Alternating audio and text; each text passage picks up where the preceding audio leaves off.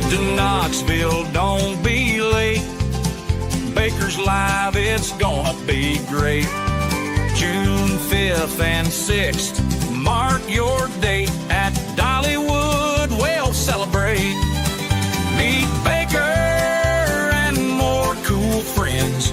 Live show magic that never ends. Come to Dollywood, feel the vibe.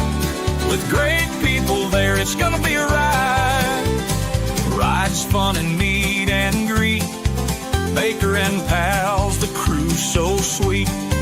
Get ready for laughs, cheers, and thrills. Knoxville's the place, it's giving chills.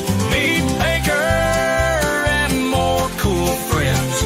Live show magic that never ends. Come to Dollywood, feel the vibe. With great people there, it's gonna be a ride.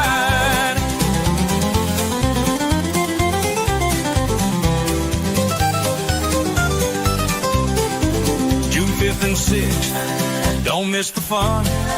Meet Baker and friends, it's second to none.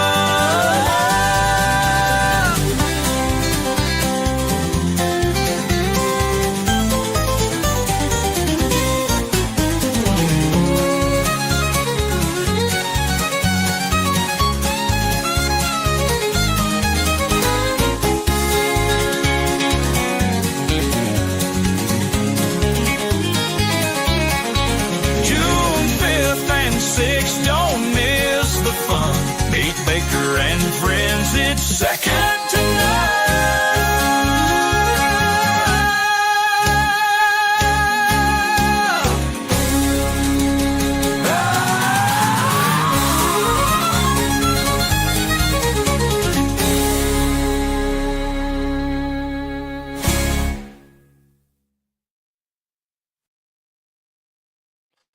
Hey everyone, and welcome to the Snowplow Pew Pew case. We are a little behind. We are gonna speed through it as fast as we can. So nothing to do but get started.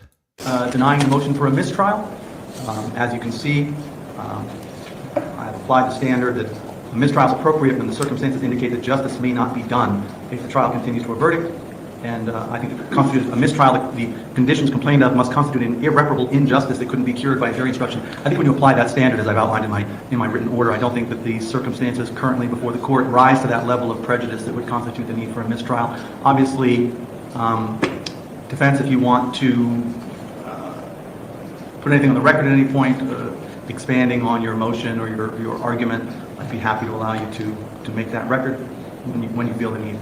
But okay, you're welcome. All right, so moving forward, in terms of the motion to dismiss, I think it's most appropriate that we simply defer that and take it up at the standard time for a motion to dismiss at the end of the state's case, which we will do when the defense presumably makes their argument at the half. So I'm going to defer ruling on that. In terms of the request for the missing witness instruction, I have reviewed the case law in New Hampshire on that matter. I've reviewed some federal case law on that. I have looked particularly at Massachusetts case law, which I find particularly instructive. And having reviewed all of that case law, I am not inclined to grant a missing witness instruction in this case at this time. And I'm going to explain why. I think when you read all that case law together, it is pretty clear that the complaining witness in this case is in the state's control, as that term is normally used, meaning that the complaining witness is most closely aligned with the state, would be most likely expected to testify on behalf of the state, that the state has better access to the complaining witness than... Jamie, it doesn't help that the second Valhalla leaves, you pop up in chat. The defense does. And so even though, and the case law makes clear that the question of availability is more limited to the question of can you locate the witness and bring them to court. And I think in those terms, I think the witness is available. But I do think this witness is in the state's control, as that term is used. But I think the reason I'm not inclined to grant the missing witness instruction is when you read the Massachusetts case law, and in particular, I'm most struck by looking at Commonwealth versus Salatino, which is 449 Massachusetts 657. That's a 2007 case out of Massachusetts. and Commonwealth versus Figueroa, 413 Massachusetts 193, that's a 1992 case. Both of those cases make clear that the missing witness instruction is most appropriate in circumstances where a witness who is in the control of one party, who has material evidence and would be expected to testify, is not called without explanation. And that, I think, that factor or that element wasn't really discussed at the hearing yesterday. Salatino makes clear it's when the witness is not called without explanation. And in this case, the state has offered an explanation as to why it does not intend to call Mr. Violette in this case. Particularly, the state discussed the witness's unwillingness to testify, the emotional stress that the witness was under, the fact that the state having... Ikke. Jamen det...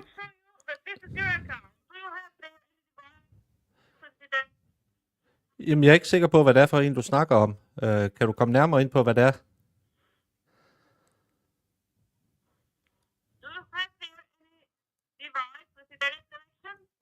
Ja, jamen det har jeg mange af.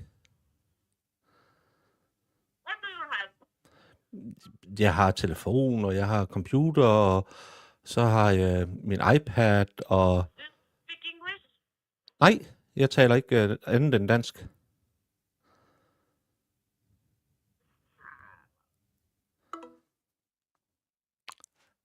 It was a phone scammer. Apparently, I bought some chandelier on some account that she wanted me to know about. No, I knew I wasn't muted. I just talked to a nice scammer. So, she apparently I have an account that she really wanted me to look into, and but I don't speak English, so I had to talk to her in Danish, because if she's calling from a Danish number, she should be talking Danish as well. She got a little angry. Prepared this witness, made the decision that it did not think it could put this witness on. The mere fact that that's partly a strategic or tactical decision does not take it outside of that analysis. And if you read Salatino,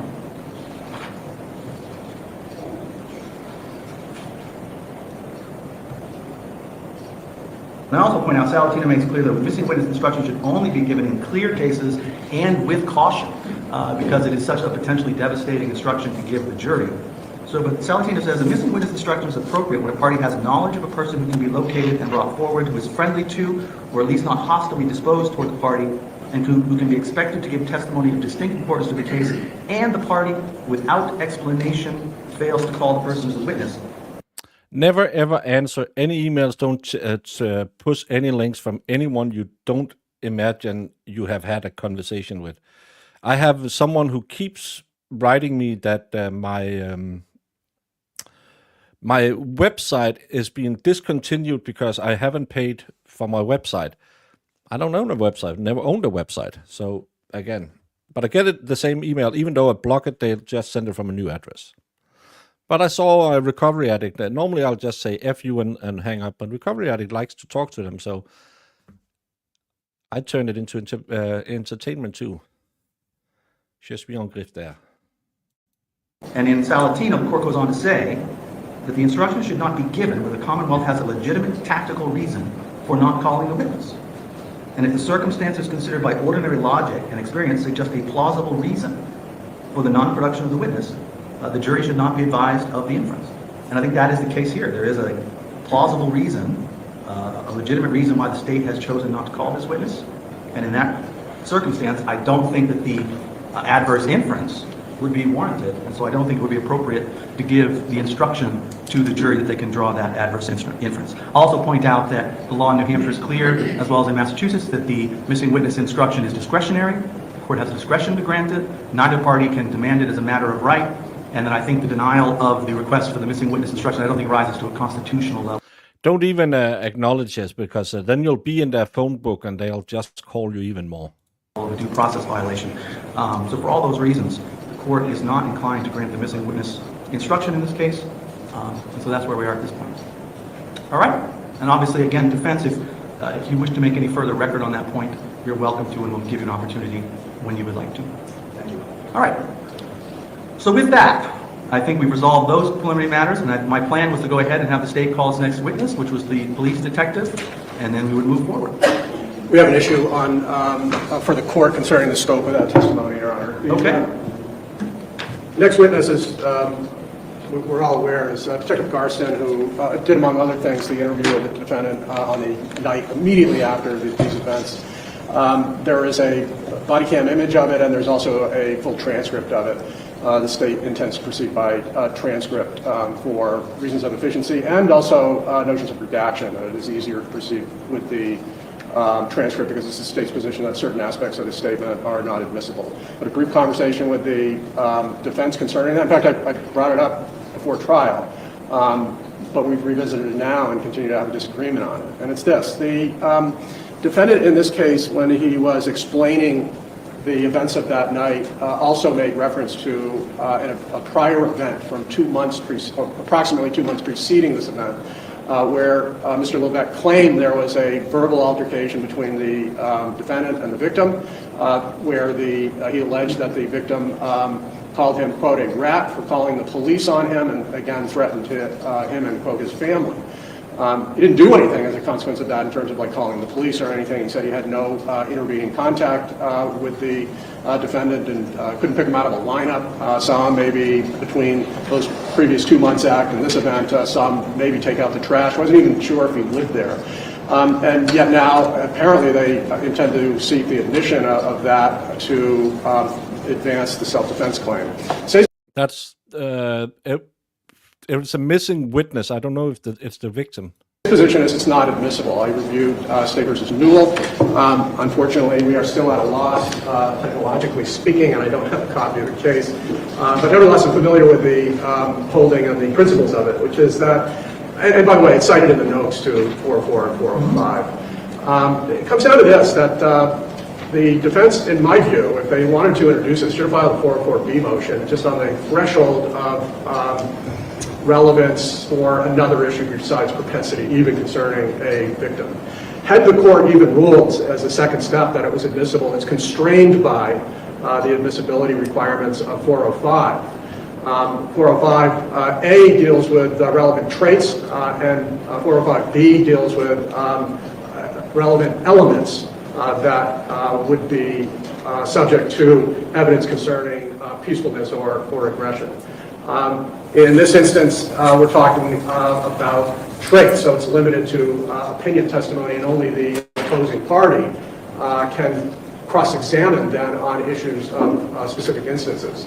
If it were an essential element, the proponent of the evidence could introduce specific instances, but in State versus Newell, our Supreme Court concluded that peacefulness or aggression is not an essential element of self-defense. It may be a relevant trait, but that would then be constrained by 405A. Again, this all presupposes that there was an appropriate 404B motion to actually tease out, to examine for the court to assess the actual evidence concerning the claim. We haven't gotten there, but even to the extent you're able to take a look at the transcript, the state's position is it's not admissible under 405B. Attorney Sisti? Thank you, Your Honor. I appreciate getting this vetted right now. A couple months prior to this event, Jason did have contact with the alleged victim in this case. The reason we know that is because the police asked him about whether or not he had had prior contact with this individual to see what their relationship would have been and what was going through Jason's mind at the time of the shooting. Let me tell you what went on 2 months before this. He had had contact with Kyle, and Jason's recollection was he said that he and Jason, when his first contact with Kyle took place, I don't know what to tell you, I don't know who you are. And then Jason would say, and he kept just kind of giving me a hard time about it. So I just walked in the house. He must have gone inside. Then, like I said, I didn't see him. After a while, I was in the driveway and he walked by. But he did have another person with him, a friend with him, or something. He began, called me a rat, told me he was going to fucking kill me, kill my family. And then his friend said, come on, let's go. And he moved him along. That was a contact that was given to Officer Garson in this statement. And there's reference to it on more than one occasion because the officer wants to know whether or not, obviously, whether Jason did anything to get this guy angry at him. And he actually asked Jason what that interaction was all about and what it resulted in. And Jason's recollection was that he was enraged at meeting Kyle. He seemed as though he was paranoid, claiming that Jason had done something that he had not done. He described him as mentally ill. In fact, I think he described him as psychotic. It was gratuitous. He did nothing to take on that kind of anger from Violette. And he went into some detail with the officer because that was the foundation of how he knew Kyle Violette. And it was surprisingly similar to what took place on April 4th, 2024, when gratuitously, in Jason's mind anyhow, he was approached again by the same individual acting out of control and enraged and threatening to kill him and his family. Almost the same type of pattern. Additionally, I can tell you that this actually scared him and his daughter to the point, and this goes into the statement as well, that when his daughter would come home from work at night, she would call from her car so that he could go down and bring her into the house, escort her into the house. So there's some history between the two. It's not a wonderful history, and it's not a lengthy history, but it's a significant history. It's a history that concerned him about the specific alleged victim in this case, and was concerning because his life and the life of his family was threatened before by the same individual that he had contact with on April 4th in the evening. So, again, it's a transcript that was developed by police inquiry on the subject of what was going through Jason Levesque's mind when he came upon Kyle Violette. Part of what was going through his mind was being placed in the same situation, a similar situation that he was placed in 2 months before, and that it was an enraged individual that had no basis for coming up with the statements that came up. 2 months before, Jason had done nothing to cause that kind of reaction, and on April 4th in the evening, he had done nothing to cause a death threat on the part of Kyle Violette. So, it is part and parcel of a police interrogation while he was being questioned by the police at the Rochester Police Department. It certainly does touch on very important issues with regard to this case. And the state's talking about me having to file a 404B motion or a motion to limit. If they wanted to cut out and redact a defendant's statement, one would have thought they would have brought that to the attention of the court prior to right before placing the officer on the stand that actually questioned Jason about the very subject they're trying to eliminate. It's relevant. It goes to his state of mind. It goes to the self-defense exclusion. So, again, I don't know how they're going to keep this out. I mean, it's part and parcel of the brutality of the statement. Well, is the argument, I guess I'm confused a bit because there's sort of different levels of argument that have to be teased out. First is the hearsay issue, right? No, it's an admission by but that's not, I mean... Mr. Levesque is giving a statement to the police. It's admissible. They're putting it in. Well, they're putting in the admission. They're putting in admissions from that statement. Well, are you arguing that the whole thing has to come in under the doctrine of complete? I mean, the state's not required necessarily to put in I think if they the self-serving, the statements that they believe are self-serving or that don't fall under the exception to hearsay, do they? Because they're not. I think in the admission doctrine of completeness, Your Honor, that yes, the statement does go, and if you want the complete picture for the jury, it goes in. Now, if they want to carve out some crazy irrelevant thing, that's fine. This isn't crazy irrelevant. This was the subject matter brought up by the police on the night of the shooting, right? The contact that he had with the alleged victim in the past. This is hardly some remote, strange subject matter. It's what anybody would be asking anyone in that kind of situation. Did you know this guy? How did you know him? Why would you have been afraid of him? Here's why. So 801's exclusion says, hearsay doesn't apply to a statement that is offered against an opposing party and was made by that party. Right.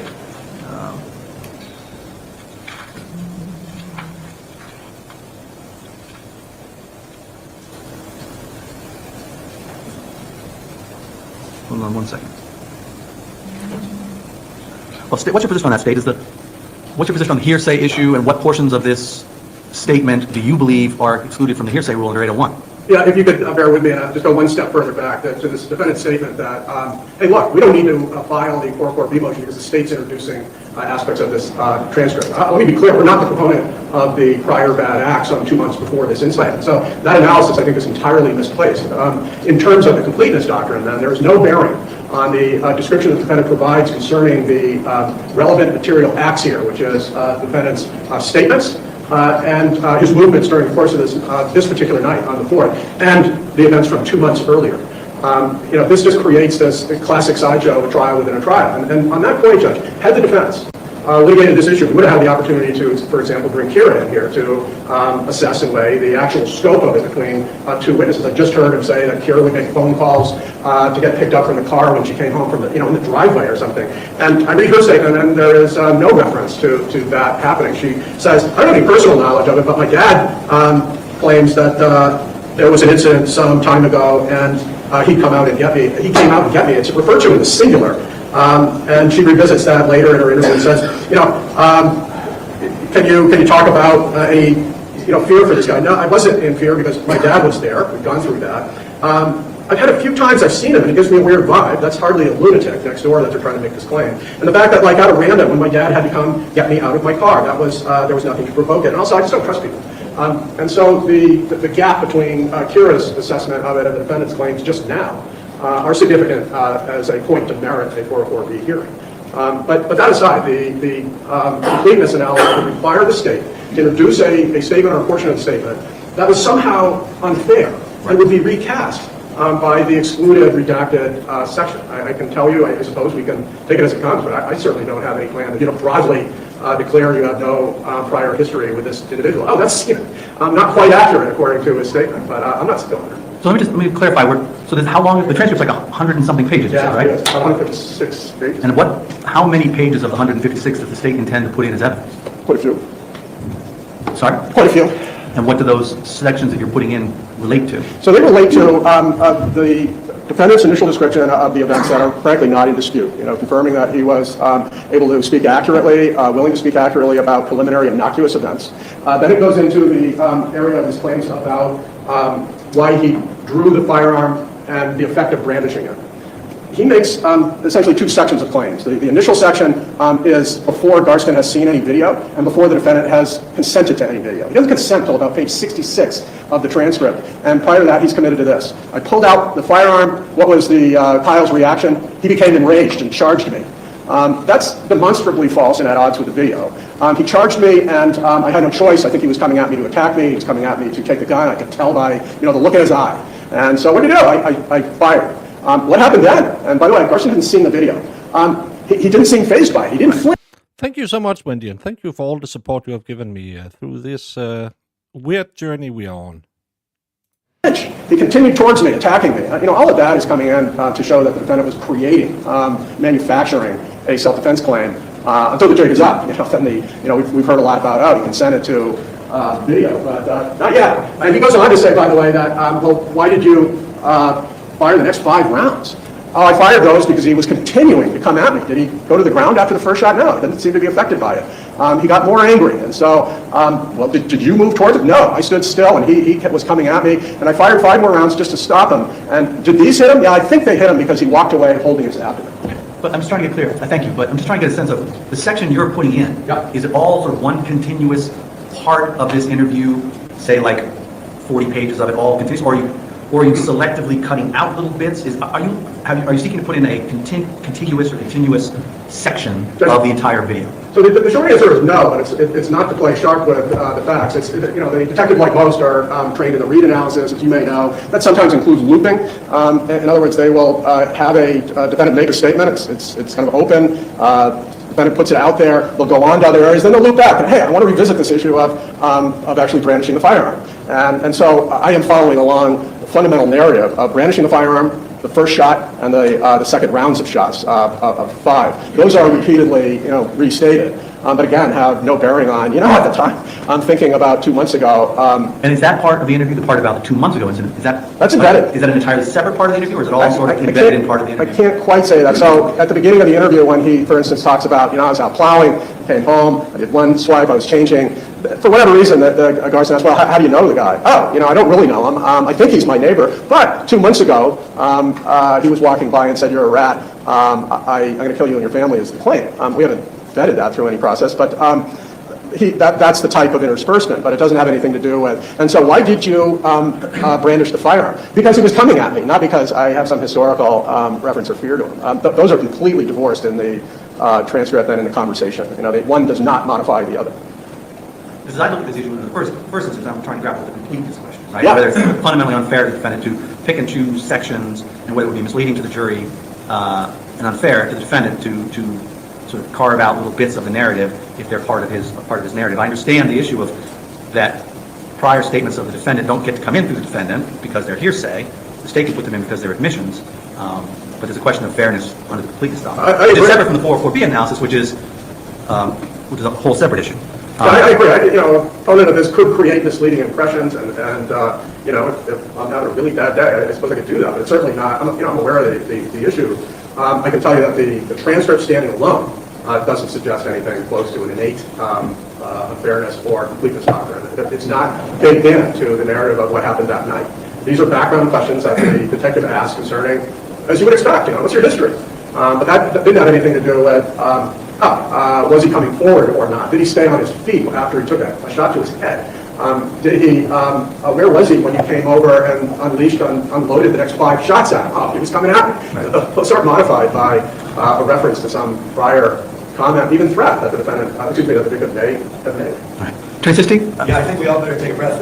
Recent case law here, like State versus Warren, 1999, had its birth right in the very courtroom. It was reversed because totality of the statement was not introduced at the time of trial. In a manslaughter case, stabbing case. I think, quite frankly, I'm sitting here going, why are we editorializing what's going to be said? How is plug the statement in, play it to the jury? Well, it's very difficult for me to issue a ruling on this without seeing it. I really think it would be helpful if I could see the unredacted and the redacted. And sort of, do you have a redacted one that you were prepared to? I didn't black out anything redacted. Simply my outline and my manner of examination of the witness was going to be. Did you ask him about brandishing the firearm? Yes. I'm going to turn your attention to page 33, line 12, and can you share your question? Did you brandish the firearm? Why? And then have him provide the defendant's answers. So you're not putting it in? No. Since you're not. Well, I thought you were actually putting in the transcript as an exhibit. No. You're just going to be asking him questions about what the defendant said during his interview and leaving out and focusing on the parts that you think. That's correct. My decision about whether or not the transcript or portions of the transcripts come in was a function of the totality of this experience, that is direct and cross. If redirect, it requires, in my view, an actual transcript because things get messy. I may move to introduce portions of it, but in the first instance, I had not redacted, not knowing, the scope of this. All right, because I'll say I misunderstood then. Because the way it was framed is there was a redacted version of the transcript of the interview that was going in, which now I'm hearing that's not what's happening.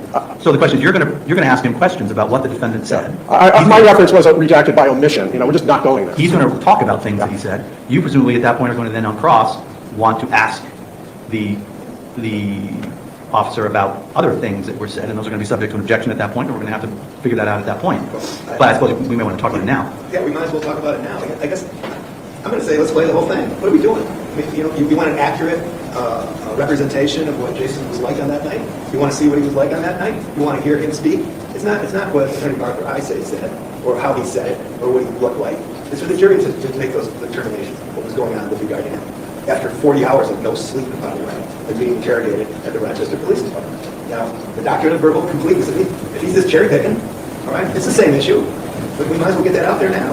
And then there's actual case law that speaks to it. It goes way back to civil stuff, at the beginning of the 1980s, and I think it's from Justice Souter, Hamilton versus Hubbard or something like that. But it's really emphasized in State of New Hampshire versus Warren in 1999. I mean, this is you can't just cherry pick.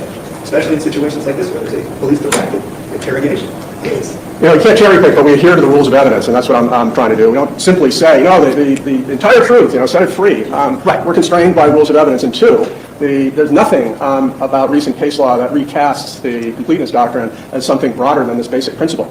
Is it unfair by presenting one aspect of a statement that should be modified by a more complete version of that statement? And my position is I'm aware of that principle, and none of this invokes it. I think it's going to depend on the particulars of any particular statement and the part of it. How close in time this other provision that you want to bring up is to things that you brought up, and whether it's sort of intertwined and embedded in those conversations. And that's going to require looking at the specific information that the defense wants to elicit from the witness and how it fits into the testimony that you elicited.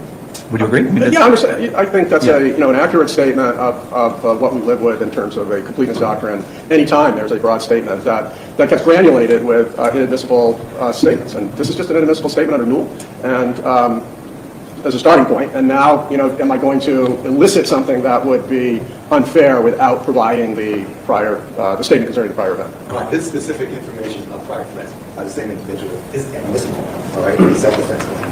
What's in this about that individual is part and parcel of a self-defense claim. Well, it may be admissible from your client talking about it, but that doesn't make it admissible in a prior statement, which is hearsay. Which is not hearsay. I'm stating it's not. It's coming in. You can't put it in. It's not coming in from you. They're starting this thing, okay? But they can't just pick and choose, and that's what Well, picking and choosing, that's the completeness doctrine. Picking and choosing is the completeness doctrine. That's separate and distinct from the hearsay issue, which is you can't put in your client's prior statements for the truth of the matter because they're hearsay. They have to come from him if he wants to testify, but you don't get to put them in yourself. But if completeness requires them, then completeness requires them. That's what I'm saying. You're asking whether this is some kind of a segregated part of the interrogation. No, it's not. It comes up more than once.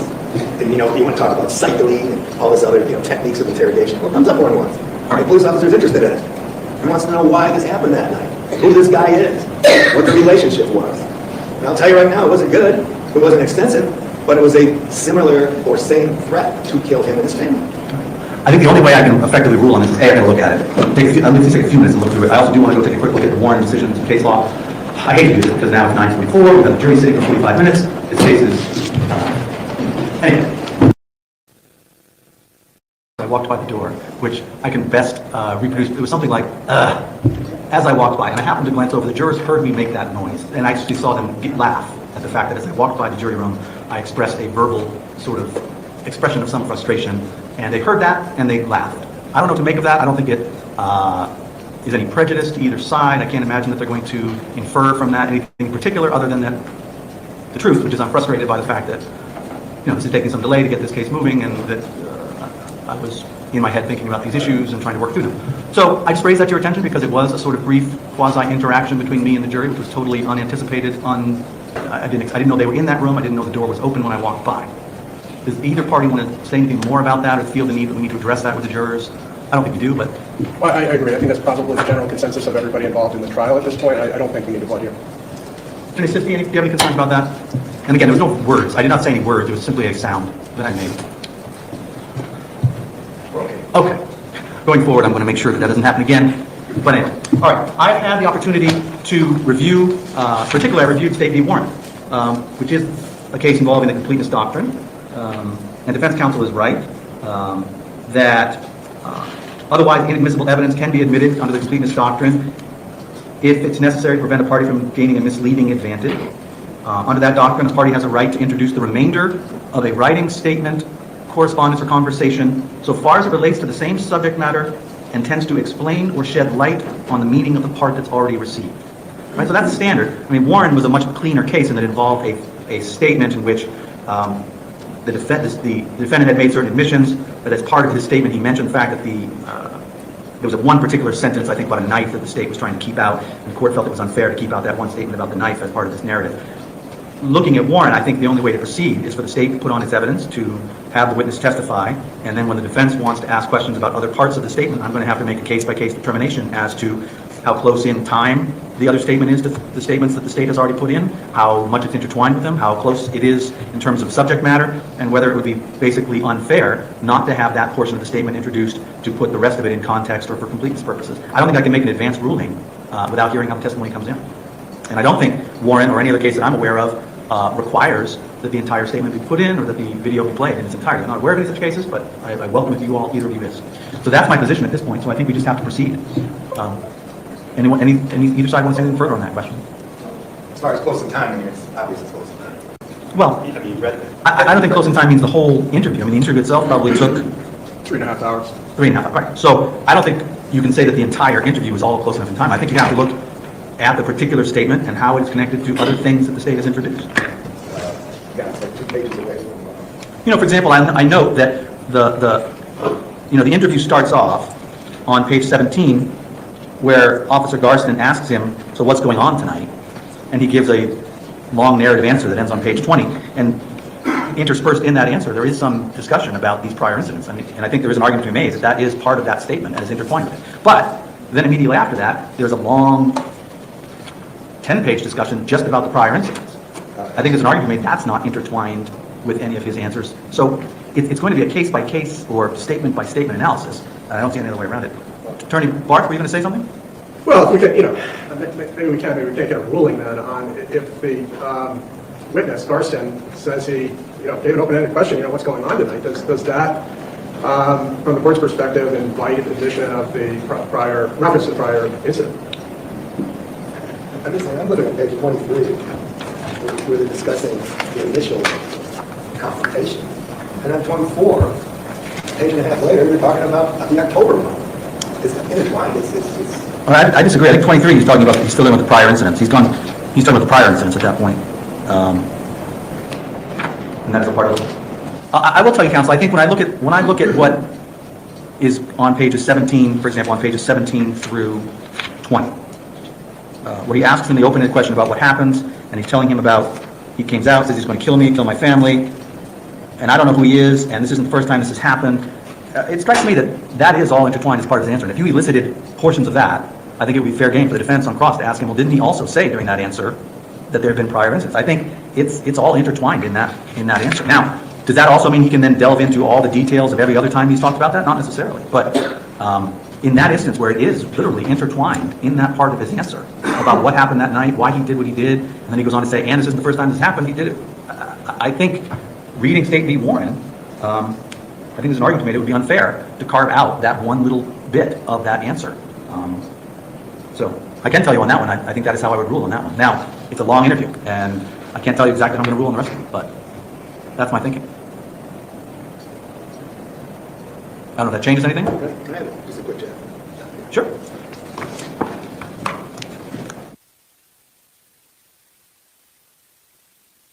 Well, we didn't miss much today.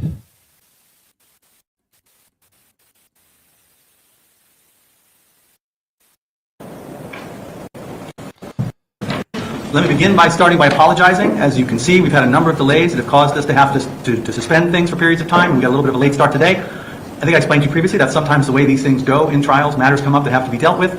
I just ask you, to the extent that you have any frustrations about that you please not hold that against either party, but you blame the court if you're going to blame anyone for that. And I apologize. We try not to waste your time. But here we are. But now we're ready to proceed, and so the state is ready to call their next witness. Thank you, Your Honor. The state calls Jason Levesque. Thank you.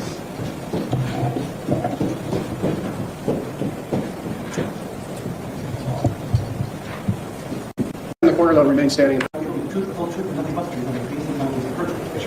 You may be seated. Counsel, whenever you're ready, you may inquire. Thank you, Your Honor. Sir, can you state your name and spell your name to the court reporter? Yes, my name is Detective Jacob Garston, Garstin. Can you briefly professionally introduce yourself to the jury, that is to say your professional experience and training? I graduated from the University of New Hampshire in 2013 with a bachelor's in sociology and justice studies and a minor in information technology. I have a master's in public administration from John Jay College, City University of New York in 2020. I graduated from the New Hampshire Police Standards Training Council Police Academy in 2015, and I've been a law enforcement officer for a little over 10 years. And where is it that you have worked as a law enforcement officer? For the Rochester Police Department in New Hampshire. And can you briefly describe your progression of rank and duties through the Rochester Police Department? Yes. So I was a patrol officer for about 5 years, and then I've been a detective for a little over 5 years as well. And we've heard from other parties the job description associated with the distinction between patrol and detective, so I think we need to belabor that. I would like to move directly to whether or not you were working on April 4th of last year, 2024. I was picking up a patrol overtime shift that day. And did you have any involvement, respond to the investigation concerning this case, as you know, a state versus physical event? Yes. Can you just describe how it is you first became involved with notified you? There was a dispatch that there were shots fired on Summer Street, so all available units started heading in that direction. So did you respond to the scene itself down to 4341 Sutter Street? Yes. What was your job down there? What did you do? So I arrived on scene, and patrol officers had Mr. Levesque currently detained, and they transferred custody of him to myself, and then I transported him back to the police station. Were you with any other detective at the time? At that time, while I was transporting him, no. It wasn't until I got back to the station that there was another detective there. And can you confirm the very short distance between the scene and arriving back at the station? Yes, it's police department is very close to where the incident took place. And back at the station, did you, in fact, conduct an interview with Mr. Levesque? I did. I obviously want to spend some time on that, but I know that you had some other tasks which followed. Let's just go through those to address your investigative tasks associated with this case. Following the interview, looks like the next day, what did you do concerning this case? So on the 5th, I reached out to the ATF to request a trace on the firearm to find out who the original purchaser was. And were you able to follow that up with ATF assistance to actually conduct an interview of the genesis or origin of the firearm? Yes. Did you document that in your report? Yes. And then just to help things along here, my understanding is that on the 8th, you requested all the dispatch and 911 tapes. I requested all the dispatch tapes. I'm not sure on the exact date, but it was a couple days after. And what was your reason for doing that? To identify any other additional potential witnesses that we haven't spoken to. Also, if there was any excited utterances, during the heat of the moment, someone might say something that they might not remember later on. And did you, in fact, listen to all those correspondence, the dispatches, and memorialize that, take notes of it in your reports? Yes. Did you follow up on any potential leads for witnesses in the surrounding area? Yes, we spoke to a number of witnesses, myself and some of the other detectives, to try and identify any other potential witnesses. In your view, did the people that you spoke to who made 911 calls have anything materially to add beyond what you were able to obtain from the people who were on the scene and the video that you obtained? There's no real additional information that was gathered from those interviews. I'm reviewing your report as well. Did you have any responsibilities concerning physical evidence in this case? Yes. What did you do? So I believe it was on the 11th. I took the clothing from the drying rack, so anytime we have clothing that might be wet, we put it into a drying cabinet so that way it can dry. I took the clothing and repackaged it, so for long-term storage. And was that essentially the extent of your involvement with physical evidence concerning scene analysis or anything along those lines? Yes, I didn't do much on the scene. I did photograph the clothing as well prior to packaging it, but that was extended. Let's see, did you, how far out, by the way, were you continuing to interview witnesses who were associated with the 911 calls? So we identified all the witnesses that we could. We also checked social media. Any person that may have made a post that they could be a potential witness on social media, we reached out to try and talk to them as well. And did you document those interactions and any statements people may have made? Yes. Once again, concerning social media, those contacts, did you determine, in your view, whether there was anything material to add to what detectives obtained from the scene and video evidence? No, it was more that they heard the shots or that they had seen the police response, but nothing material. Sounds like the heart of the matter for your involvement in this case was interviewing Jason Levesque. Yes. Let's talk about that. Okay. Describe for us the process that you said you took him into custody down at 43 Summer Street. Just walk us through what happens next. So whenever we take someone, whether they're detained or arrested or in custody, we would conduct a search to make sure that there's no weapons, contraband firearms. He got transported to the police station in the back of my cruiser. He would be driven into the Sally Port.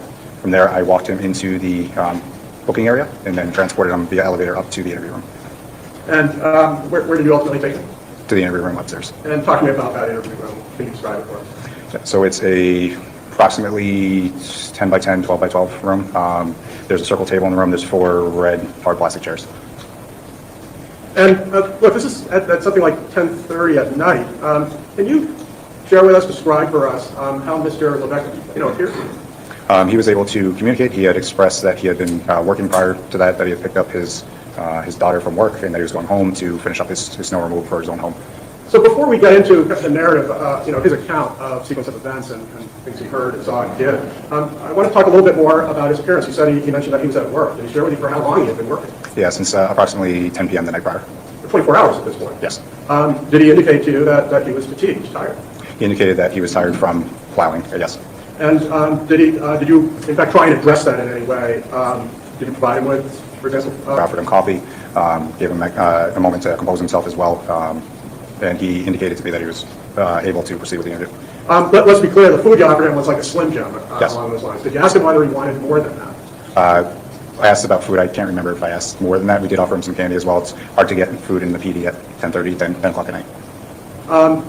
Did he, at any point, make any statements about his physical sensations, how he was feeling.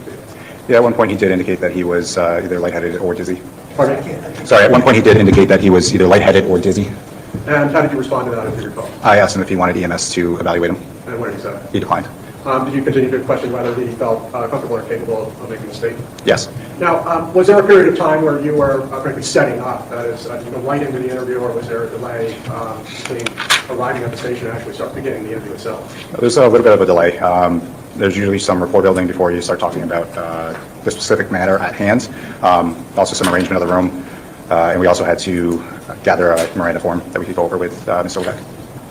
And during this kind of setup process, did you recall whether or not Mr. Levesque actually asked to lie down, literally on the floor? Yes. And did you accommodate that? Yes, we did. Describe what he did. He laid down at one point. We let him rest on the table when he wanted to rest. We didn't prevent him in any way from taking breaks when he needed. And after that process where he said, I'd like to lie down, did you revisit whether or not he felt comfortable or capable of having a conversation? I asked him multiple times if he was willing to, if he was okay, and if he needed any sort of assistance, or if he was willing to participate. Yes. And from your perspective as an investigator, how did he appear during question and answering? Yeah, he was able to recall fine detail. He was able to articulate himself. He was able to recall memories as far as what happened. Was he responsive to specific questions, for instance? Yes.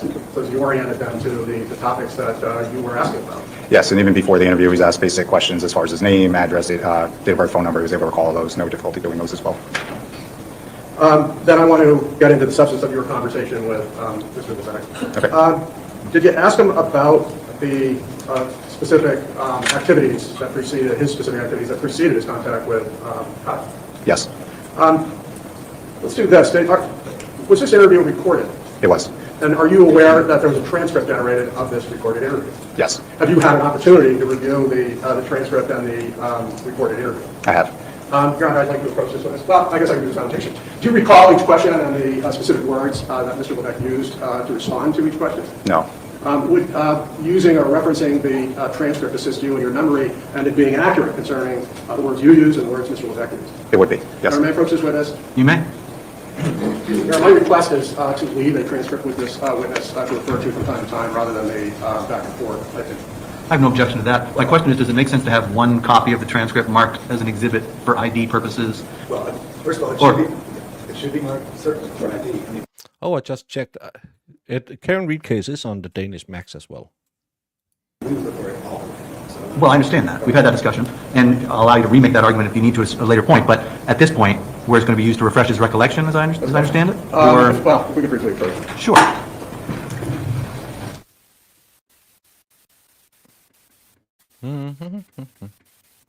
So nice that we got delayed because I just would like to remind you that I have been told that some folks are having a hard time hearing, so to the extent you can sit right up close to that mic. I know you're sort of soft-spoken by nature, it seems like, so if you keep your voice up, that would be helpful. Yes, Your Honor. Thank you. I'm sorry, what was that? All right. So the transcript is now States Exhibit 29 for identification. Yep. Sir, can you just take a look at that and confirm? We were just talking about whether you'd seen a transcript of the video interview. Does that appear to be the transcript you're referring to? Yes. I just indicated, I want to ask some questions about the details of this conversation with Mr. Levesque. On page 33, line 25, is that the area where your question is about line 18, 19? Can you just read that to the jury? I asked, okay, and you said you were going to clear the driveway? What was his response? Yeah. And what did you follow up with? Okay, and what happened after that? And can you then describe Mr. Levesque's description of events before contact with on lines 22, following over the next page? So I made a couple of passes, moving the snow towards 39 Summer Street. Then I turned around and I made one pass to grab the rest of it off the sidewalk and push it towards 43 Summer Street. Then I was going to backtrack the driveway, so I backed up and I got out to lock the hubs. They're the old manual locking hubs. They're not electronic or anything, so I got out to do that, and that's when he came up to the driveway. And what was your understanding of what he meant by backdragging the driveway? Sure, it's when you drop the plow and then pull it back instead of pushing the snow. And so did you get into even a conversation about where that snow is going to go? We didn't discuss the backdragging of snow to my knowledge, no. Was it your understanding based on this description that Mr. Levesque had not completed his task of plowing his own driveway? No, the driveway was still in the process of being plowed, is my understanding. And The next question, did you ask him when it is and where it is that he first sees Kyle? I believe it's on line 6 and 7. Yes, so I asked him, okay, where's the first place you remember seeing him? And can you share his response, starting line 8? Yes. When I heard him yelling, screaming, or making some kind of commotion. I honestly don't know what he was saying. I remember hearing a voice or something coming from that direction. Let me just take a little side step here. At this point, had you received and reviewed the videos that were ultimately obtained from 43 and 41? During the initial interview, no. And so at this point, were you able to, for instance, compare this claim that he heard yelling and screaming from 43 with the actual audio video evidence? I was not. And then did you follow up to try and get a better sense of where it is he first saw Kyle in the following question, which I believe is at line 12? Yes, so I asked him, okay, when you say that direction, which, and he responded from 43 Summer Street. And did you ask more specifically where at 43 Summer Street? Yes, so I asked him, like the corner of the house, the garage, and he responded, the driveway. And your response? So I asked him, the driveway? Okay, so you look, I'm assuming you look over because you hear the noise? And what's his answer? Yeah, and there I saw him come from, where I can finally see him coming out of the driveway. He was putting on his shirt. He was shirtless, so he was putting on his shirt.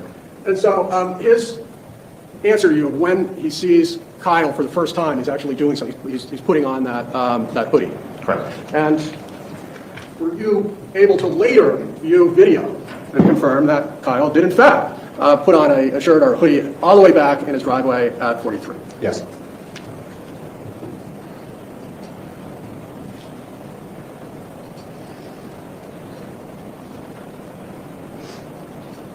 And so now from here, did you get into questions about his actual appearance? You said you've established that the first time he notices Kyle, he hears something over there, and he actually sees him coming out of the driveway. I want to turn your attention to page 35.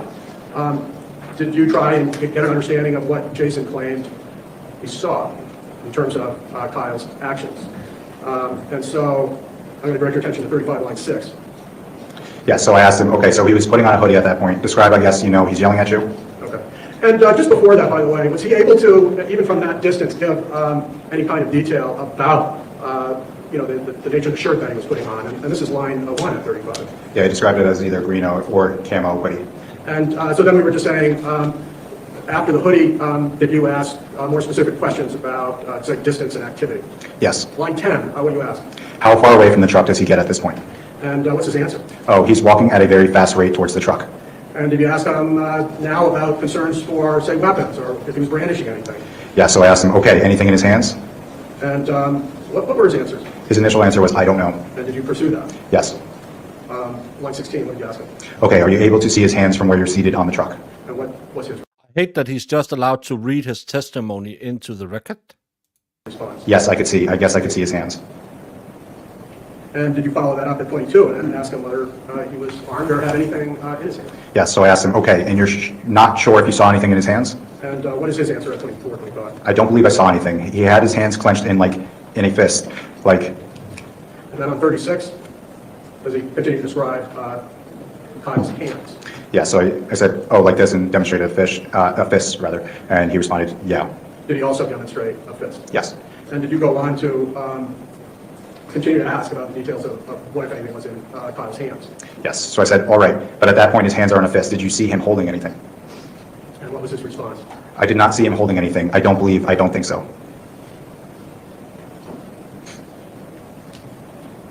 Is it your, I don't know if technique is the right question, but where somebody you're interviewing makes a statement or series of questions, do you tend to kind of loop back towards it? Do you revisit the same questions at a later time in the interview? Yes, for an interview. Return airline ticket to the US going for nowadays. I could probably go as low as $600 if I wanted to sit in the back and help them push the plane. I'm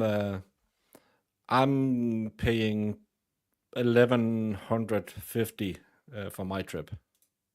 You might ask the same question multiple times in different manners. Like? One, to check consistency. Two, sometimes further on in the conversation they might recall something that they did not recall at the time, but mostly to check consistency.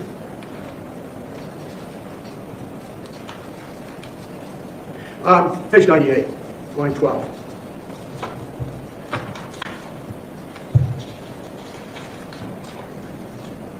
He was only supposed to refresh his recollection. This is reading his police record into evidence, which shouldn't be allowed. Isn't that hearsay?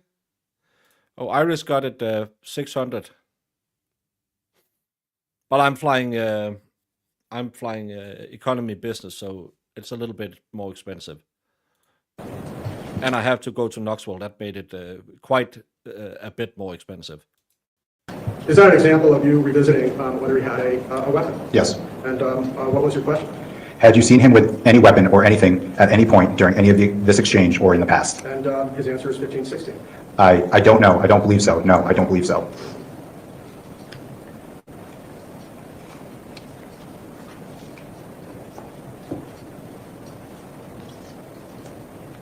On that same page, and he's described earlier in this conversation where he's coming over to the truck at a very fast pace. It's got his fist clenched. Did you ask him here about his daughter at same page,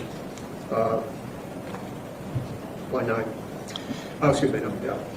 Yeah, so on line 7, I asked, was he making any like movements towards your daughter at that point? And what was his answer? No, he threatened me again. Was just threatening me and I'm going to kill you and your family. Okay. And let's get to that, the threat. It seems like we've asked multiple questions about the threat. I'm going to go back to 36, which is the first description of this. You've asked him details like what he's wearing, if he sees any weapons in his hands, and then at line 1516, it seems like you're now getting into the threat.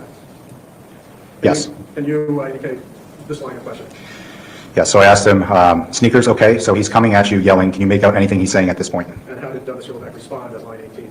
Yeah, he said, if you put that fucking snow at the end of my fucking driveway, I'm going to fucking kill you and kill your fucking family. And did you ask, kind of any certainty or how specific that was? Can you give us the follow-up from that? Yes, I asked him, okay, and just to make sure that we're not paraphrasing, is that the, and he responded, yeah. And can you go on, what term does he use to describe it? He describes it verbatim. Is that his word? Yes. And on line 37, too, does he continue to confirm that those are the terms? Yes, he says exactly what he said. Did, at any point, I mean, you revisited the question about the threat. Yes. At any point, did it change to be more specific, say, towards Kira or daughter or anything like that, other than beyond, first, if you move the snow, I'll kill you and your family? Yeah. Did it ever change? From what I recall, it was... Economy business. No, economy premium, not business class. Sorry, economy premium. So, again, I have YouTube money, I'm not YouTube rich. the same conditional threat throughout.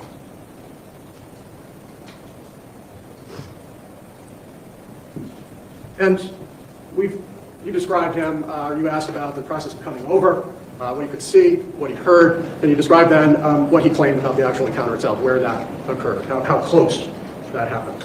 Page 40, line 10, 11. So I asked him, okay, and if he and if he reached out and put his hand on your shoulder, was that close, or, and he responded, closer. And what did you say? So I asked him again, closer, and he responds, because was literally his nose was touching my face. And does he reiterate what was said when they were literally nose to nose or face to face? Yeah, he reiterates, if you put that fucking snow there, I'm going to fucking kill you. Put that fucking snow there. Did Mr. Levesque ever indicate what snow was going where? I don't recall as far as specifics. I'd have to refer to a specific page if you have a reference.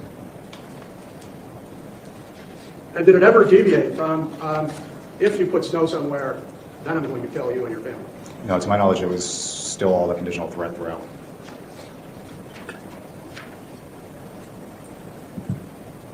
So he described to you a face-to-face, a nose-to-nose encounter combined with a threat. Did he describe what happened after the nose-to-nose encounter? Where did Kyle go? What did he do? Yeah, so after they exchanged words, or that that Kyle made the threat, that he started to walk away.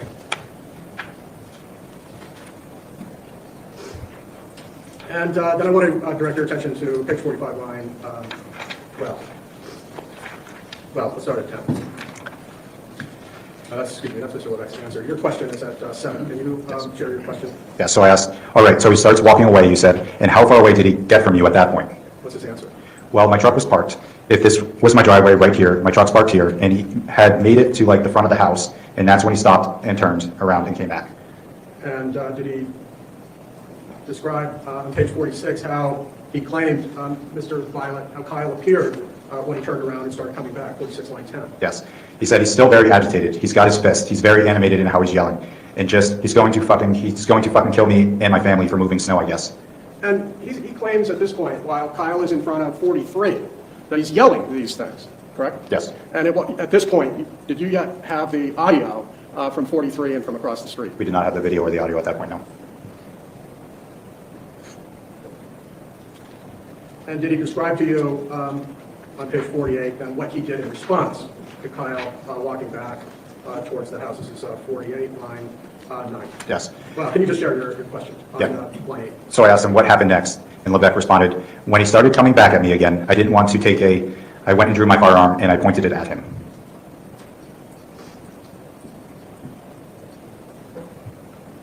What does he claim happened after he brandished his takeout and pointed his weapon at Kyle? That Kyle continued towards him.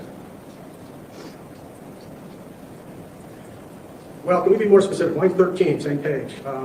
How does he describe Kyle coming at him after Mr. Levesque drew the weapon? Yeah.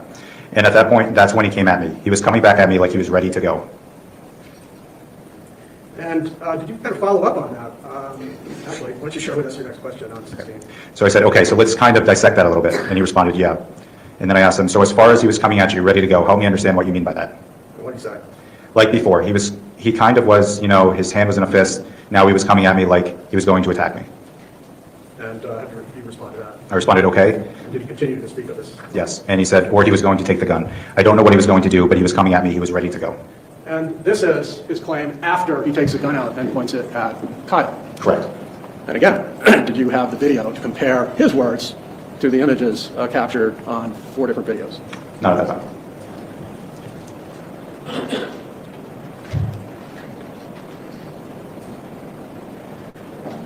Did you try and get even more detail on this notion of Kyle coming at Jason with his pointed weapon in terms of how he was able to infer that he was going to be attacked? Yes, there would have been follow-up questions to that, yes. For example, a follow-up question on line 3. Yeah, so I asked him, okay, what makes you think that? And he responded, I don't know how to describe that, but I'm sure if you saw somebody coming, you can tell if someone's coming at you and they're going to attack you. But if they're coming they want to take something from you or hurt you or whatever. Oh, sorry, I missed this one. The age-old Danish tactic of boring everyone to unalive status is as effective today as it has ever been. How do you think we ruled the waves back in the day? We would just show up and say, can I read my report for you?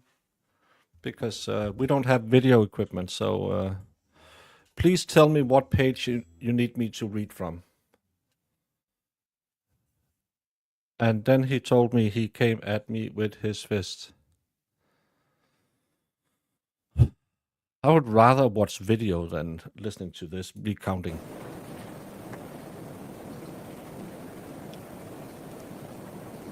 And did you have, again, did you revisit, did you confirm whether or not Mr. Levesque actually had the firearm out and pointed when Kyle was supposed to be coming at him to attack him? Yes. Is that again 49? I believe you asked a question at 14. Yes, so I said, okay, was the gun out at that point when he was, and Levesque responds, yes. When he started coming back at me again, that's when I drew the gun. And did you ask more details about how far away he got, or how far away he was when the gun came out? Yeah, so I asked, okay, how far away was he when the gun first came out? And Levesque responded, probably about 10 feet. And you? So I said 10 feet? Okay, and did you see his hands at that point? What was his answer? Yes, they were clenched and I asked, they were still in fists? And he responds, fists, yeah, right. And just to clarify, did you continue to really make clear that this is why he has the gun pointed? In your follow-up question, did you ask, where was anything about the gun? Yeah, so I asked, to be perfectly clear, I was getting some more information. I asked him where the firearm was prior to this, where he drew the firearm from, if it was in a holster, where it was on his body. And what did he say? He said that, that he was in his waistband. In a holster, yes. Okay. And did you use the term, and again, this is line 3, page 50, prior to this description, these claims about what Kyle was doing? Yeah. So I asked, and where was the firearm prior to this? And what was his answer? And he responds, in my waist. And just getting back to asking about Kyle's hands. At any point at this point, this is not the nose-to-nose, but where Kyle turns, does he claim that Kyle had a weapon or anything in his hands that could cause legal injury? At no point did he indicate that he had a weapon on him, no. And his claim was that Kyle didn't stop, but rather came out. Yeah, that he continued to advance on him, yes. In fact, you get into a little bit more detail about this on page 53. You asked a question at line 2. Can you share that? And then you pointed at him, and he responds, yep. And I asked, and what does he do when he sees that? And what are you referring to pointed at him? The firearm. Any question about that? Reviewing the prior page. For instance, 52 line 18. Yeah, so at 18 I said, so you pulled out the gun with the right hand, and when it comes out of the holster, where's it going from there? And he responds, in my hand like this, and he gestures with arms stretched out in front of him, imitating pointing the gun. Got it. And so we were at the point where you're asking some follow-up about what Kyle does when he sees the firearm. Can you share Mr. Levesque's claim at line 6, page 53? Yes. That's when I guess the best way to describe it, it looked like a rage, like that really infuriated, like he was angry. He was coming at me, and he was going to hurt me and take the gun, whatever, maybe. And did you have some questions about that claim? Yes, so I said, okay, what makes you, I need you to be as detailed and descriptive as you can. And he responds, I saw him come at me, like the look in his eye, like he was angry, like he was pretty much, gave me a look like it's you or me. And did he describe how quickly, after the firearm was produced and pointed at him, how quickly Kyle continued to approach him? Yeah, so I asked him, and when how was, his pace towards you? And he responded, he was coming at me right at, I think, at a pretty fast rate. So then I asked him, did that change at all from before the firearm was drawn? And he responds, yeah. And what's your next question? All right, so he walked, and Levesque responds, he quickened when I drew the firearm. And your next question on 54. So I asked again, okay, so he went towards you faster, and he responds, yes. And I finished my question, once the firearm was drawn, okay, how was it prior to the gun being, I know it was slower, but are we talking like he was walking? And Levesque responds, no, he was walking, a fast walk. All right, I'm going to ask again. You've advanced a number of pages in the transcript and sequence in terms of the narrative. At this point, when he's claiming not only did Kyle continue to walk at him after he produced the gun, but he actually increased his pace towards Mr. Levesque. Have an opportunity to review the actual video at this point. At this point, no. You actually have an opportunity to review the actual video of how Kyle responded once the firearm was brandished or produced. Sorry, can you repeat that? Did you have an opportunity to view this moment when how Kyle responded in the video when Jason brandished or pointed the firearm? No, as I had not had the video, access to the video at that point.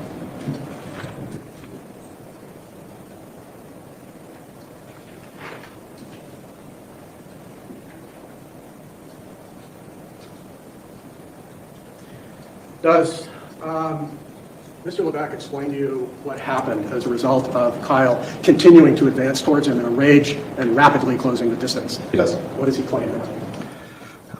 And as soon as I saw that look in his eye, I knew I had to protect my family, and I pulled the trigger. So then I asked him, okay, do you remember how many times the trigger got pulled? And he responds, yeah, 6 times. And what do you ask? Okay, so you fully emptied the clip at that point? And he nods in affirmative. And then he says, so the first one that I first shot, it hit him. He turned around and he walked away. And he turned back and he came at me again.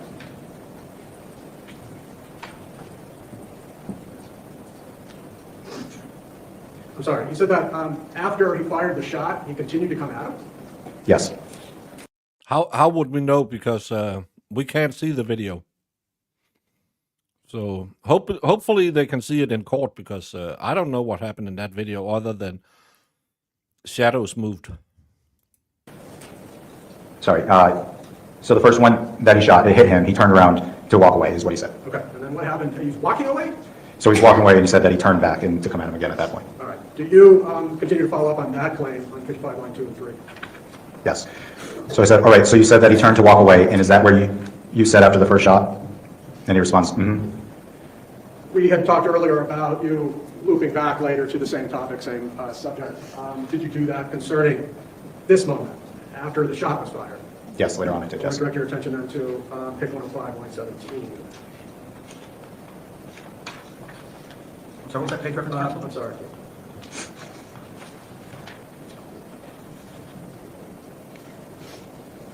Just confirming his actions prior to the actual shot. This is 105, Your Honor. Thank you. And Detective Garson, Director Attention 105, line 15 to 16. Yes, so Detective Flathers asked, what was his reaction to you pulling out the gun? And Mr. Levesque responded, that's when he got angry, like he got really angry, or like more aggressive, or I don't know what word I'd have to use, but you'd think he was not happy, like he wanted to come, he was going to get, hurt me or take the gun, or something like that. And then at 106, line 2, does he continue to make this claim? Or actually, is Detective Flathers continue to ask questions? Yeah, so Detective Flathers asked, so you're taking out the gun didn't make him stop where he was? What is the claim? Levesque responded, right. I think I forgot to do some basic housekeeping. You just mentioned Detective Flathers. Can you tell us when Detective Flathers came into this interview? So he was in the first part of the interview. Some of the last part of the interview, he had stepped out. Okay. And can you just identify Detective Flathers for the record for the jury? That's the problem because he walks up to him and pews him in the back. That's why it doesn't line up. Detective Flathers is one of my coworkers. He works for the Rochester Police Department, and he has been working for the police department before I got hired on there, so it's at least over 10 years.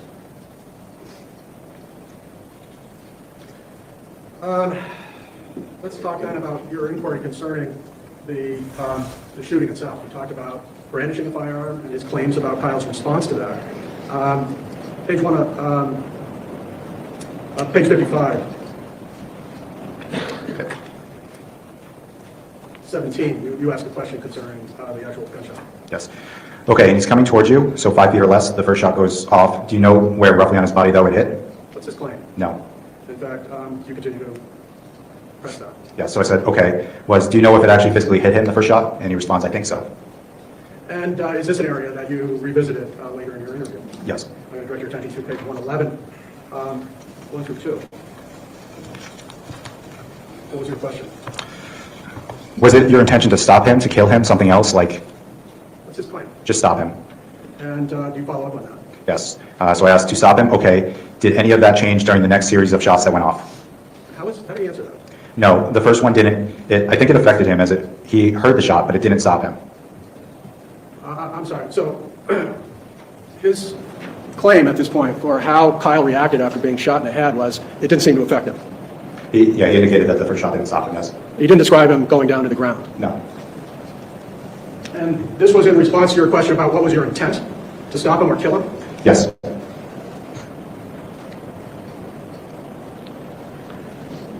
Page 54. This appears to be also in the same area of inquiry.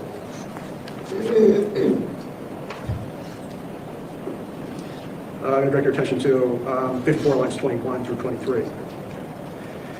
So Levesque says, so the first one that I first shot, it hit him. He turned around to walk away, and he turned back and he came at me again. Okay. We had just visited that. And so now he's indicating that he had struck Kyle with the first shot, but actually described him walking away and then turning around and coming back at him. Am I understanding that correctly? That's what he indicated at that time, yes. Does he describe him going down on the ground and crawling away? Not during the initial interview, no.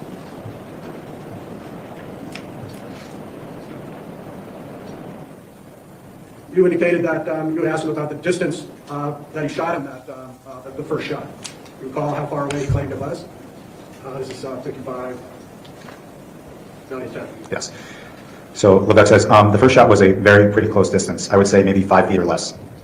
And do you remember whether Mr. Levesque claimed that he actually closed the distance or whether he stayed Then he put? shouldn't be allowed It was, to read this, Kyle who into closed the the distance to supposedly 5 feet. Yes. So I asked him, and you were still standing at this point. You hadn't gotten back down or anything, I'm assuming, right? You're still on your feet? And you respond, yeah. And I asked, okay, and he's coming towards you, so 5 feet or less, the first shot goes off. Do you know where roughly on his body that would hit? And he responds, no. At 55 line 21, you asked, do you know if it actually physically hit him, that first shot? Did you recall his response at 23? He says, I think so. And did you follow up on that? Yes, I asked him what makes him think that. And how does he describe his basis for thinking, no, he might have hit him at 25? So he responds from the way he moved, like you could tell something hit him. It's cut off. Maybe it didn't, maybe it was just the... Can you back up to line 1? Yes. And reread that? On page 56.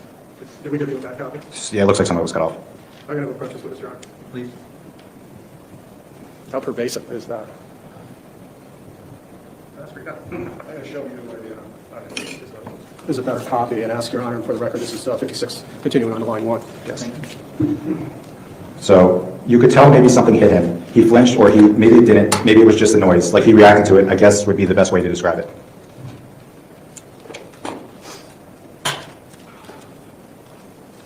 Did you say flinch? Flinched, yes. And that's according to Mr. Levesque's part. Yes. And he added, maybe it was just the noise that he was responding to? Yes. He said maybe it was just a noise, like he reacted to it. So from his claim of being 5 feet away and discharging the firearm, he doesn't indicate, yeah, I shot him in the side of the head, and he fell to the ground. That's not what he indicated. That's not no. He flinched as though he might be reacting to noise. Yes.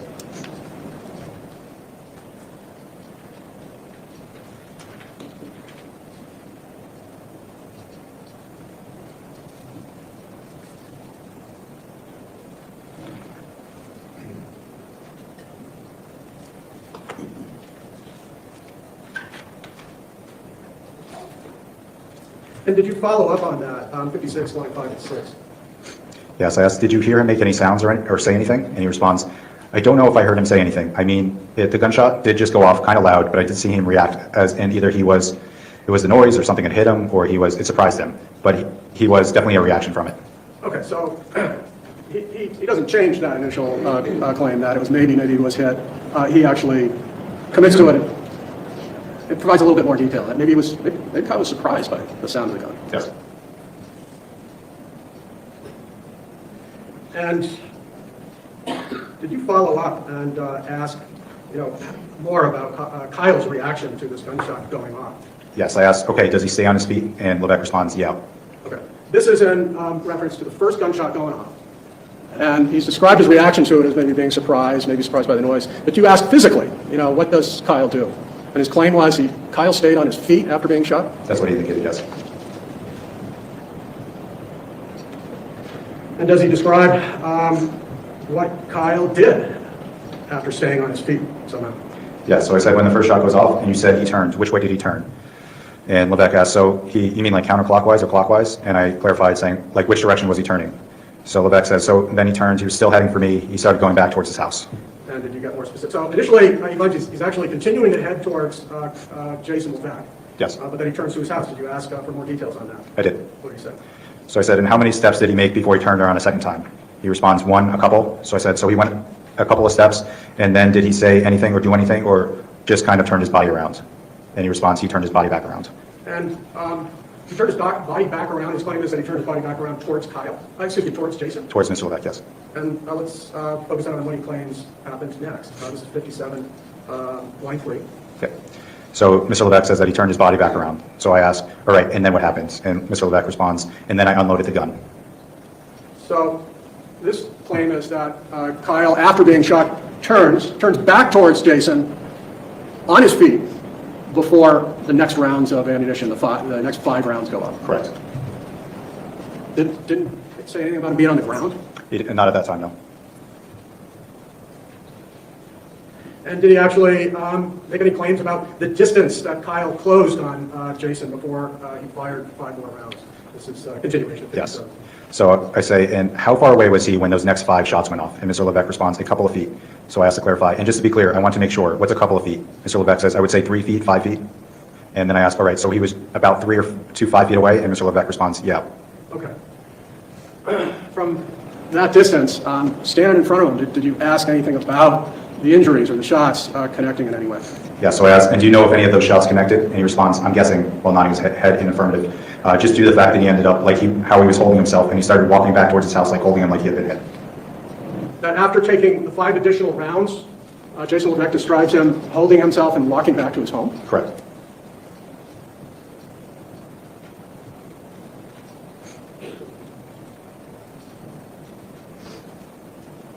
Do you ask any follow-up for detail on that claim? Yeah, so I said, okay, where was he holding himself? And Mr. Levesque responds, I believe on his abdomen. So I asked him his abdomen, and Mr. Levesque responds, yeah. Is this the kind of detail you were referring to at the outset of our conversation when you said Mr. Levesque seemed responsive to your questions? Yes, he was able to answer questions asked in multiple different manners and provide fine detail as well. Did he ever say, look, I don't even know what you're talking about anymore about firing the gun or where he was positioned? Did he ever invoke you, this basic confusion, I'm too tired? He Later on in the interview, when he did ask to put his, to think for a minute, to have a moment, where he put his head down, but then he was able to clarify. But at that point in the interview, no. Was that after you shared the fact that investigators were looking at video? That we indicated that we would have finished the initial investigation, that we had spoken witnesses, that we had done a video, yes.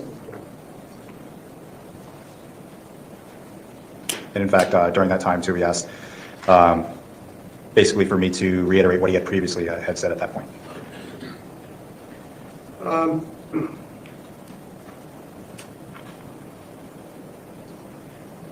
Just to continue on the detail associated with him holding his abdomen after being shot 5 additional times. Did you ask some follow-up questions for detail? Page 58, for instance, lines 45. Yes, I asked him if he saw any blood or anything at that point, and he responded that he didn't.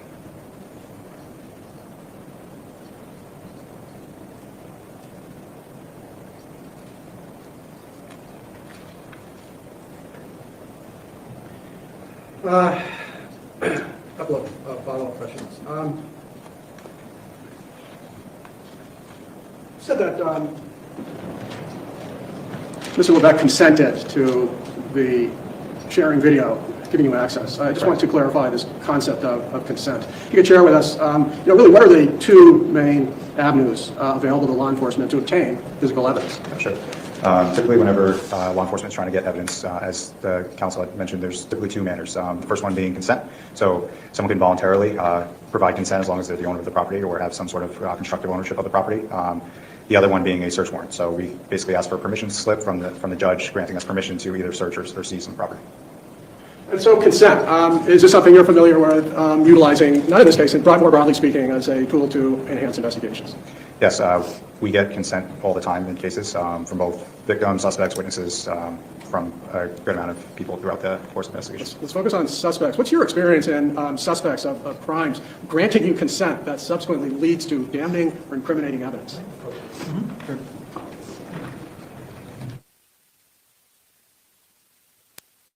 Another sidebar before we go home.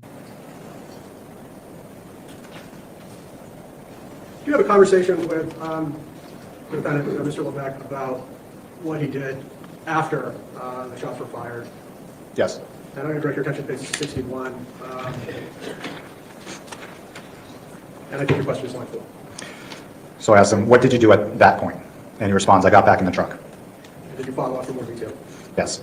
And Mr. Levesque goes, and I took the clip out of the gun and put the gun up on the dashboard and sat there and thought what would be the best thing to do or safest thing to do before any of you guys got there. I knew you were coming, and I pulled the truck into the driveway so I was out of the road. And I tried the phone to call 911, but then I heard the sirens coming, so you guys were already on your way.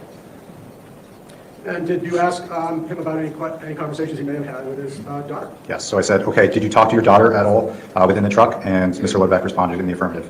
And then I further clarified, what was the conversation you had with her? And Mr. Levesque said, I said, Kira, I'm sorry. I said, I'm sorry, that shouldn't have happened in front of you. And she said, it's okay, you're protecting me, I know. And did he make any admissions about asking Kira whether he should run or not? Did he make? Yeah. He did not say that, but I know. Did he provide any details about a conversation where Kira was giving him advice not to run? No, he didn't indicate that, no, not during our interview. We had talked a little bit about how he appeared and his sharing that he was quite fatigued when he first came down to the police station. Did you follow up, or did he make any statements concerning how that may have impacted his judgment back at the scene? And I want to direct your attention to, I guess, first page 75.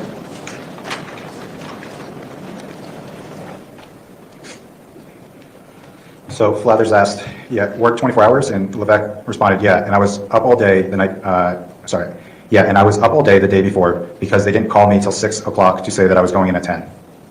And on line 13, did he indicate how that may have factored in?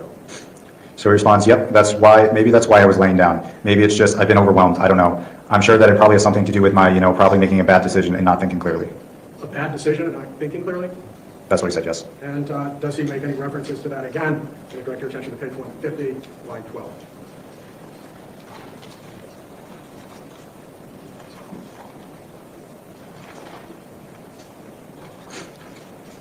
So at that point in the interview, Mr. Levesque says, if I wouldn't have been up that long, it probably would have had a different outcome. I don't know, who knows?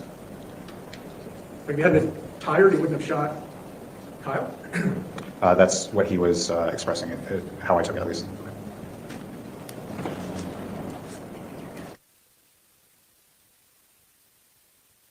Yes, Paul.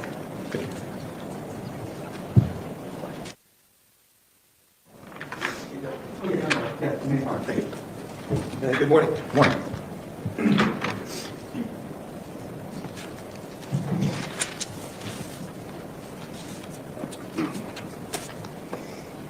Let me go through some preliminary stuff with you too, because the jury heard that this entire interaction with Jason was video recorded, correct?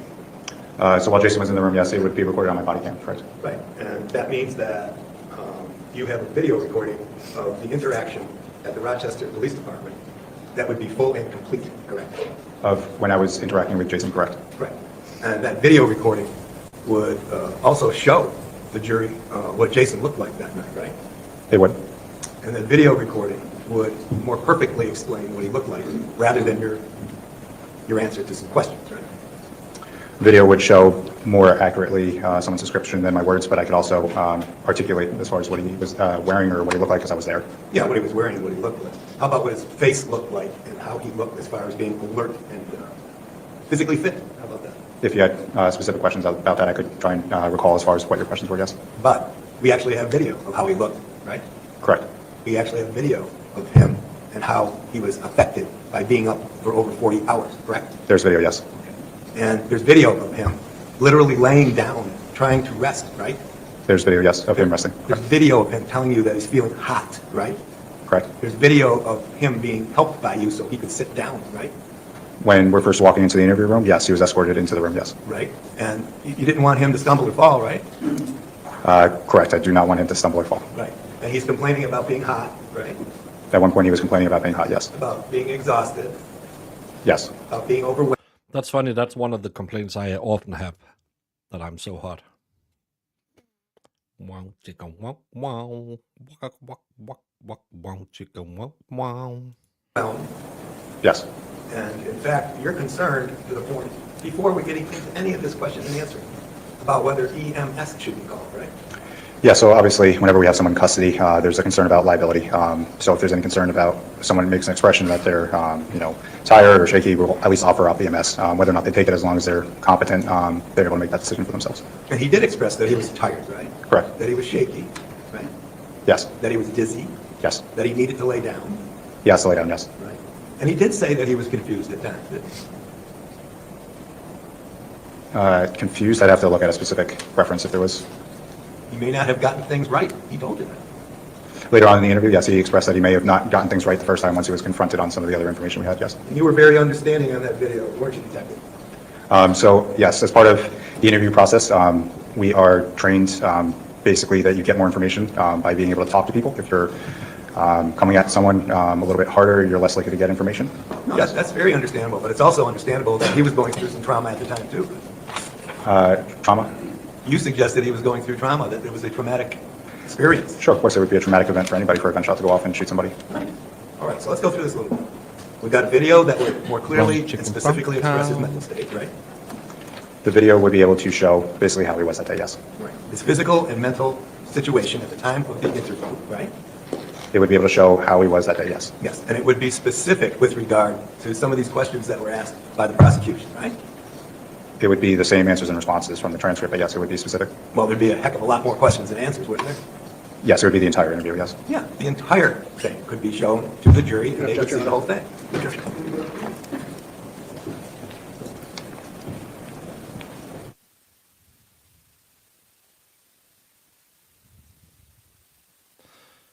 Bow, chicka, bow, bow, picka, picka, picka, bow, chicka, bow, bow, baka, baka, baka.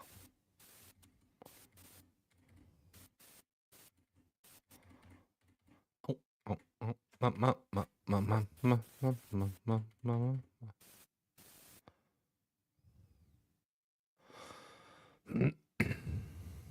When there is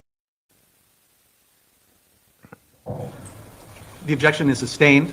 At this point, ladies and gentlemen, I am going to instruct you that there are circumstances and times when there is potential evidence or information that the jury is not always allowed to see because of various rules of evidence. And the mere fact that there might be some evidence that you have not been able to see, you should not draw any inference from that fact. Questions as to the admissibility of evidence and what evidence comes in or doesn't come in is for the court to make. Those are decisions that I make based upon the law, and so you're not to draw any inference one way or the other from that fact. Attorney Sisti, you may continue with your questioning. Thank you. So let's start from the beginning of your interaction with Jason. You described escorting him into the station and taking him to a specific room, Yes. and you went up an elevator, I guess, to that specific room. Yes, we took the elevator from lower booking up to the ISB interview room. And right at the beginning of this particular interaction, Jason described to you that he was dizzy. He indicated during the elevator ride that he was getting dizzy, yes. Yes. And this would have been at or around what, 10:30? Somewhere around there, yes. Shortly after the shooting incident. Correct. And he says he's dizzy, and that was just when you started When we started, what, sorry? talking to him. Talking to him, we didn't talk to him about specifics at that point. We were just bringing him into the room, get acclimated, build rapport at that point, yes. Yeah, it was the first contact you That's not a news flash. That's a established fact through a ruling in the Supreme Court that they can use deception to get convictions. had with him. He's already telling you that he's dizzy, right? Yes, that's why I asked him if he would like EMS. Right. And it was at that point in time you asked whether or not EMS should. So that's the same as last time. Am I right? That he just have to stay away. Well, now from the D&E pizzeria as well. But again, it's a mediocre chicken and palm. Called it, right? I asked him if he would like EMS, and he indicated no. You told him that it's not unusual, right? That in fact I didn't his get body it is reacting in to the stress. start. Correct. And let me just ask you on the side: have you been involved in any officer shootings? I've been on scene for one, but I wasn't directly involved with it, no. I mean, let's go right to it. Have you ever discharged a firearm during the course of your service? How do you know it wasn't a consensual choking? Some people like that, I'm told. Jamie seemed really interested in it when we walked past that store in Copenhagen. No, not at somebody, I'll say that. I've discharged it as part of training and as annual qualifications, those kind of things. Right, but never during a situation where it was discharged and actually a round struck a human being. No. And even in your business, as trained police officers, you know for sure that your body would react in such a situation. Correct. And in fact, in your situation, the policy is there's a cooling off period before you make a statement. I'd have to look at the policy. What do you mean by cooling off? Objection sustained. You haven't been involved in an officer-involved shooting, right? I have not been directly involved in an officer-involved shooting, yes. But you sympathize with Mr. Levesque that he would be experiencing stress, right? Sympathize might not be the correct word. I'm doing an interview. I'm trying to build rapport, yes. Well, you're trying to, doing a couple things. You're trying to, establish rapport, but you're also trying to make sure he's okay. Yes. Then you go over some medical stuff with him. You want to know whether or not he has any pre-existing medical condition? I asked him at one point in the interview, yes, if he had any pre-existing medical conditions. And you want to make sure he's sitting down so he doesn't fall, right? For safety purposes as well, yes. I would like for him to sit down or lay down, not be on his feet. And without him even asking, you offered him some water so he can relax, right?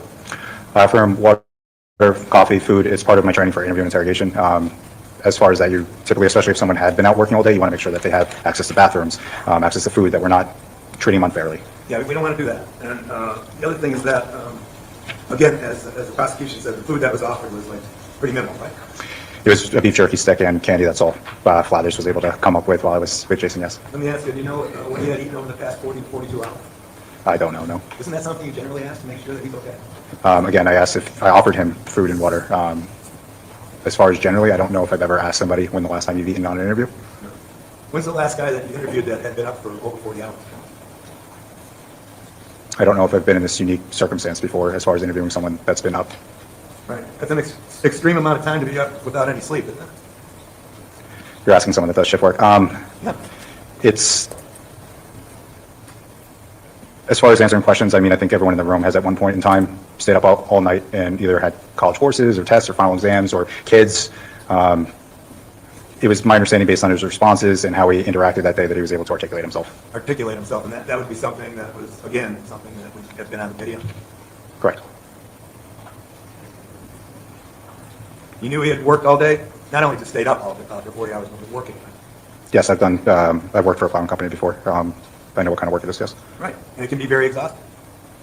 Probably less so for driving the truck, but yes, it is still exhausting. Right. I mean, you don't know what else he was doing. Was he loading salt too that night? He did indicate at some point that he handled salt, yes. So he'd been in and out of the truck, right? He would have had to handle the salt, yes. You don't know if he was doing any hand shoveling either. I don't believe that came up during the conversation. Did you ask? I don't recall.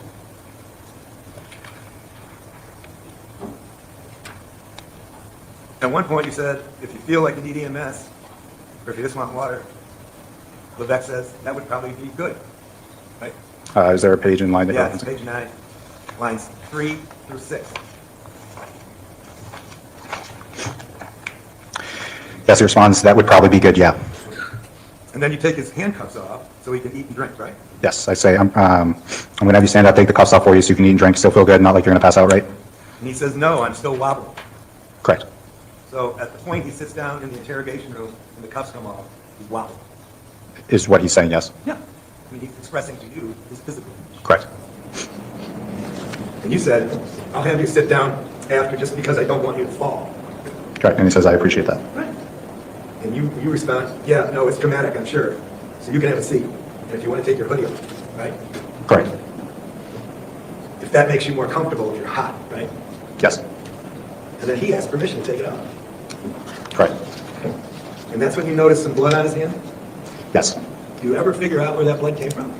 I asked him about it, he never clearly indicated where it came from, no. Right. In fact, he was kind of mystified by it as well, right? That's what he expressed, yes. So he doesn't even know where the blood, it was on his, was it his left hand? Correct. He doesn't even know at that point in time, while he's sitting there with noticeable bleeding, where the blood would have even come from, right? Yes, and to be clear, it was very minimal blood. Right. You noticed it. Yes. Okay. He apparently didn't even notice it. Correct. And then you drew his attention to it, right? Correct. And he said, I don't know where it even came from. Basically. To something to that effect, yes.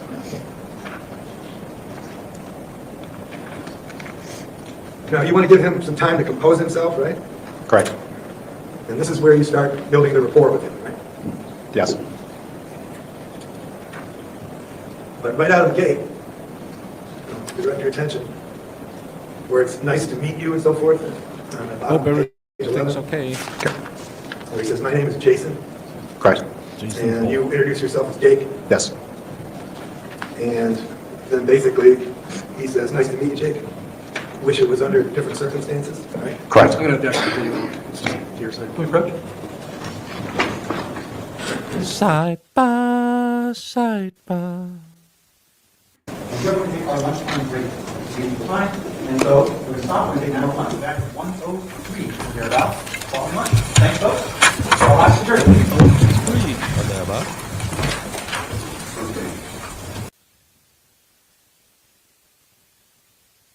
So that's how much time? 103.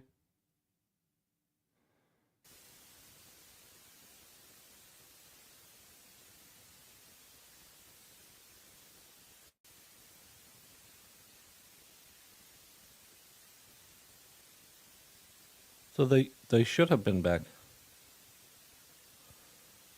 Well.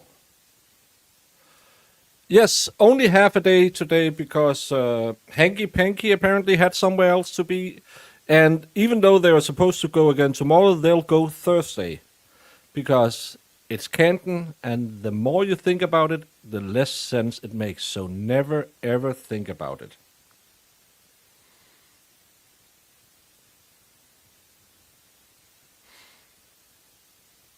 Well, this does nothing.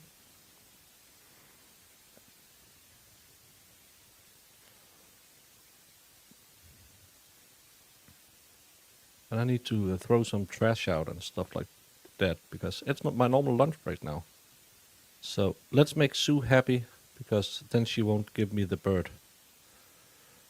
And do this while I'm just doing a little house chores. Adam.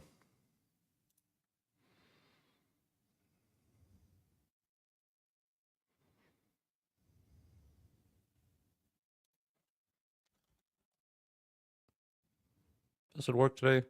It works today. I'm gonna let you play a little bit, and I'll empty my trash and stuff like that until Court comes back.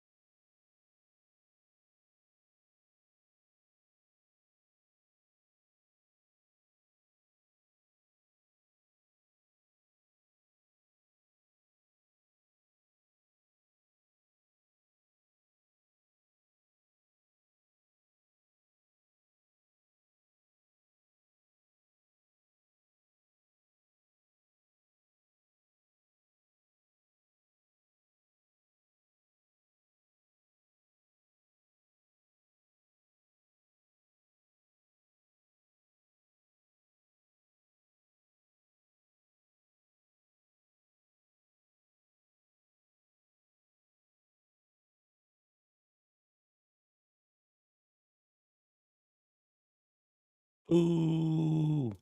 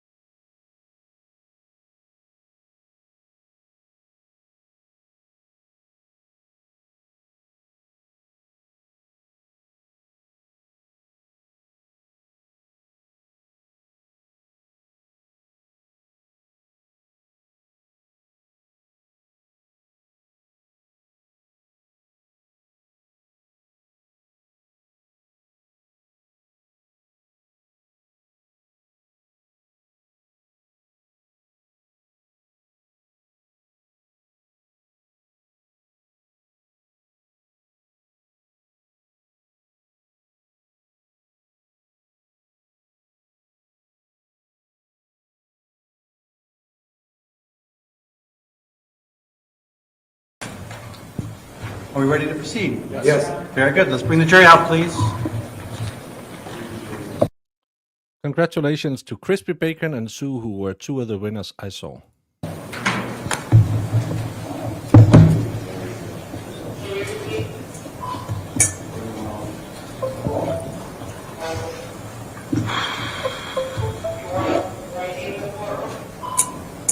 But it was good, and that's all that matters.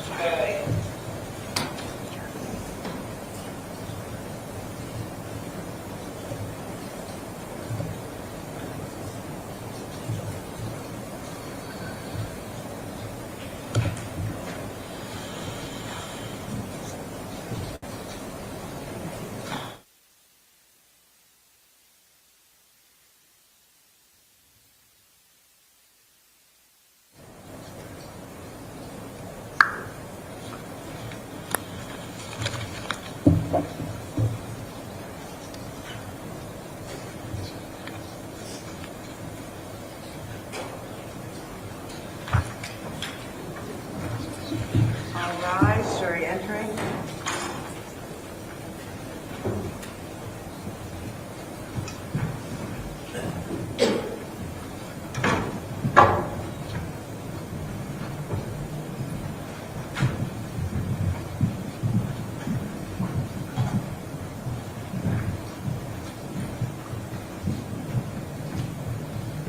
Please be seated.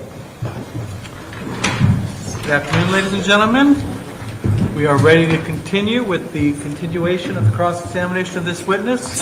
Counsel, you may proceed. Thank you very much, Your Honor, and thank you guys for being patient.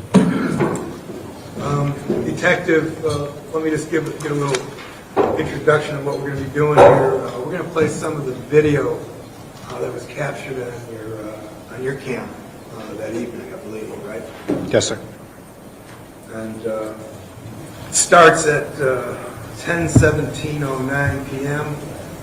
and it's We didn't really have anything in this today. It's been this guy reading what happened at the interview.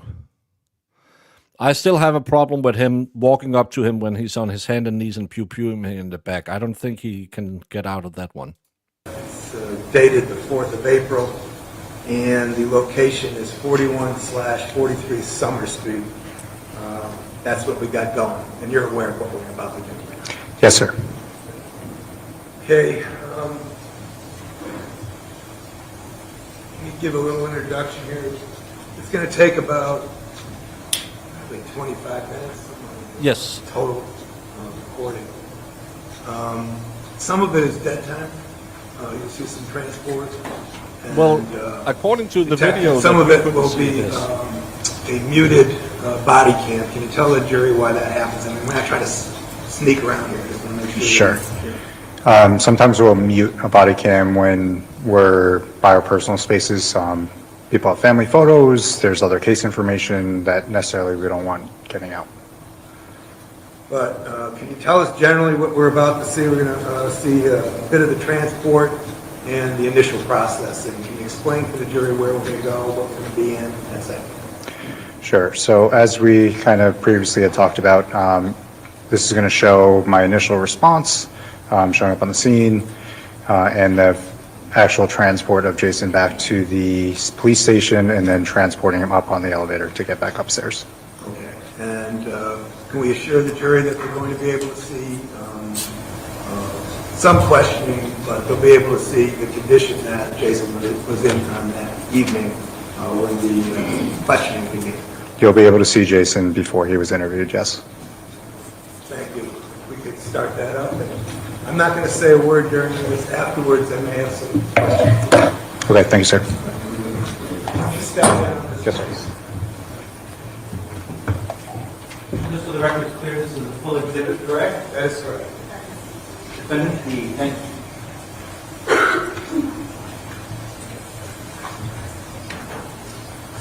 Hopefully we can see.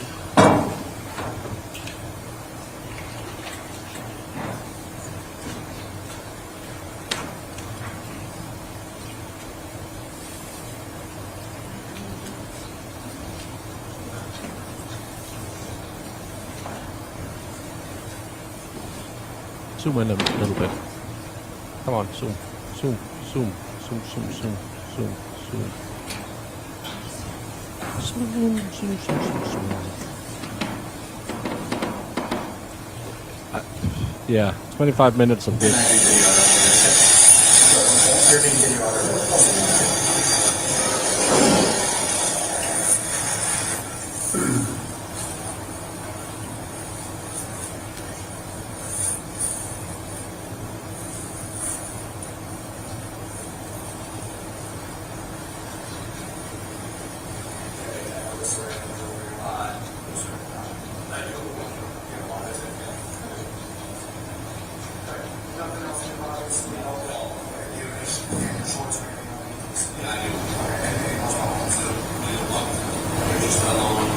That's the high one that goes down.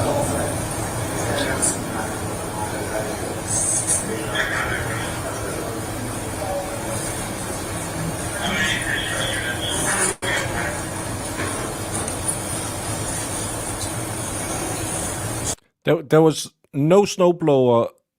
The problem was the other guy was plowing, and he believed he was going to plow it in front of his driveway, and that's why he went over there to yell at him, allegedly claiming that he was going to unalive his entire bloodline. And then the defendant claims that he came at him, so he pewed him once, then he turned around and flinched like he didn't really feel it and walked up to him again, and that's when he pewed him. The only problem with that is all of those pews went into his back. Woohoo!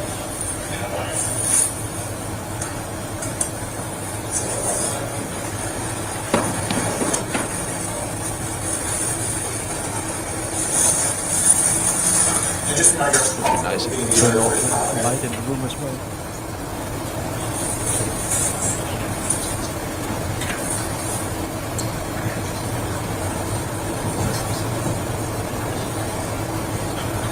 So I'm just getting here. I don't know what's going on. So just you're just being detained.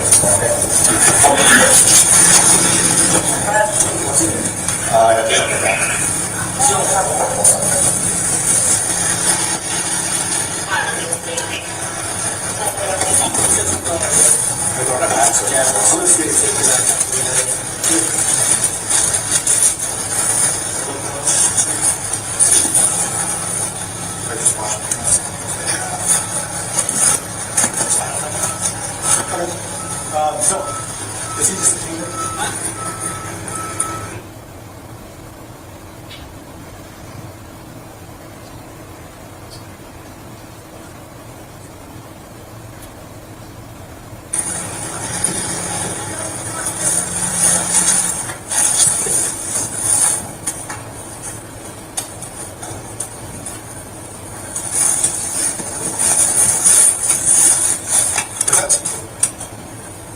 Sorry, I can't hear. Oh, no worries. So we're getting paid today. So we're gonna just head back to the station. We'll kind of talk there just because it's kind of not the best environment for people yelling and stuff like that. And we'll kind of talk over there.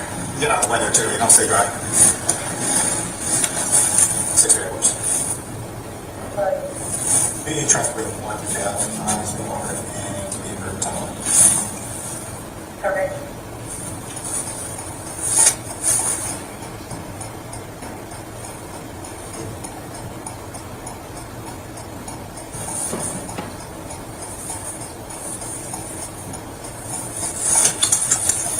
Six with the flash. We're gonna need nothing nice.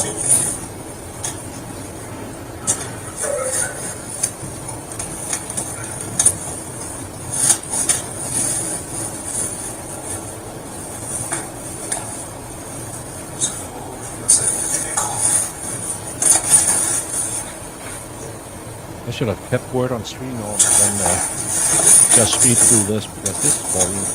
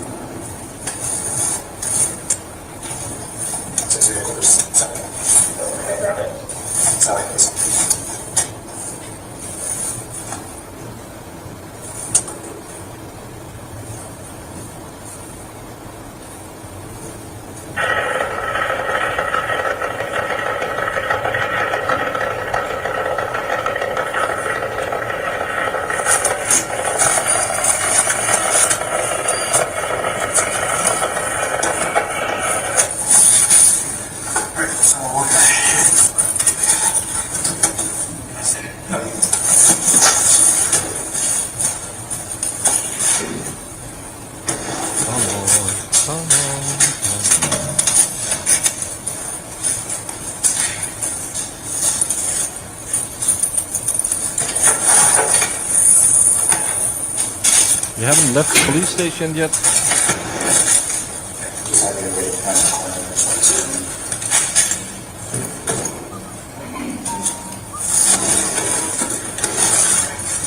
So we're not too bad to go upstairs where it's a little drier.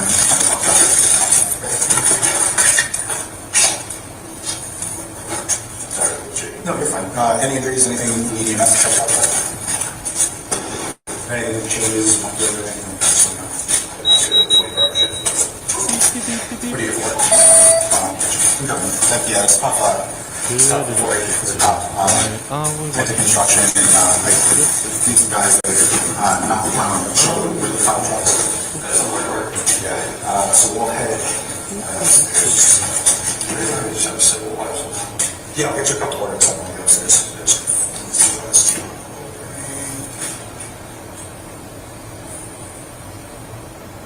Don't worry about coffee. Don't worry about coffee.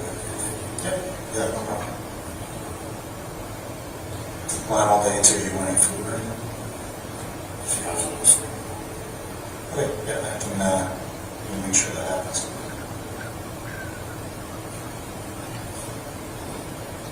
Come on. Yeah, it's okay. We'll wait for the other item on that board. So we know when you get to the lab upstairs and there's chairs and table. Okay. I just thought if you just want you to know what I'm accepting. Okay.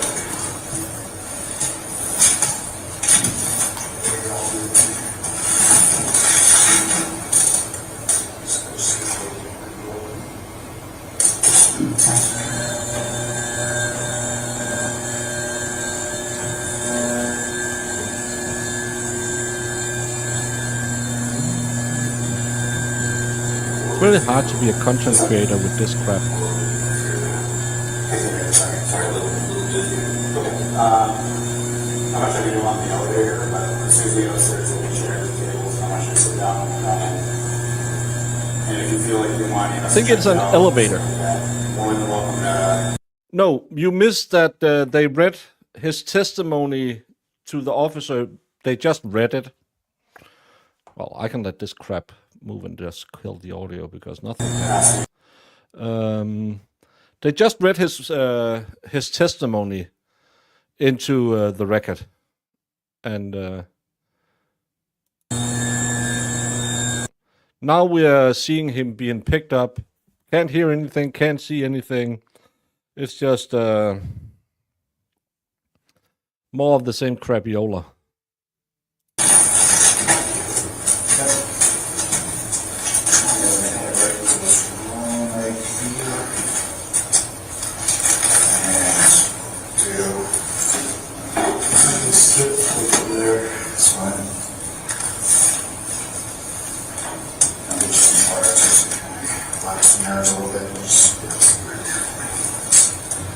So this room is also a video audio therapy.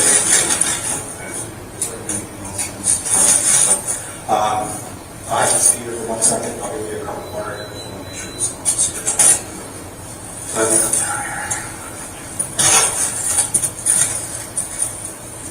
do you mind actually, you go downstairs, there's a kitchen.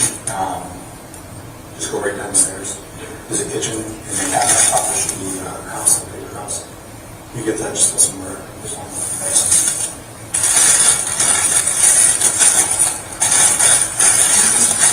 So is that okay?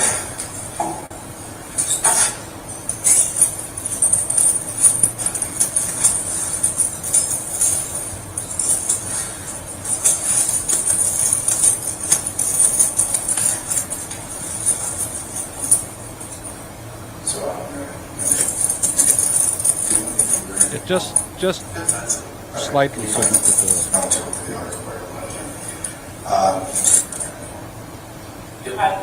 So if you give me food, that's fine. This is yeah, I see. Yes.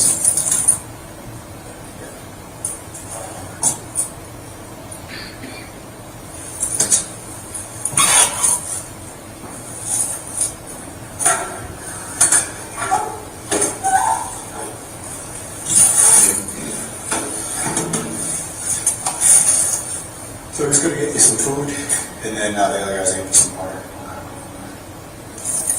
I know it's especially plowing all day. Long day.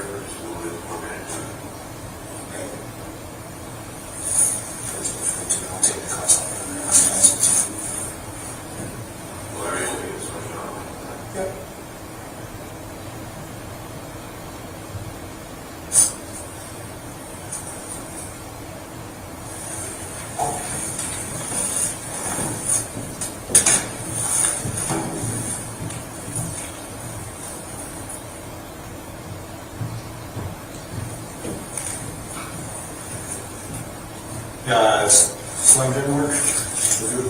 That works. You don't have any food allergies or anything like that?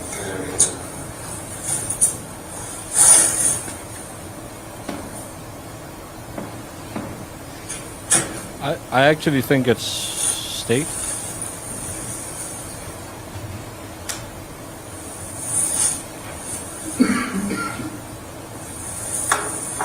I don't even know what to do.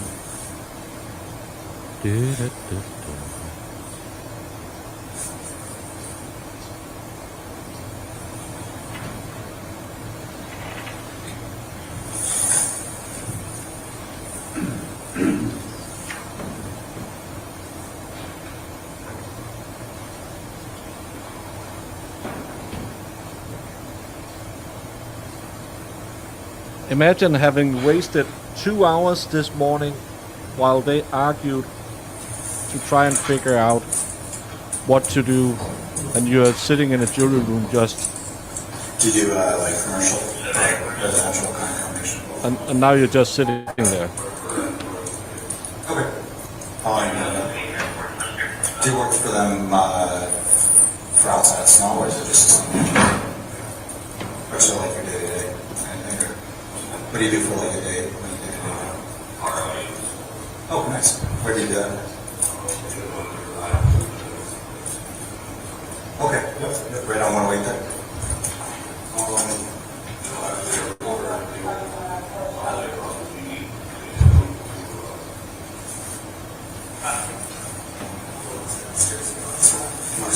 Yeah.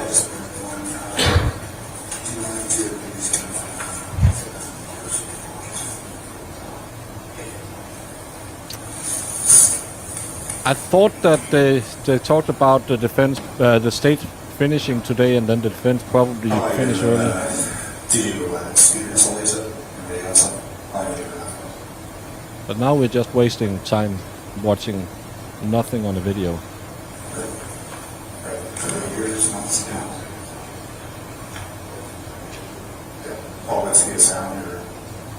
We need someone to... Can't Bev file some motions or something? Okay. Again, if you feel like you need EMS or you just want water,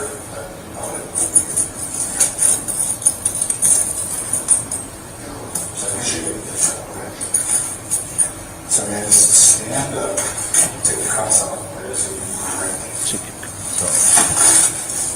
So feel good about making that pass out. Well, the good news is we are more than halfway. I just sit back down. Then they're gonna go back and show a portion of the video just to make me angry. Sure. So you can sit, see, and you want to take your video.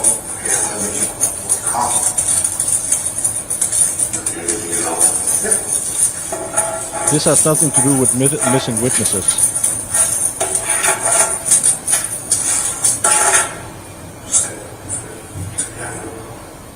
But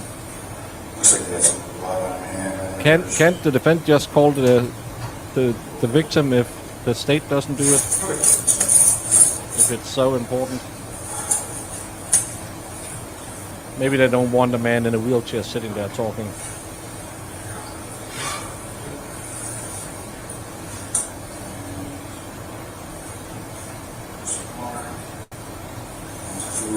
If anything changes, you feel like you're too lightheaded, let me know.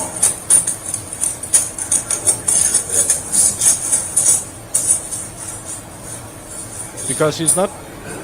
So just gonna go over some paperwork and stuff. Not asking the questions on this one, maybe. But I thought he talked about going to the crime scene. Yeah, I know. I hear you. I just want to make sure that you're aware of your rights and everything else too. You sound pretty straight up honest. It sounds like this was kind of like something happened that wasn't planned, is what it seems like. So I just want to get the two sides of the story. So I just want to hear what your version of events, and we'll kind of go from there. But well, make sure that you're fully aware of what's going on before it's on. So make sure you get a second to compose yourself or some words. Especially if you have one.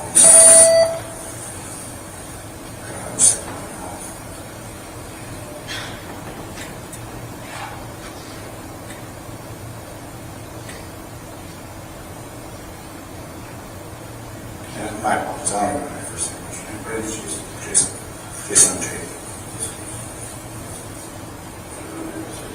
Yeah, I mean,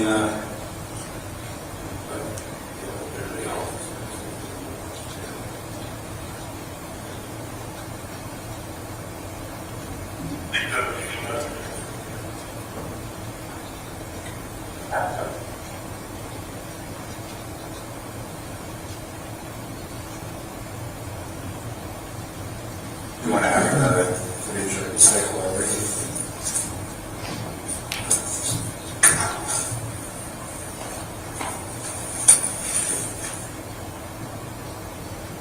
Helen, I don't know, because so far nothing has been on the video. Maybe to show how he looked when he was. Maybe it is the defense playing it to show how busted he is because he's been working 40 hours. I don't know.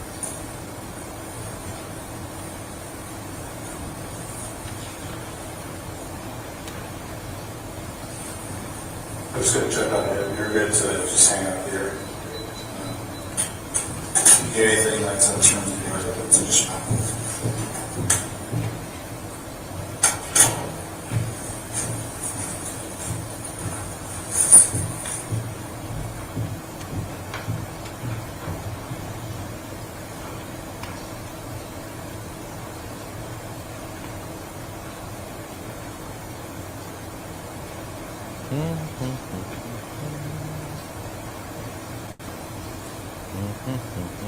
Now his hand is over the camera. Still a job.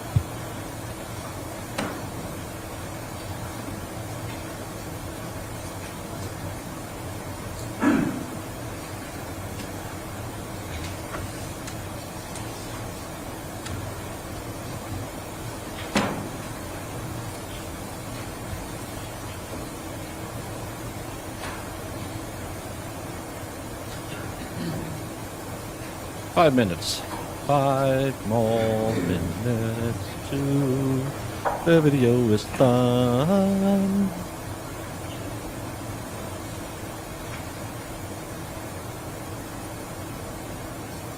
Time after time.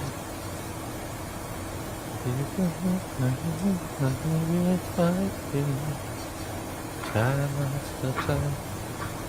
This is when I miss Jamie, because at least I could get her to laugh or something like that.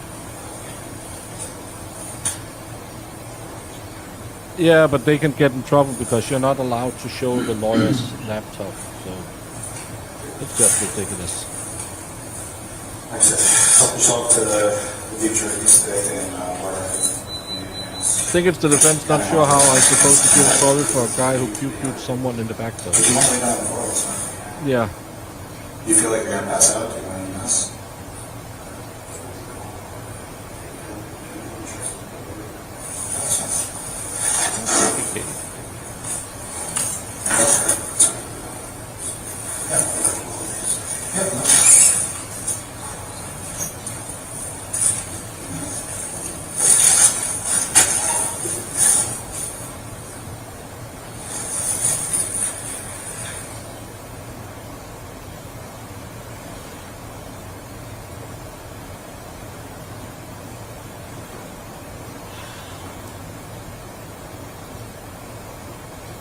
Video kill every star.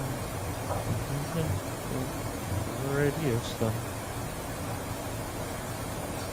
I said guilty because I think that's what jury will do, but I really should say I need to wait to see what defense has to say. Well, we are just taking the temperature of where we are right now. But I have a sneaking suspicion that the jury will see him as guilty because 5 of the holes are in the back. No, this... Imagine if MTV had started with this one. Wouldn't have survived long, but then we wouldn't have all the Teen Moms programs. So, silver linings and all of that.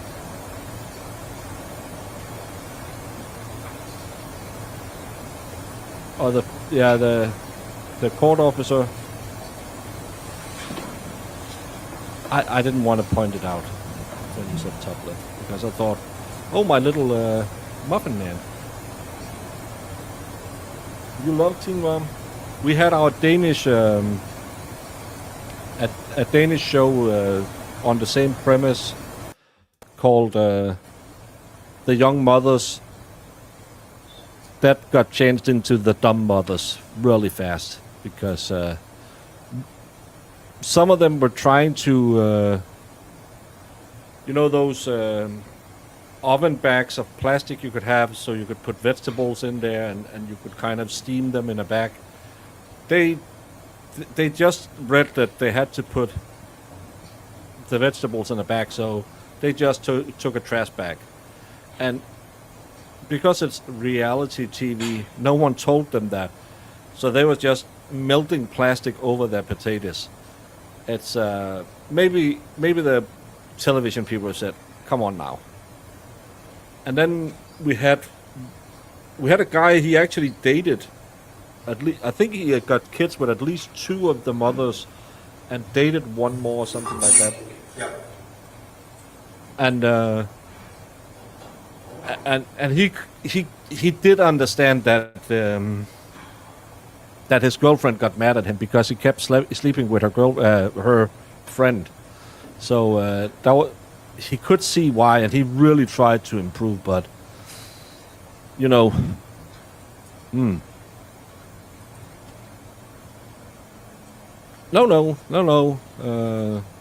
We might be about this Last Witness. Yeah, they had a type that looked kind of like a meth head and was so stupid he couldn't tie his own shoes on a good day. He was the same guy who said, well, they complained when they had the checkup with the nurse that she didn't get enough vegetables. No, they didn't give her the correct food, so they would just give the baby, and we're talking about like a 6-7 month old baby, the same stuff that they were eating because no one complained they didn't eat okay. And then the next one we're seeing them eating French fries, and he said, well, French fries is potatoes, that's a vegetable.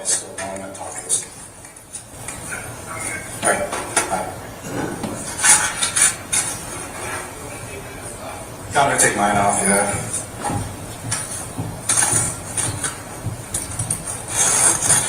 No, actually they were talking about the missing victim this morning, or missing witness, so we don't know if she's gonna testify. Nunya, that's why you watch it on a commentary channel, so people can help you along. Yeah, if you want to try and get that up so you can watch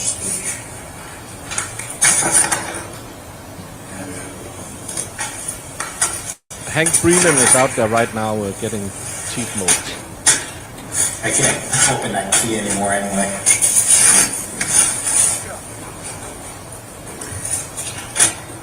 They said a missing witness or missing victim this morning. They wanted to have it read into the jury instructions. I don't get what they talk about. Do you have that mount? I think mine's on my desk. Oh, sorry, derailment, but I saw this and I got angry. Have you seen that there's a profile on TwitSwat that people believe might be Chris Albert? And someone mentioned Garcia, and that profile wrote, well, he should just have been a better boxer then. Well, go jump in a lake, you big idiot. Yeah, just put it on the table. As always, you're more than welcome. We're just glad to see you. Alright. My Chicaboo Flathers desk, and I'll show you as far as in the Yeah, cowboy fan something.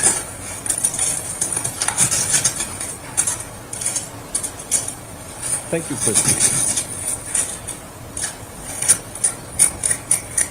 Yeah, someone said something about Garcia, and then he should have been a better boxer. You should shut up. You alright? No.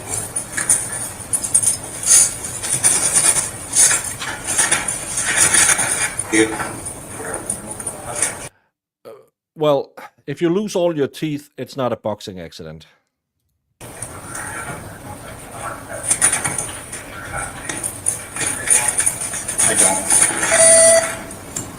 Hey, little D.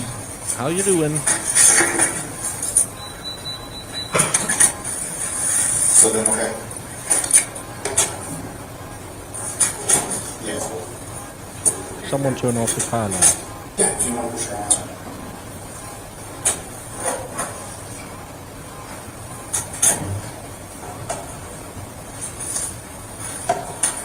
Oh, this is infuriating.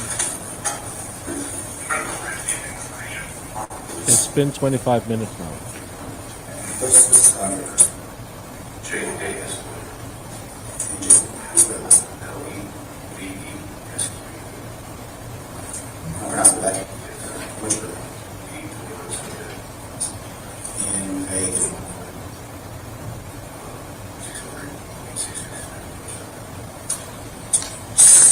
In a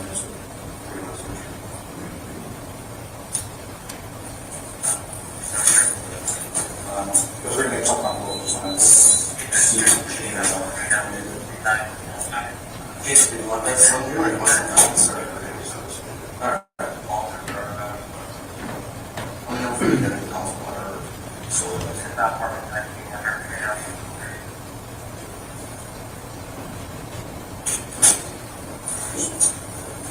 Yay! Thank you for supporting me for 16 months. And all I had to give you was a trip to Taco Bell.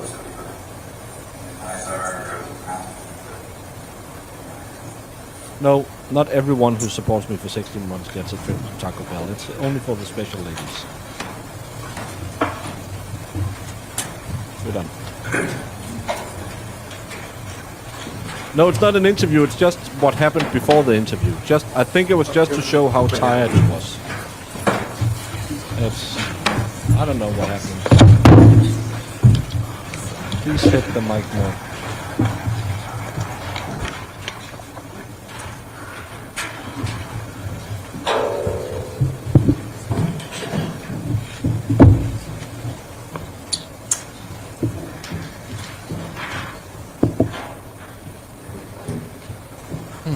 Okay, we started that video at 4143 Summer Street at around 10:17 p.m. and it ends about a half hour later, approximately. Okay? Okay.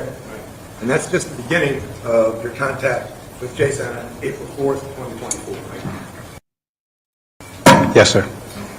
And that's what he looked at like at the very beginning of your contact.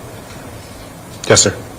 And how many hours went by before you broke off with Jason? When I last had contact with him or stopped because we took a number of breaks throughout. Yeah, when was the end of the interrogation? The whole body cam footage, I believe, is about 3 hours and 40-something minutes. Okay, so it went on more than 3 hours from the time it cut off there. From my initial response time before the camera started rolling for today, all the way till the end of my contact with Jason, yes. Can we safely assume that he wasn't given like an hour to sleep or anything? It wasn't a full hour, no. In fact, basically you would leave the room at times and he would just lay down on the table. Correct. He had also indicated that he would like to speak with me, so that was part of the other discussion that was going on as well. Oh yeah, I mean, you guys went through an entire, give and take for quite a long time. I'm not sure what you mean by that, sir. Well, I mean, after we cut off on that video, you kind of basically started by building that rapport with him. We had a conversation and then we started going into some of the details after reading him his Miranda rights. Yeah, after you gave him his Miranda rights, right? Correct. Yeah. And before you gave him his Miranda rights, you kind of did your introductions with him. Yes. And you made clear to him that you just wanted to hear his side of the story. Something to that effect, yes. Yeah, to the effect of you knew that it went pretty quick that night and you just wanted his side of the story. Correct. And then you went over the Miranda rights with him. And then you basically said, the floor is yours. Tell me what the heck happened, right? Yes, I left it very open-ended to start so that way he could tell me what had gone on that night. what he told you that went on that night was that he was plowing, and plowing in front of his home and the home of the, well, actually not even plowing. I got the home of the distracted alleged because I'm victim. running a stream. So he said that he had done a couple Wasn't just passes, so frolicking. he hadn't really started going too extensive with the plowing, but yes. He never told you that he was plowing any snow onto the alleged victim's driveway or anything. He mentioned doing, I believe, if I'm correct, about 2 passes one way and then 1 pass the other. I'm not sure if he went into detail as far as where the snow ended up. If there's a certain line that you want me to reference, I can certainly look at that. Yeah, but I mean, you actually looked at independent videos and you came to your own conclusion. At one point later in the interview, I was able to watch some independent video, yes. Right. And he only plowed up to that utility pole. Correct. Right. And that utility pole is on his side, his property. I'm honestly not sure. I'm not sure. Well, it certainly isn't in the driveway of Mr. Violette. The telephone pole won't be in a driveway, correct? All right, so he was not plowing snow into the driveway of Mr. Violette, right? I don't know that. Well, you do know that. You looked at the videos, you had an opportunity to speak with him, I mean, just photographs, I mean, the whole thing. Yes, I've watched the video. I can't, personally, I'd have to rewatch it, the video, to see if the snow ended up going into the driveway or not. You recall no such thing happening. From the vantage point of the camera, I couldn't tell you if the snow ended up in the driveway. And the jury has access to the videos as well. Okay. All right, but you wanted to know what the contact was with this guy and what happened that night. And he told you that he had just gotten home from picking up his daughter, Correct. and that he was a plow guy, he was plowing, and he had a black truck, and he was doing cleanups all day. Yes. And he says he's starting to move snow, and all of a sudden, something's going on. He's going outside and he's locking up his hubs, right? Yes. Can you tell the jury how he explained that to you, what that was all about? Yes. So he basically said he has to manually lock the hub, so he would have to get out of his vehicle to basically activate the 4-wheel drive in his vehicle. Right, it was mechanical, it wasn't electronic, it was something he had to actually do manually. Correct. He explained that to you. Yes. And if you look at the video that the jury has had access to, that would be him bending over near the front of his truck. That would be consistent with what he's explaining, yes. And then he describes what happened. He says, all of a sudden, he came from his driveway, which is 43 Summer Street. Now, What is locking the hubs? I don't understand that. Is that the old 4-wheel drive system where you had to manually engage it, or what is it? I don't understand it. Isn't the hubs the thing you put on your wheels? meaning how Violette. That's my understanding, yes. And he describes him as having no shirt on. He put his shirt on. He was yelling at me that he's going to fucking kill me. Yeah, but they said he had to do it manually. 4-wheel drive isn't something I have done a lot, but I know that in more modern cars you can press like a button or something. But when I was in the military, we just had a gearbox we started going into if we wanted to lock, or you lock the diff, and then the gearbox would just make the revs go crazy and crawl. Diff lock, yeah. Oh, you turn a knob on the tire? Oh, we didn't do that. We just did it in the gearbox setting. In the hub of each front wheel. That's stupid. Why don't you... So you just have it next to... Well, most of you can't drive shifts, so... Sorry, my mistake. Fucking kill my family if I put snow in front of his driveway. Yes. That's what he said. Now this comes out of nowhere, right? He tells you this is like, comes out of nowhere. Essentially, yes. And he says he looked at him, and then Kyle gets in his face, and Jason's saying he can't believe what's going on, right? Is there a specific line that you're asking for? Line 18, page 18. 18. Thank you, sir. Yeah, it's okay. Basically says, I just kind of looked at him. He got in my face even further, that I didn't believe him, that he's going to fucking kill me and my family. Yes. And he says, I don't even know this guy. Right? Correct. But he goes on to explain something else. But what else does he explain? Is there a specific line? You approach.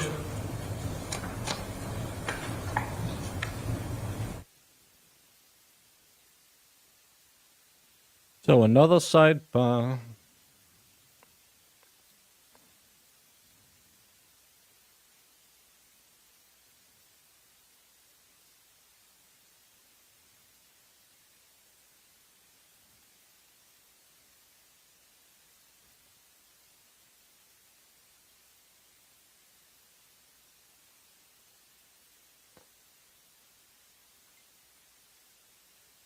Stick shift are fun because then you can really, especially if it's snow out.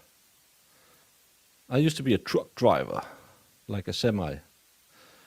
I have a license to drive semis and semis with a, I don't know what you call it, when you have the semi and then an attached wagon. But I haven't driven one in 20 years, 25 years. I would probably crash before I got out of first gear. You also have to shift into four-wheel drive, either high or low, with a stick in the cab after you lock the hubs. Old technology is what it is. In mine, it locks automatically, but if it fails, I have to lock it. Oh, interesting. I didn't insult most of chat because I can ask because I've driven in America. Not a lot of stick shifts going around there. Right now, chat would be 87% guilty. You make us look like Lorne and Grim.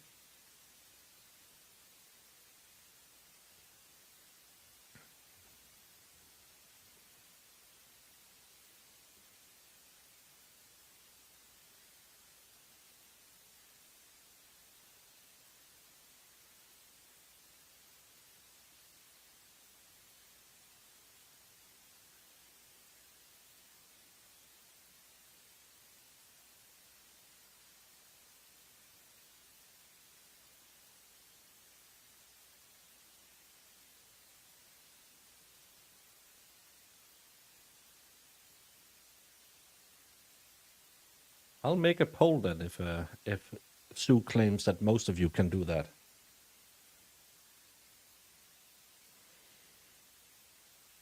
There's 56, thank you, plus 11 people on Rumble. Hey, Rumblers. Only Slidey Pie saying something on Rumble today.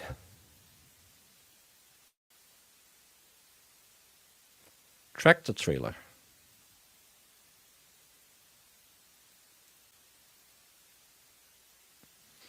Only way this guy gets off if video showing pew pew really fast and the victim spinning away, and I highly doubt there's a video of that. Yeah, because there's that pew. Pew pew pew pew pew.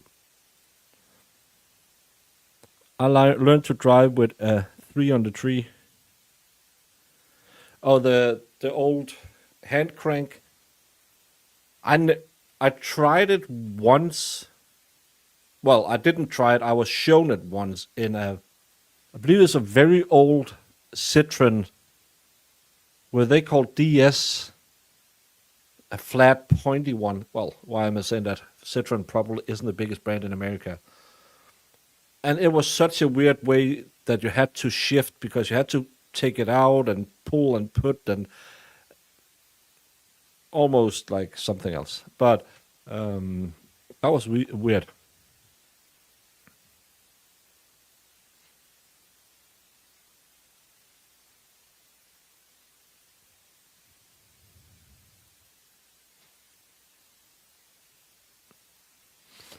I like gear shifting in a truck. I love that little button you have where you can make it half a gear.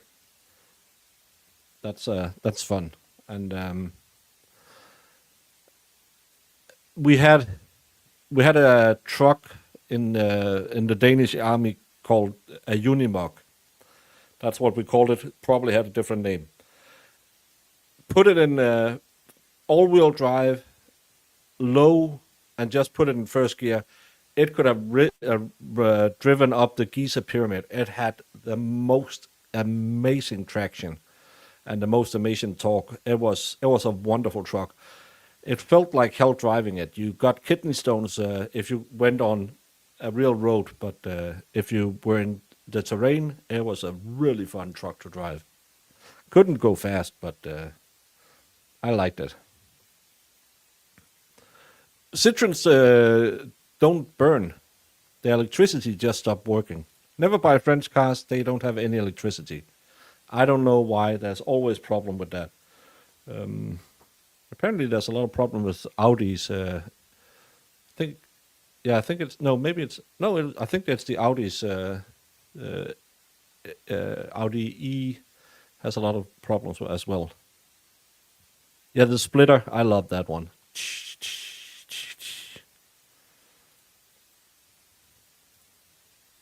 Oh, that's smart.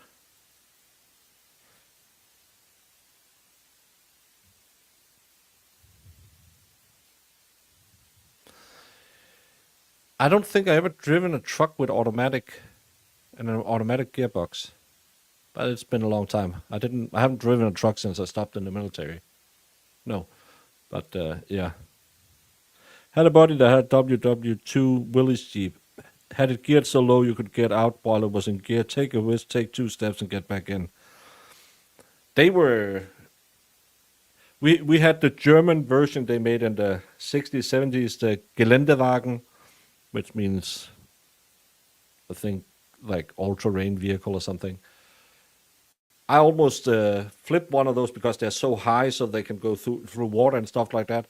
I might have been trying, because they didn't go really fast, so you tried to carry as much speed around corners as you possibly could.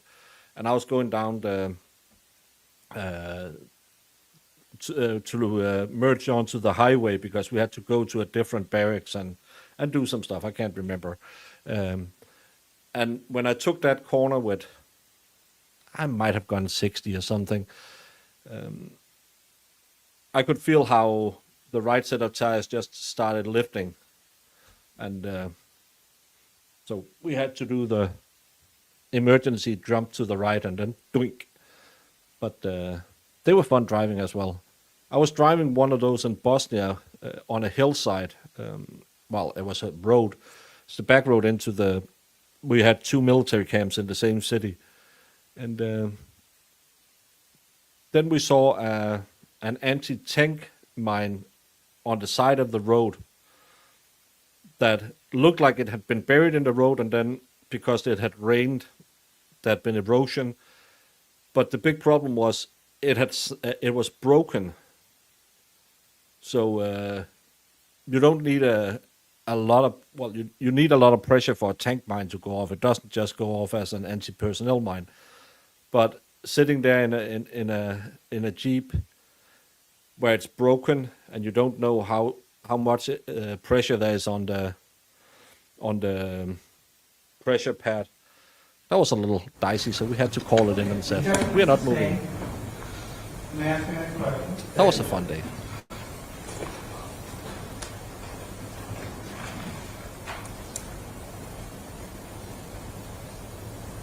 How did What he it do in the explained sand to of you is that Afghanistan this Camp individual Armadillo? came at him Never was in across the Afghanistan. driveway, correct? Yes. And we had, I think most of the personnel vehicles we had over there was probably the Eagle, which is a smaller version of the Humvee. And he came at him unannounced, and it was a mystery to Jason as to why he came at him. He did mention having reread 18 about That did move snow into the front part of his driveway of his neighbor to where his neighbor's grass was, and then he backed up. But as far as the reason why he was coming out at that time, I'm not sure as far as what Jason thought. But the impression and the clear communication you had with Jason was that he was surprised that such an activity took place. I believe so, yes. It's way before, because Armadillo, I think they started in 2002, and I'm 27 years old, so it's way before my time in the military. And when he came out, it was almost immediate that he was threatening Jason, he was threatening Jason's family, and in fact, Jason made it clear to you that his daughter was in the truck with him.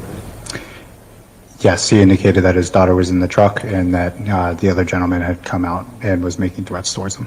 Now, during direct, the prosecutor said that, and you somehow stated that it was a conditional threat.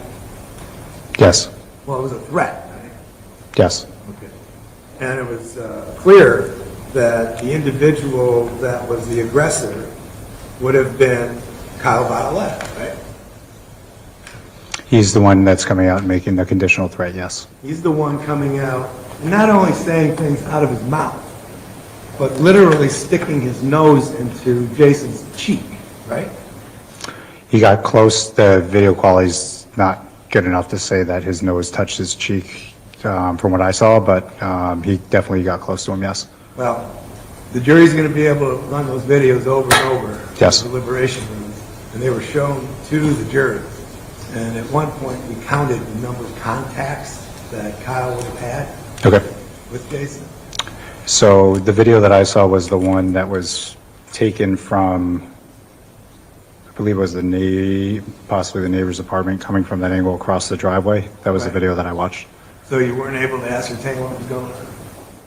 I could see that he gets up there, but as far as cheek touching, you can't tell from that video, no. You could tell that Jason didn't make one step toward Violette, correct? At which point in time? The Sorry. initial point. At the initial point, it looked like he had just stood there, yes. Yeah, he just stood there, and they stood there, and if Jason kind of described it as though he was like paralyzed or just standing still, that would be what you saw too. That's what he said in his statement, yes. Yeah. And that's what was on the video. Yes. And also what he said in the statement was that he didn't make a move toward Violette, but Violette made the move toward him. For the initial I don't have interaction, any yes. pictures. Yeah. For the initial confrontation. Yes. So it's clear, I just want to make this clear, because we're going to be moving down the road here a bit, that the initial aggressor would have been Violette, right?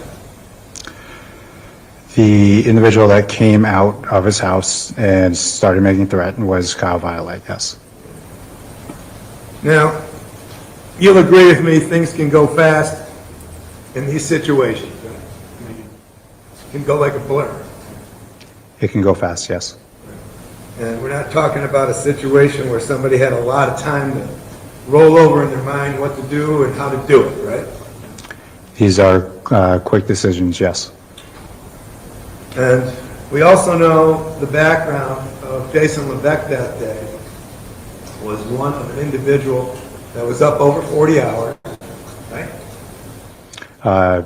I'm not sure what time exactly he got up, but he said that he had been plowing for over 24 hours. I told you that he had gotten up, I think at 8 o'clock the preceding day. Do you have the page and I can reference? It's all painted.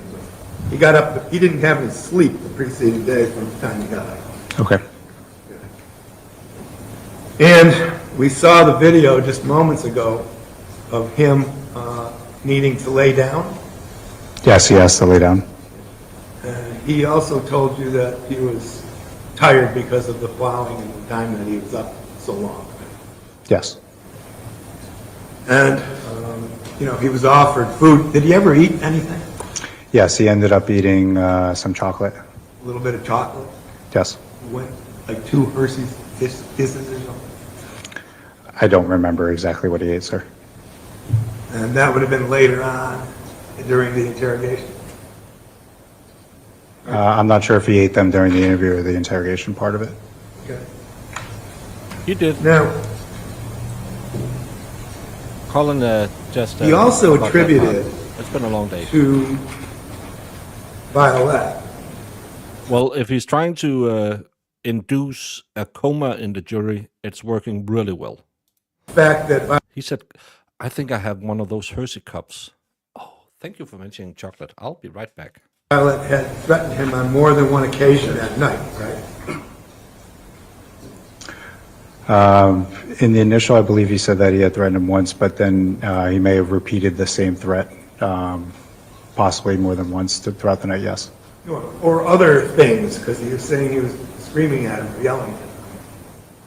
Is there a specific line that you're referencing? He didn't have any specific recollection that evening, right? I'm sorry, I don't understand Let the me question. ask you something. Did you ever ask him, as you were moving through the interview, other than the initial threat, were there other threats that he made? During the initial response, it was more open-ended. I let him just talk, and then there were some follow-up questions. As far as if there was a distinct question, I'm not sure. But he was very concerned about another individual that was with him that evening, correct? He was concerned about his daughter, yes. Yeah, he was concerned about his 19-year-old daughter that was seated in the passenger seat, right? Yes. And in fact, he was concerned that Violette had threatened her as well, right? The initial threat had threatened both him and his family, so that would include his daughter, yes. Right. Now, he stated that, in fact, that his daughter was, in essence, petrified, right? Here. Is there a specific line that you're I referencing? think it's 41.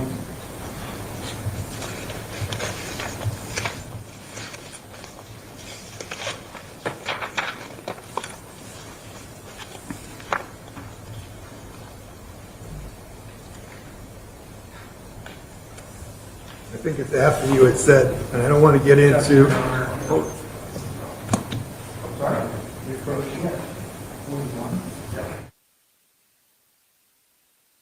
Out of the truck briefly that night.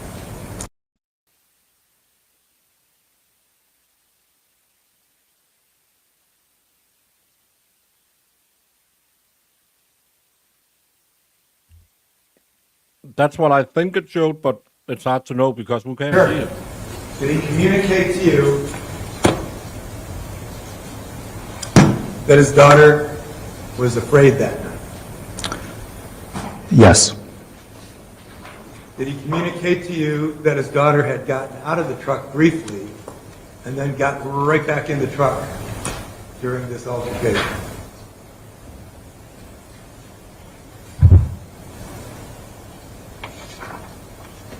Is there a specific spot for that you're referencing? I don't recall that. Okay, let me ask you this. When Violet is coming toward Jason, all right, walking towards him, and starts getting nose to nose, is she still in the cab? He expressed to me, I believe, that she had stayed in the vehicle seatbelted the whole time. But if there's a time that I may be forgetting, if there's a specific spot you want to reference, then I can take a look. No, that's fine. That's exactly the answer. And he also says that at this point in time, he felt overwhelmed, right? I believe so, yes. And that would have been when Violet literally was nose to nose with him. Correct.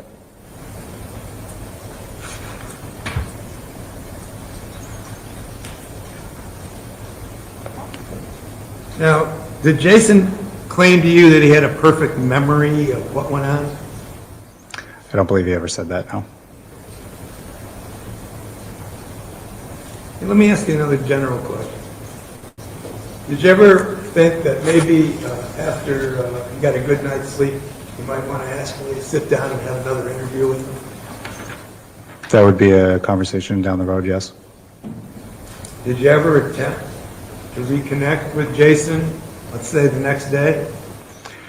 So I'm not sure. I'm trying to remember if that was the next day arraignment. Typically after they're arraigned, they would need attorney involved due to constitutional protections. But I didn't speak to him again after that, no. No, I mean, did you reach out to anybody and say, let's get back together now that Jason's, recovered, gotten some sleep, and we'll go over his statement so he can review it and see if it's accurate. Did you ever do anything like that? So I never spoke to him again after that initial interview.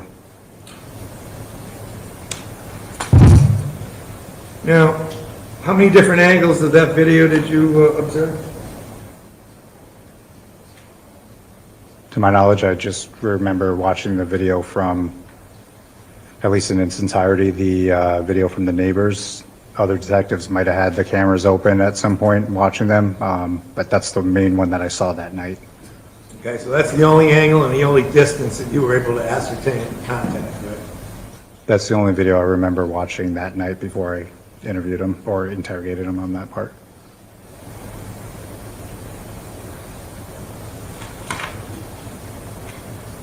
Now, Jason tried to get it point by point with you.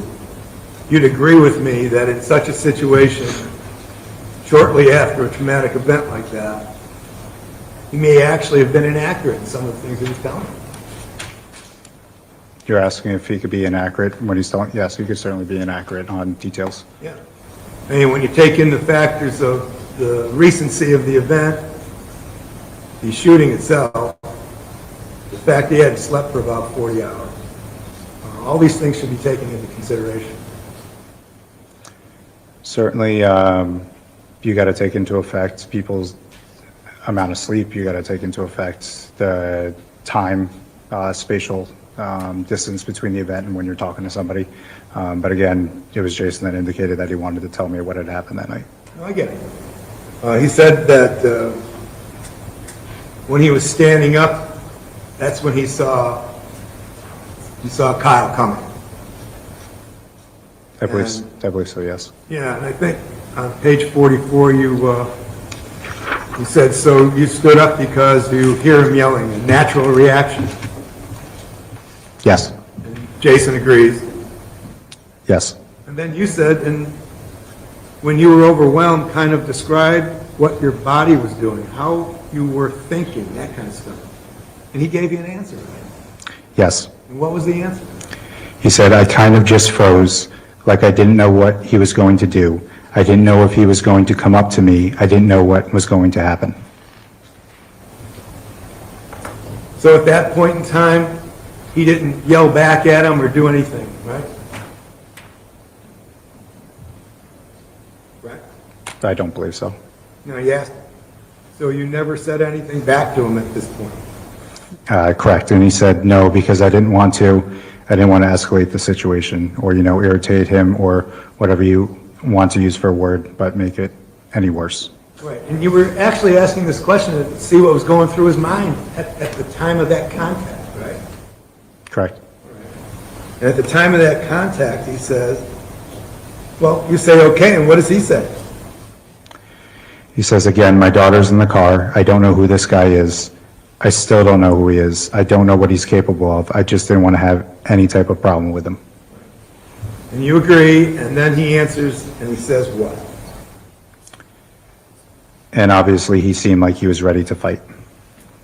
So that was the impression that you asked him to convey to you with regard to the initial contact, right? I was asking, yes, what he was thinking, what his emotions, what his body felt like during the initial response, yes. Right. And the initial response, in essence, was he was frozen, he was shocked, and he thought this guy was ready to fight. That's what he expressed, yes. And he was concerned about his daughter. Yes, he also expressed that as well, yes. He also goes on to indicate to you that at one point he walks away and then turns around. Right? I'll give you Who are you referencing in that? Page 46. And from the top down. So I ask, is when he turned around, and how far away is that at that point? I'm not familiar with where And Mr. Levesque says, yeah, no problem, maybe 15 feet. So then I ask, okay, and so he turns around, and how's his body? What's he saying? That kind of stuff. Okay, so you'd agree with me, if you look at the video, this beginning of the contact to the end of the contact with the last shot fired is about total 11 seconds. It's fairly quick, yes. And he says, what does he say when you say, what's he saying? That kind of stuff?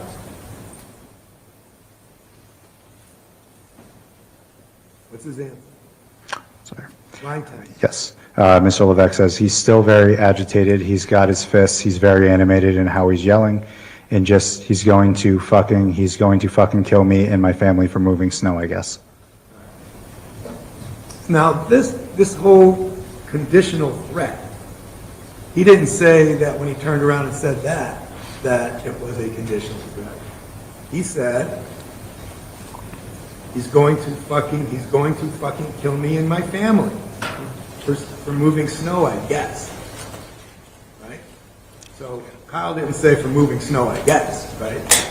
He's explaining what happened. I don't know if he's actually saying verbatim like he did previously as far as what the threat was. I think he's paraphrasing more, but certainly he does say, and I can read it again, he's still very agitated. He's got his fists. He's very animated in how he's yelling, and just he's going to fucking kill me and my family for moving snow, I guess. Now, the prosecutor asked you whether you heard anything on the video, any yelling or anything like that, right? I believe so, yes. I mean, did you guys do any kind of a scientific, test out there to determine whether or not you could even hear any yelling from that spot? So, no. Again, my involvement for this was the arrest and assisting with some of the follow-up. That was my involvement with this case. How would you test You if know you if could any hear it? kind of a decibel reading was taken at or around 41 Summer Street at the location where yelling was claimed to have taken place? Not from the house, not from individuals running outside, but from that very spot. Sure, I'm not sure how if someone's yelling, I don't see how that's relevant because people's voices could be higher distances. Depending on where they are, I don't see the relevance of it, but. Well, I don't know. I mean, it was asked on direct. Sure, you didn't ask anything about decibel readings, Your Honor. Did you hear yelling? Remember that on direct?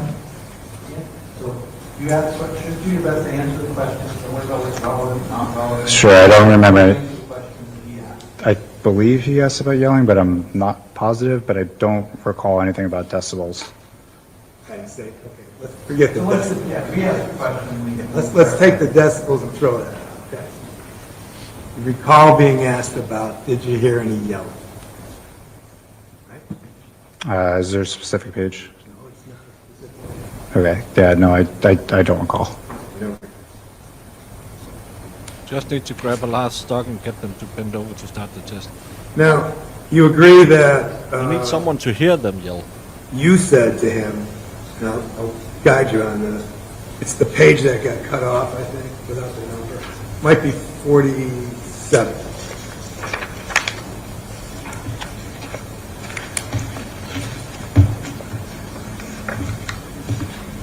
Basically, Jason was focused on Kyle, right?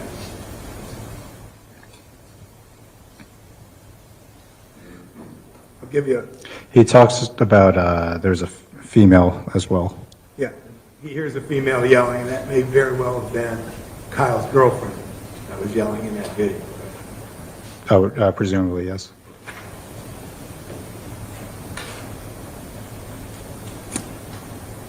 Now, let me ask you something, okay?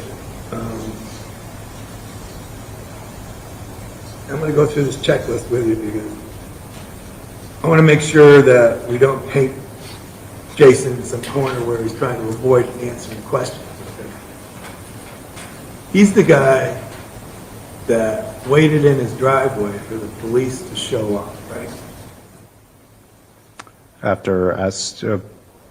From what I've heard, after asking if his daughter if he should run, yes, he waited in the driveway. He asked, well, you don't know There were many other things, we'll get to that, that may of course been discussed in the cab of that truck, but he didn't run, right? No, it didn't run. Okay. Not only did he not run, he preserved the firearm and made it safe so that when police showed up, all right, it would be there for them in plain view in the cab of his truck, right? Yes. This is what he told me. When the officers arrived, he made sure that they knew he would be coming with them without resistance. In other words, he exited the truck with his hands on, right? That would be a question for the other officers. I arrived on the scene after he was already in handcuffs. Well, did you describe him as a cooperative individual when you were on your way to the station? Yes, he was cooperative with me the entire time, yes. Right. And this cooperative individual, in fact, did everything you asked him to do. He didn't resist one iota, right? Not that I recall, no. No, not at all. You got no reports of that at all, right?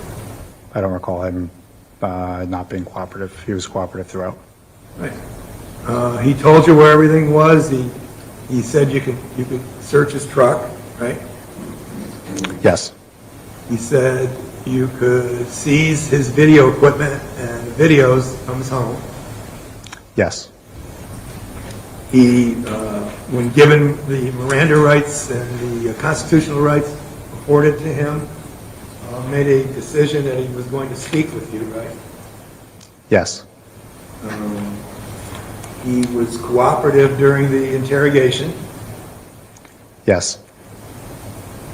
I mean, he was basically sitting there as long as you want him to be there. Right? He was willing to answer my questions and talk to me for as long as I had questions up until that point, yes. He never asked to stop or anything like that. Right. You're the guy that terminated the interview, not him. I think actually now in Denmark you can take your license in automatic because of electric vehicles, but I'm not even sure you can do that. You should take, I believe, I have to check it, but I think the rules is still that you. Well, it's within a few years that it has been changed. Before that, you couldn't take your driver's license in an automatic. He didn't say, I've had enough, I want to talk to you. No, he never made a statement like that. As far as the termination,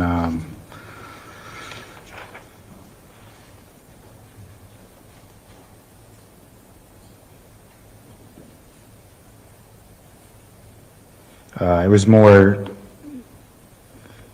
he was going downstairs to get fingerprinted and processed, I believe is how the interview kind of concluded. Now this is, the backdrop of this is that you've got the guy that the jury saw in the video, but later on, about an hour later in fact, you start asking him questions again, like, can we go over, or what happened that night, right? Yes, I would ask the same question a number of times in a number of different ways, yes. And you wanted to swab his hands? Yes. Can you tell the jury what that's all about? Yeah, so typically we'll do GSR kits. It's a gunshot residue kit. Basically it just shows if you're in the presence of a firearm discharge or the equivalent. One of the questions on there is if you handled fireworks, because there might be some similar kind of chemicals or materials that you might handle that are similar in both. Now, about an hour in, as you're going through this swabbing process, and this is after what the jury already saw, he tells you guys that he's not feeling so good, right? Do you have a page reference? 79, 25.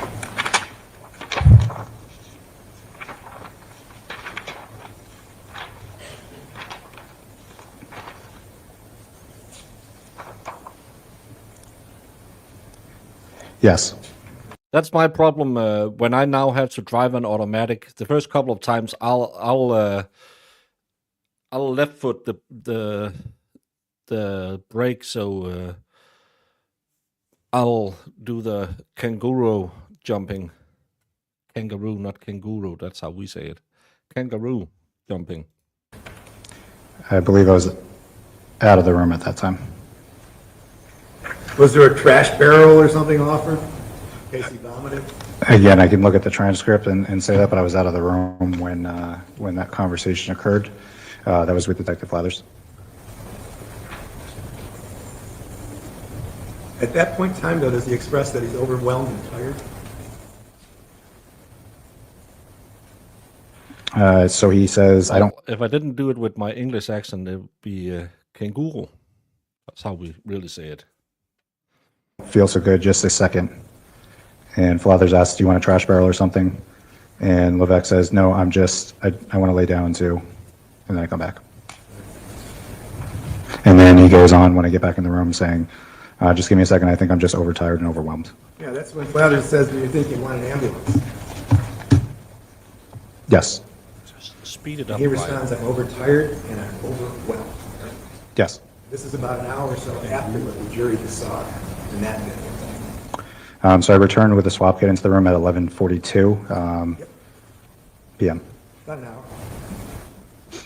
And he says there's a lot going on, right? Yes. And he says, I'm trying to stay calm and focused, but sometimes I just get, I don't know. And I guess your partner says like a little rush, and the fact that Aluminium. Just say it how it's spelled, not aluminium. Weirdos. yeah. Hi, Hot, Dave. cold, I don't know. And I apologize if I stink. I feel like I just smell awful right now. Yes.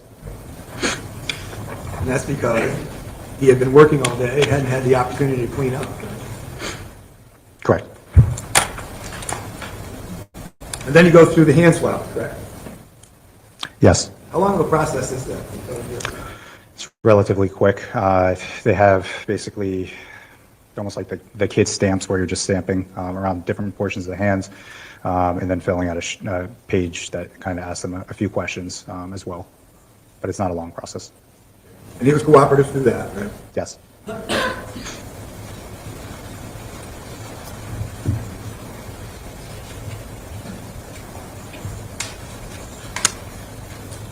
And you're trying to understand exactly what's going on, and he's telling you that there's some gray area with regard to what he's telling you. That's on page 117, lines 23, 24, 25.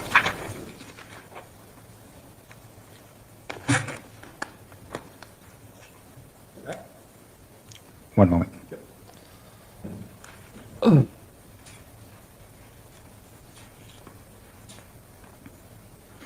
So he says, right, so I don't know if maybe...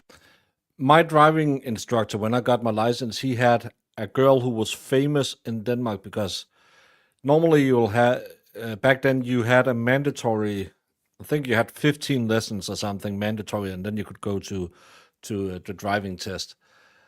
She had failed the driving test, I believe 17 times, so she had more driving tests than the minimum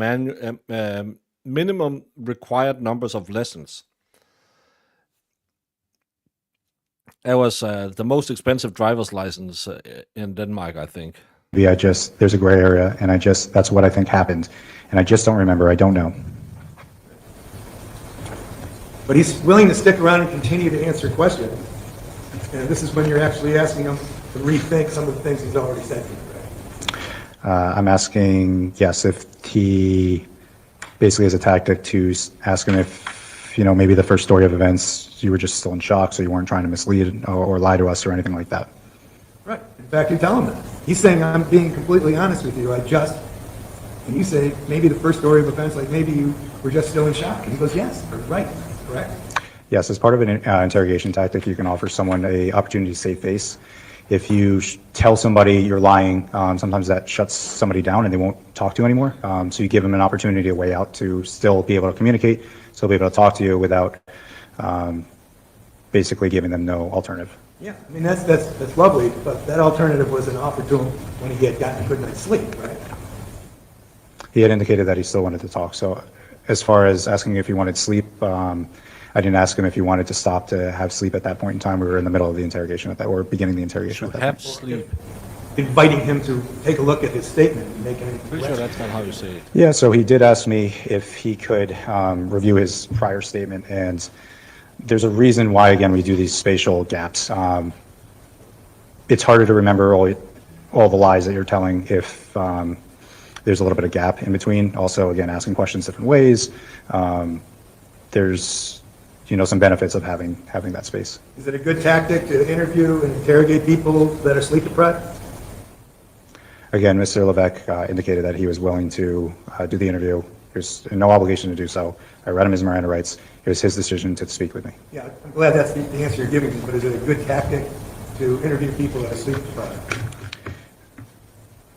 Is that part of the tactics that you guys have? As far as that, we don't typically go out seeking people that are sleep deprived. It's just the circumstances of events. He had been out plowing that whole night.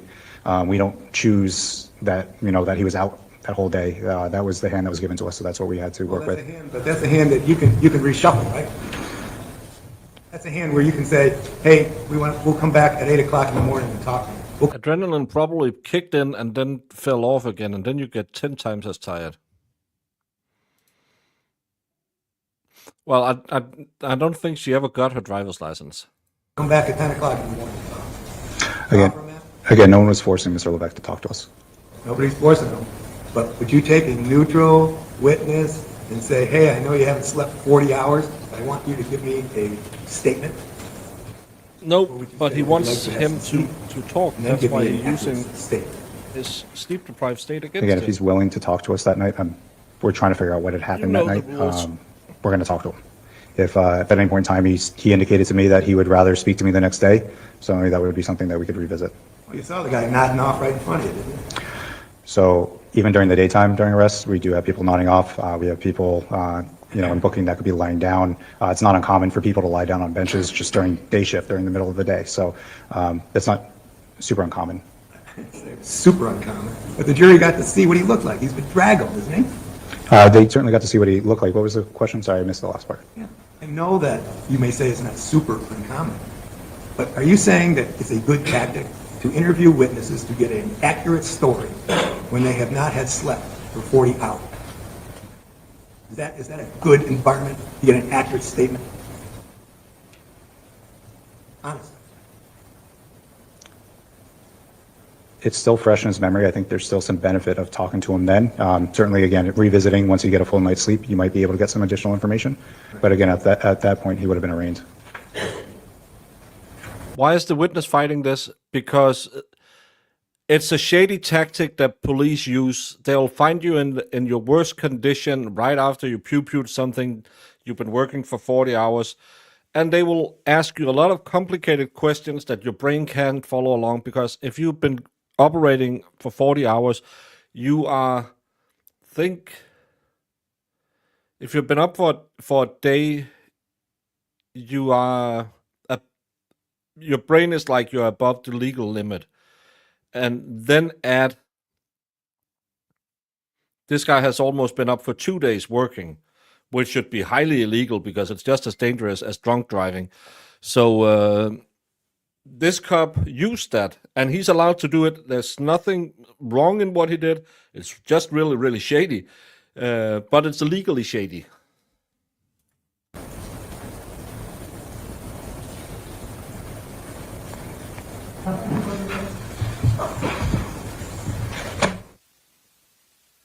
Yeah, I would lay down as well. Quick restaurant, I'll be back after this. If I'm thinking in my head, don't talk to God, shut the F up. Yeah, that's Yes, sir. Yes, sir.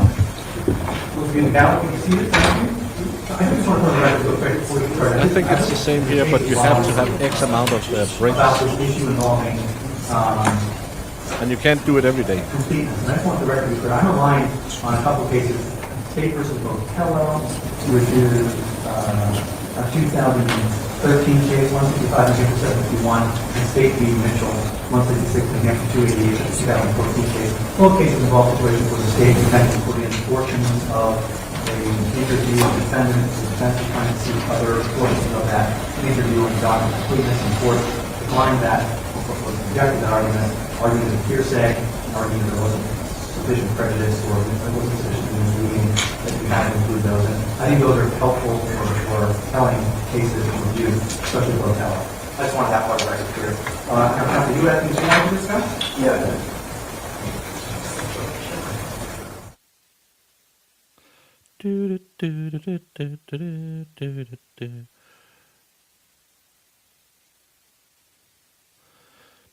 But don't you have to have X amount of break? We have that telltale writer. I used to deliver furnitures at one point in my career, and I always forgot to put in that little write thing in the yeah, I don't know what it's called. That writes how fast you are going and stuff like that. But you have to drive this amount of time and have this amount of breaks, and it was just, yeah, it was a lot of trouble to remember. I didn't care. I think he was subcontracting for a company. Yeah, but it's still just as much as I'm against driving under the influence. I'm against driving sleep deprived because I think you can see it.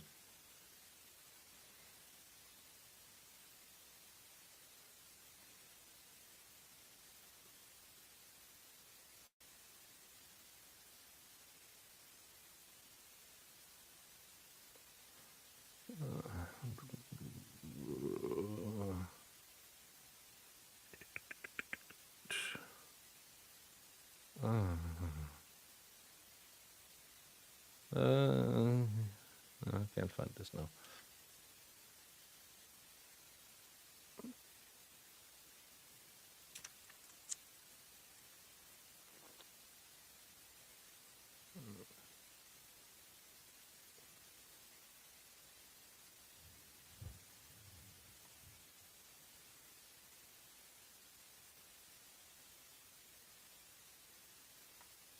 Well, you can drive across Denmark in less than 10 hours, so that's not a problem.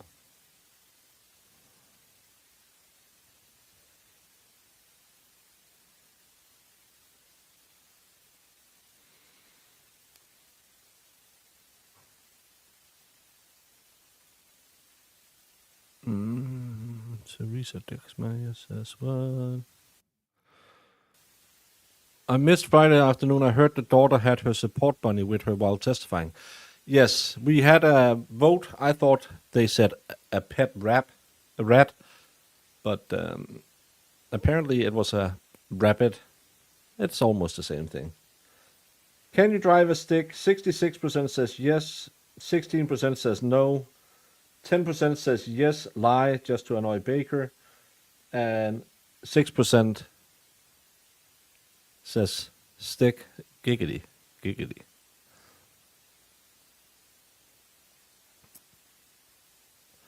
She had a wonderful story about how she didn't hear anything other than the guy was very aggressive, and she heard everything, but she didn't hear anything, and then she heard everything again, and then she heard nothing. So whenever the state asked her a question, she didn't remember, she couldn't see anything, she wasn't there, she was barely awake. She was very concerned for her little brother. And when the defense asked her, she could almost draw a diagram of where everyone was positioned and what everyone was doing, wearing, saying, dancing. She was one of those witnesses that comes off very, very, very one-sided.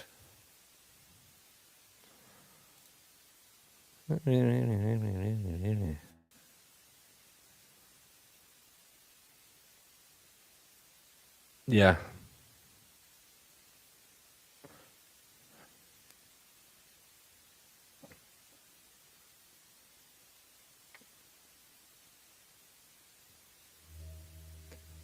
But driving a stick is nice because then you can, it's easier to jumpstart. I don't even know how to jumpstart an automatic.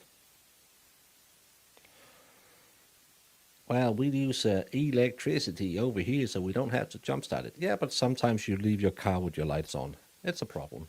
I know. Just roll it down a hill and you can jumpstart it again. Second gear, pump the clutch, and you're off. I have a jump box and cables.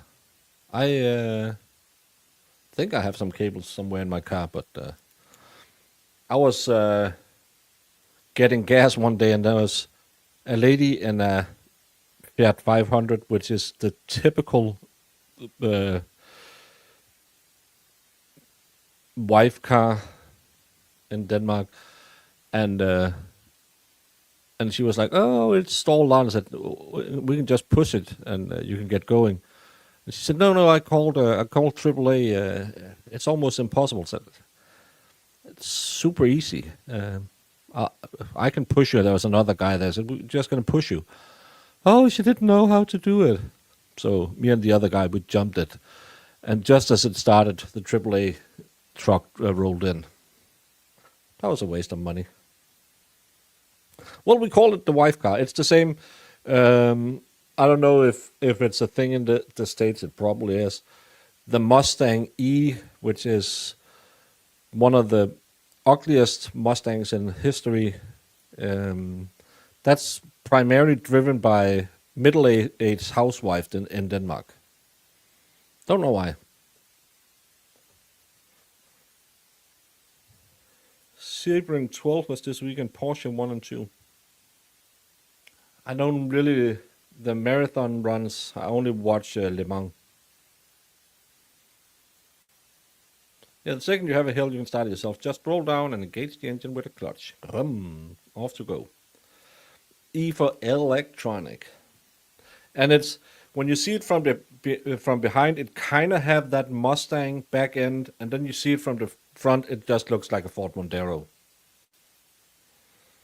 A soccer mom, yeah, that's probably what you call it. Yeah, that's second gear is the best, because if you do it in first gear, just get a little more traction in second gear. You gotta hand it to this defense lawyer. He is really advocating for his client. Again, the defense lawyer is doing what he can, but he just he's building a house on sand. So you have to really lay some foundation to make that stand. And I'm not sure it's working. Because again, six holes, 5 of them in the back. And if the video was, we saw how clear it was when we saw the lawyer's screen. If he's on his hands and knees and get the 5 last one in the back, I think it's enough to sell it. Turn around.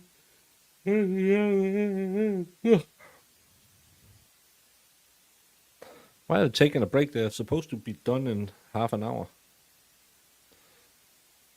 And the judge alluded that we might have been done today. Well, good thing is Karen Reed is postponed till Thursday, so we have tomorrow we can just watch this trial. I think both men were hotheads and didn't like each other. CJ, according to everything we heard, they didn't talk to each other. They didn't know each other. So I think they were just hotheads. And again, if I'd been working for 40 hours, I might also have a few mistakes made. Because I might have, at some periods when I was a young baker, gone to work, gone to parties, gone to work. And in the end, you see things you don't see, and your problem-solving capabilities are just really, really low, and your common sense is even lower. Yeah, but the problem is, he chose to work for 40 hours. It's the same as, well, he was drunk. Doesn't change anything. He chose to put himself in that position. So to me, it's just he should never have been on the road after working for 40 hours. That's my big problem with this as well, because it's the same as OUI. So using his mental state at the time because of his his tiredness. I don't think it's a good argument because again he put himself in that position to get this tired and to work this much. That's how I see it.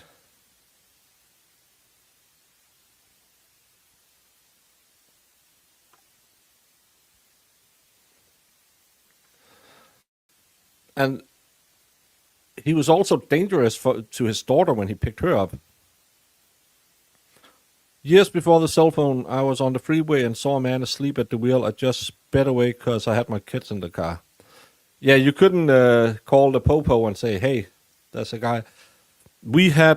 I had a trial with a guy who drove a big semi. Fell asleep. He claimed he had a diabetes blackout, but he was well treated. His blood sugar was okay. So he fell asleep behind the wheel, went across the middle barrier or into the middle barrier on the freeway, and popped over to the other side of the railing in the middle, and a guy just slams into to the truck. The truck doesn't move.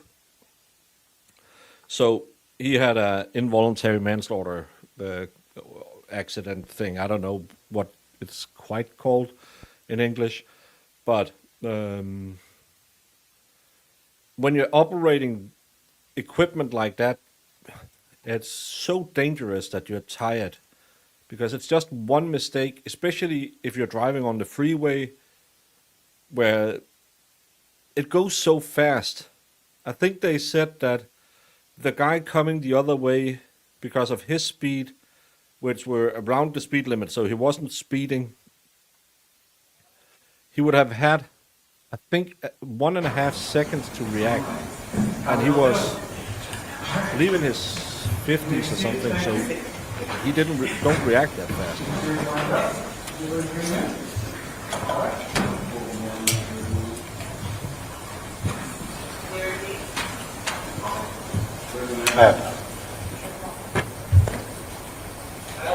Exactly.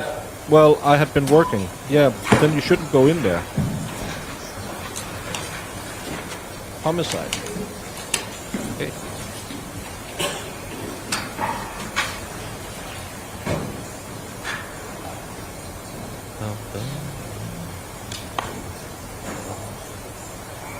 I feel you, Robin, here.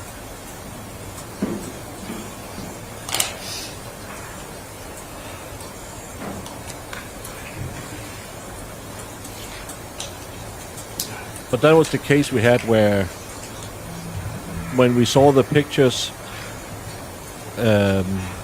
my fellow layman said, "Oh, he didn't look that bad," even though he had passed away.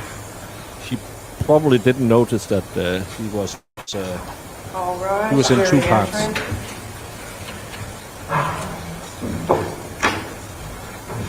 And you made a new friend, number 7.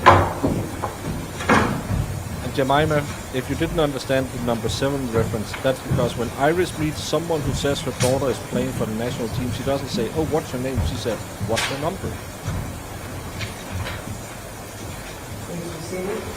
Iris didn't do it. All right, counsel, you may continue.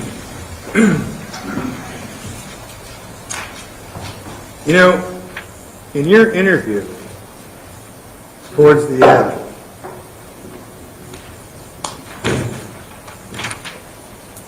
and I've been asking you, like, why didn't you reconnect with him when he slept? Because he was sleeping. Why should he reconnect with him when he slept? That would be nasty. Finally getting some sleep and then you're going, "Hey, buddy, can we talk?"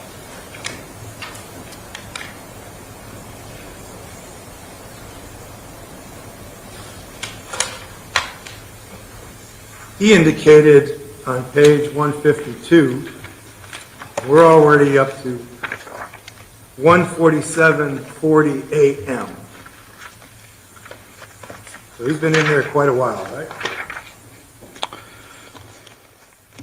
Yes, again, the whole interview was about, well, my whole response was about 3 hours and 48 minutes, give or take. Did you ever indicate to him that this was not the end-all and be-all, and that you can always touch base again? Page 150, line 21.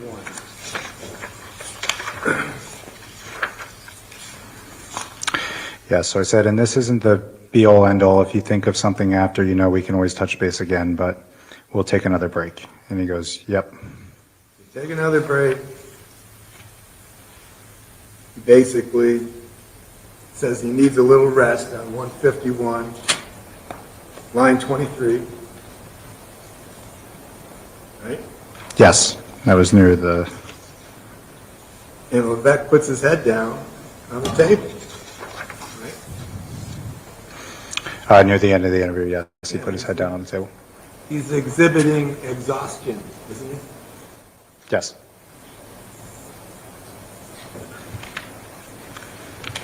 He's not saying he wouldn't talk to you again. In fact, he kind of dangled it out there. Yes, I indicated that he could reapproach us and talk to us again. If he's tired, this might be the only opportunity that we have to speak with him. Once this hits the news, once he's arraigned, once he has an attorney, there's a very low likelihood that we're ever going to get another chance to speak with him. So, yes, I did speak with him. I know he did. And again, he made no invitations afterwards. Again, it was said right there, the line you had me read, that this wasn't the be-all, end-all. If he would like to speak with us again, certainly we can reapproach. Or if you would like to speak with him. Yeah, but he didn't want to speak If there's to him other again. questions, yes, that we had. And again, you didn't ever send out that invitation, did you? I did not know.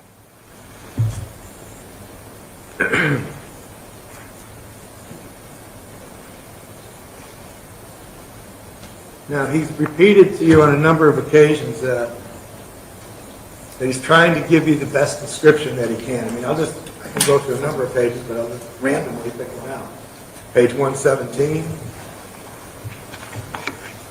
starting at line 11.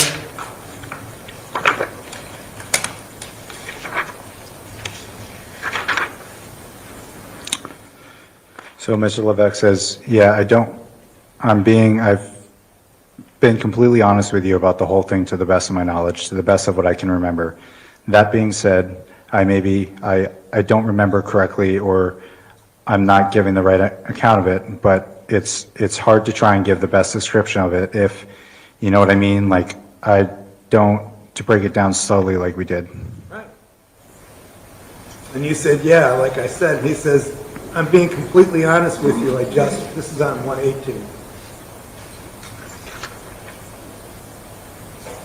You say maybe the first story of events, like maybe you're just still in shock, right? Yes, again, it's offering that save face opportunity, that maybe he wasn't telling the truth the first time, but here's your opportunity to tell us what had happened. Well, maybe the truth is a little hard, don't you think, Detective? Maybe he wasn't being completely accurate because he was exhausted too, right? Tiredness could certainly have an impact, yes. And in fact, you told him, so you weren't trying to mislead us or lie to us or anything like that. And Levesque shakes his head no. It depends on when the case starts. In fact, you They continue with him and you argue say, to postpone. I don't think, again, I think you're intentionally lying to us or anything like that. I think it was just, an honest mistake, that first version of events, and Levesque goes right. And he sticks with you and he says, let's go through it again, basically, right? I mean, he's telling you, take my video. He brings it up to you. Right?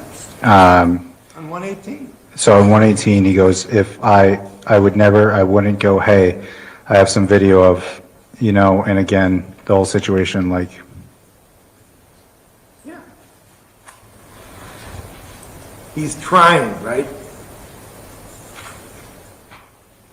Trying to what, sorry? Be honest and complete with you. It's always speculative. He's telling you that, and you're telling him that on page 119. What his claims are concerning his honesty versus whether he's being approached.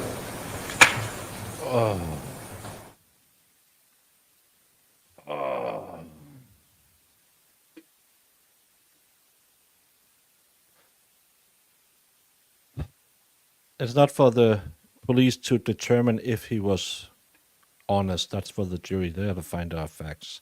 He can say, I believe he tried to say. La la la na na na na na na na na na na na na. I would be drawing stick figures on my notepad right now. I don't know if it's because I got angry at that guy at the HOA today or something, but I'm really feeling this is a slogfest. And remember, we skipped through the first 2 hours, and it was still boring as all heck. Never seen a bald man with a ponytail.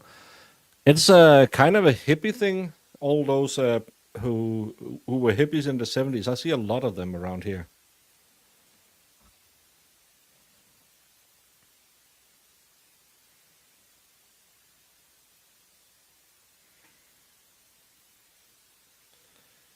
No, you have missed absolutely nothing. It's been this guy all day, and the only thing we found out is the defendant had worked for 40 hours. May I ask you the next question? You told him that the most important thing in his life was his daughter, right? Something to that effect, yes. And he agreed, right? Yes. And this is the same daughter that he had articulated concerns about during this whole interaction. Yes. The worst part is you have some of these trials where you're just sitting there and you have the 1,000-mile stare on and just your ears open because it's just so boring, especially financial crimes cases where they try to show you from every account, and this account $5 goes out, this account $5 goes in, on this account then $5 goes out. Whoosh! If you have a full day of that, you just want to yell at someone. Same one he picked up that evening, and the same one that was in the cab while they were being approached by Kyle Violette. Yes, while he was being approached by think the Kyle dog. Violette, she was in the vehicle, yes. Yeah, I'm not sure we're going to have an audience tomorrow. Was there other procedures that took place that he was cooperative with that night? I'll go through a couple. Fingerprinting. Again, I didn't do the fingerprinting, so I'm assuming he was cooperative, but that's only an assumption. I can't tell you that for certain. Right. But there were no reports that he had any problems with any other police officers that evening. I never heard of him having an issue with fingerprinting. I could have 1 second. Yes.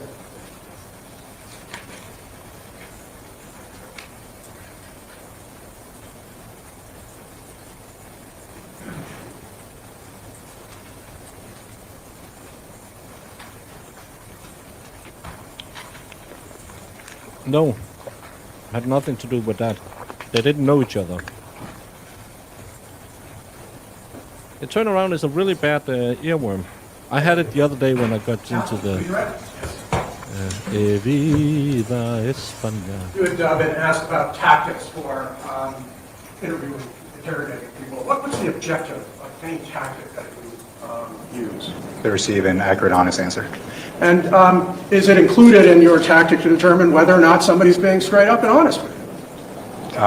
There's definitely some consideration. You're interpreting what they say and trying to determine whether they're being honest, yes. Well, let me put it this way. Would you lay out all the evidence in an investigation before you ask somebody questions about their claims concerning events?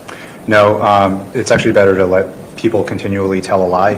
That way you have more foundation to basically cross some of the statements that they're making to determine what's accurate, what's not. Similarly, do you think it's a good tactic to get honest and complete answers and to test credibility by affording a suspect an opportunity to, for example, consult with other people, review evidence that they may have available to them before approaching them to question them? No, with that being said, though, certainly give them the opportunity if they want to confer with an attorney or a lawyer, but as far as If they're willing to talk to us, we're going to ask the questions and try and get the accurate information, yes.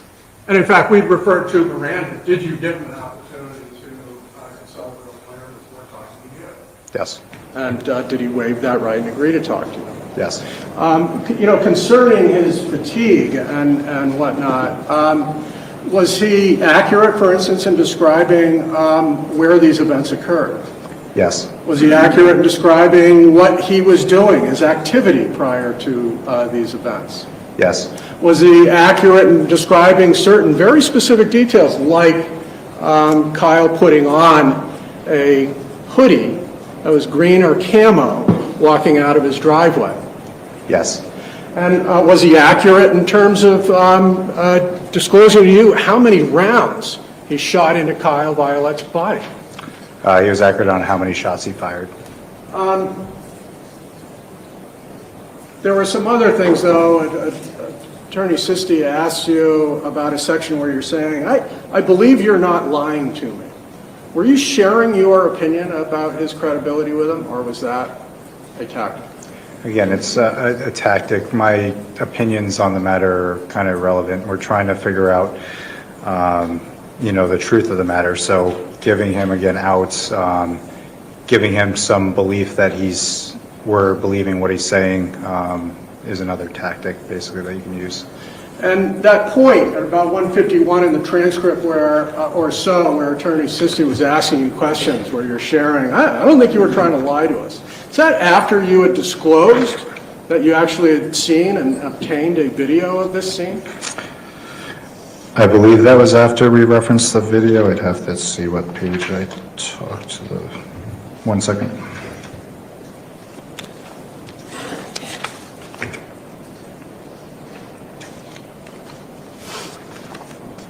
Presumably saying it's near the end of the interview, or interrogation, rather, I would say yes. Can you take a look at approximately 99, line 24, where it appears to be the first time you actually call him out and say, would it surprise you that you were actually moving towards him after he claimed that he wasn't? Yeah, so I asked, would it surprise you if you had moved towards him? And he asked, would it surprise me? And I responded, yeah. And he goes, and then I go, or to your recollection, you were pretty stationary with your feet. And Mr. Levesque responds, I don't believe I did. And at that point, when you say, would it surprise you that you were actually moving towards you, is it at that point about that you had had an opportunity to review the first video? Yes, I would have had, let me see when the break was.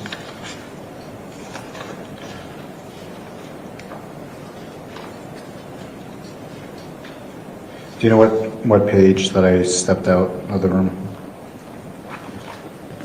I do.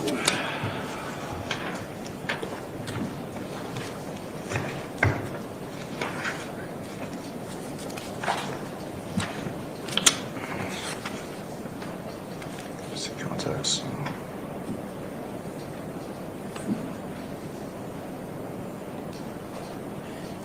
I'm sorry, with our current technical shutdown, I was unable to print out that section, but when you refer to would it surprise you, how would you know whether he was walking forward or not?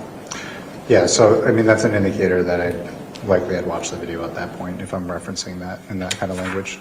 Attorney Sisti pointed out something at about page 90, whatever, that the defendant brought up cameras. But can you turn to page 66? Yes. From 30 pages earlier.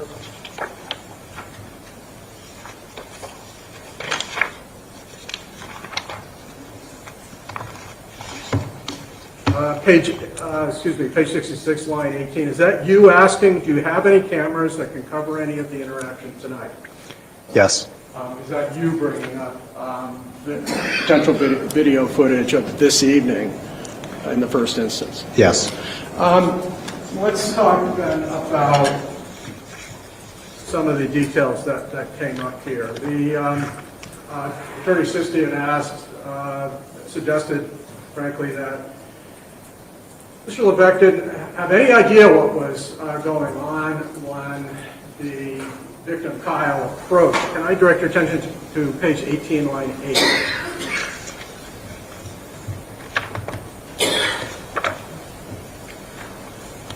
Okay. I think at one point you had started to share this information. Can't he just read his statement and say, is it correct? Jason Levesque had acknowledged. Can you read what it is he said he had done just prior to Kyle coming out? Yes, sir. Mr. Levesque says, I drive, started moving the snow. I had moved the snow into the front part of the driveway of my neighbor to where my neighbor's grass is, and I backed up. And I'd gotten out to put it in four-wheel drive. It's the old style manual hubs. You have to lock them in. Okay. So he characterized where he had just put snow and that he was continuing this job of moving snow from his driveway by back pulling it into the street. Correct. We don't have any, again, I don't want to nickel and dime this, but we don't have any idea where he was going to put all the snow that came out from his driveway. No. And this, we talked about it, but this conditional threat, I want to be clear on this point. You had confirmed earlier that Jason Levesque stated this was, quote, in his own word, verbatim and exactly what was said. That's at page 36, line 18 to 20. Can you repeat that? Yes, sir.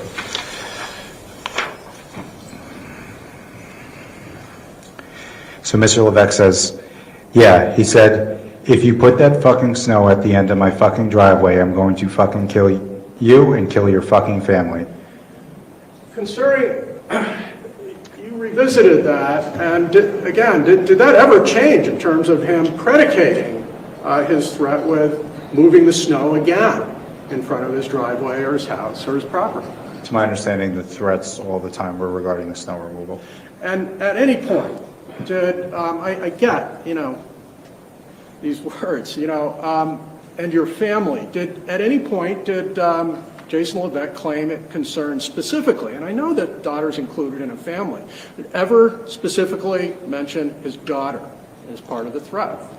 Not that the threat was specific to his daughter, it was to your family. He did bring up, or we did discuss his daughter at one point during the interview, but the threat itself was your family. And did Jason Levesque ever claim that Kyle focused his attention on Kira in the cab of that truck? He did not. Did he ever claim that Kyle Violette was even aware that Kira was in the cab of the truck? I don't believe he brought that up, no.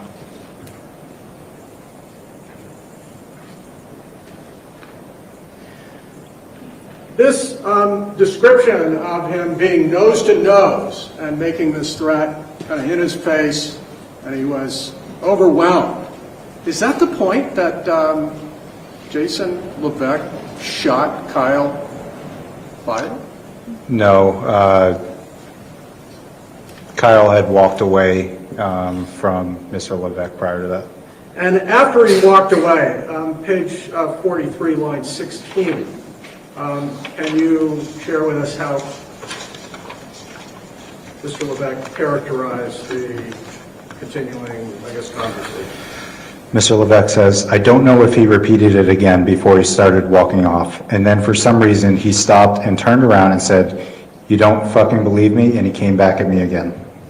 And his claim about how far Mr. Violette came, does he share that? Is that where he's saying he's within 3 to 5 feet from him?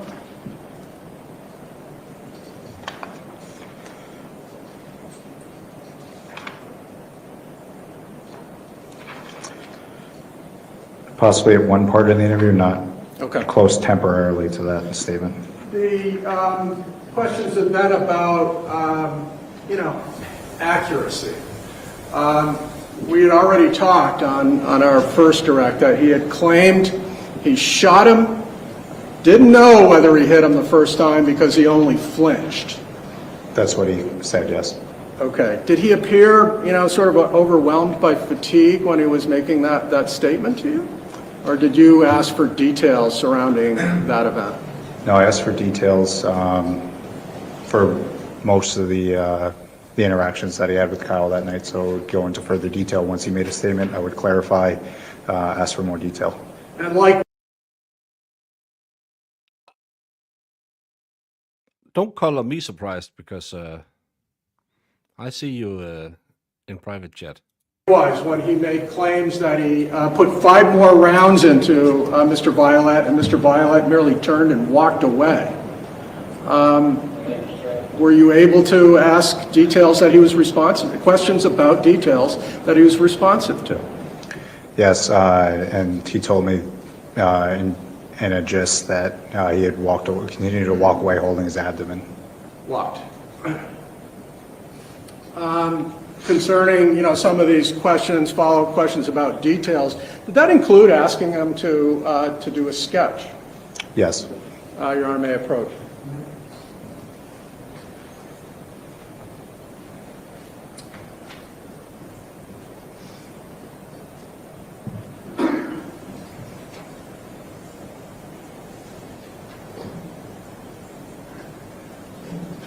Yeah, this can go in his full. Move the strike.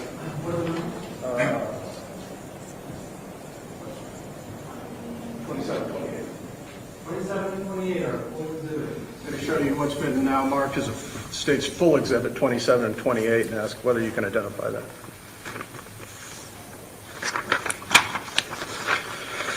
So these look like copies of the drawings that I asked Mr. Levesque to draw when the first shot went off and then the second round of shots that went off. And so you've labeled these first and second. Is that what you mean by first round of shot and second round of shots? They're labeled first and second. That might be his handwriting. I might have asked him to label it. That's what I mean. Yes. And so can you just, for the record, state to the jury where Mr. Levesque claimed he was standing, to describe it by other aspects of the drawing, during the second round, and where he claimed Kyle was standing? Yeah, so based on the drawing, it looks like Mr. Levesque is towards the driver's side front. Well, it's the side, but it's near the front tire on the driver's side. And then Mr. Violette is closer to 41, like halfway in the drawing there. And, the defense attorney, Mr. Attorney Sisti, had asked you about this area where, Jason, after you said, hey, look, I've seen some video, maybe you're mistaken. Maybe there's some gray area here. Is it your recollection that any of those mistakes, that Kyle remained standing, that he didn't react to being shot the first time, any of those mistakes sort of favor a claim of self-defense? I'm going to object. I'll withdraw. Yeah, can't hold it that down.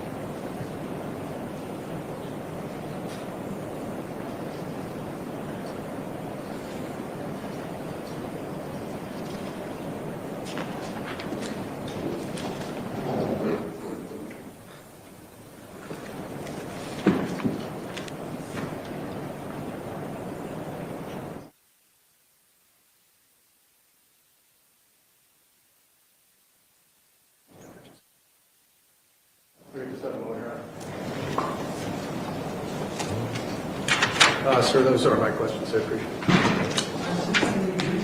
Based on the redirect. I sure do, Judge, and I'd like to approach first.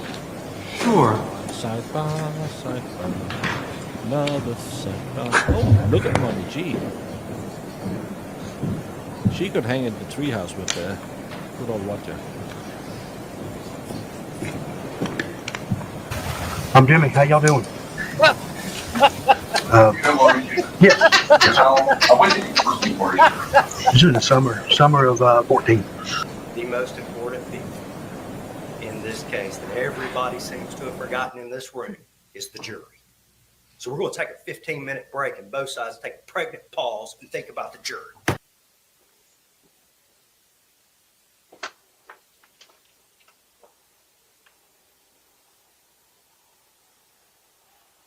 Remember remember when I've had it.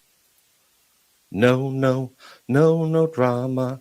No, no drama. No, no drama, llama. No, no, no, no, no, no. No, no, no, no. No, no drama, llama. You too. Honey, I'm taking you to Paris and I'm gonna get you a Louis Vuitton bag for God only knows how many thousands of dollars because we have somebody else's money to live high on a hog, right? He's not. To live high on a hog. I love this guy. For God only knows how many thousands of dollars because we have somebody else's money to live high on a hog, right? My first reaction would be, what on earth are you doing, woman? Or whatever he calls her. What are you doing?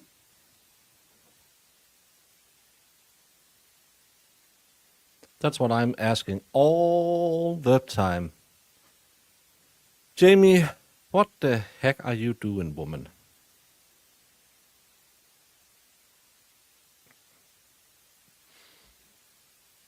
High on the hog. Where we need those characters in cases that's this boring. Come on now.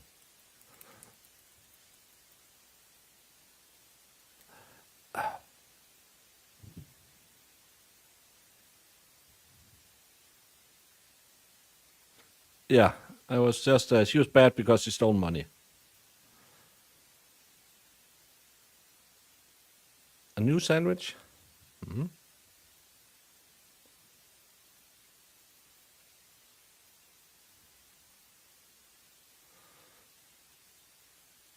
Well, we had that guy that was allowed to shoot FD Food Fairy in the face.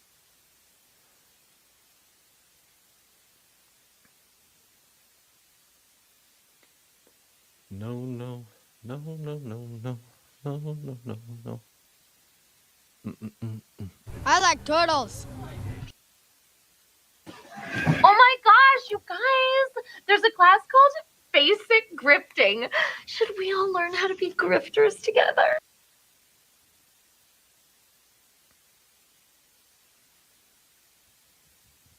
Yeah, well, more me than when I thought she had a support rat. I think that was a better moment than finding out it was a bunny. I wish it had been a rat. The poetic justice in that. Do, do, do, do. Do, do, do, do, do, do.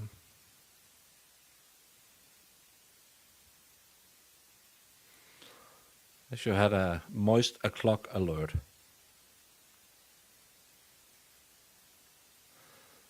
No, Jamie, not today.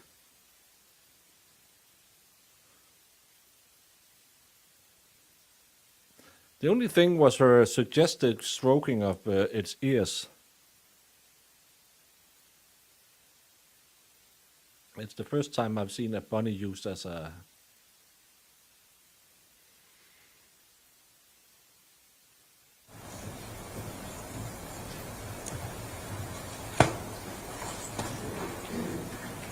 Taking the day off.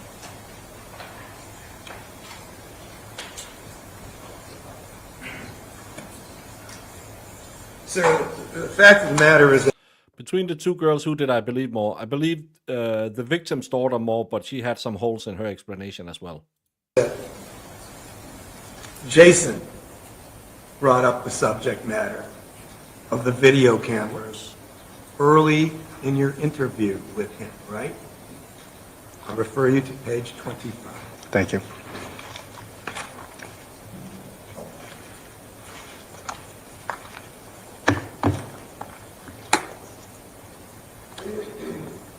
If you had a Ford Pinto, then you would be dead. I know that about Ford Pintos. Yes. So Right, and that's why Don't you believe the used story. to ask him about cameras. See page I've seen them on the movies, they 66, just blow up. right?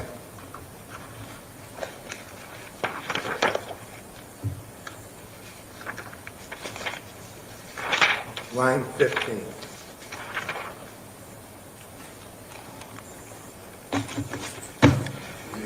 Yes, I asked him about the outside cameras. Yes, you asked him. You mentioned from the prior event from 2 months ago, there were cameras out, right?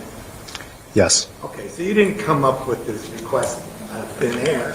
He already gave up that he had video cameras much earlier on in this interview. Yes.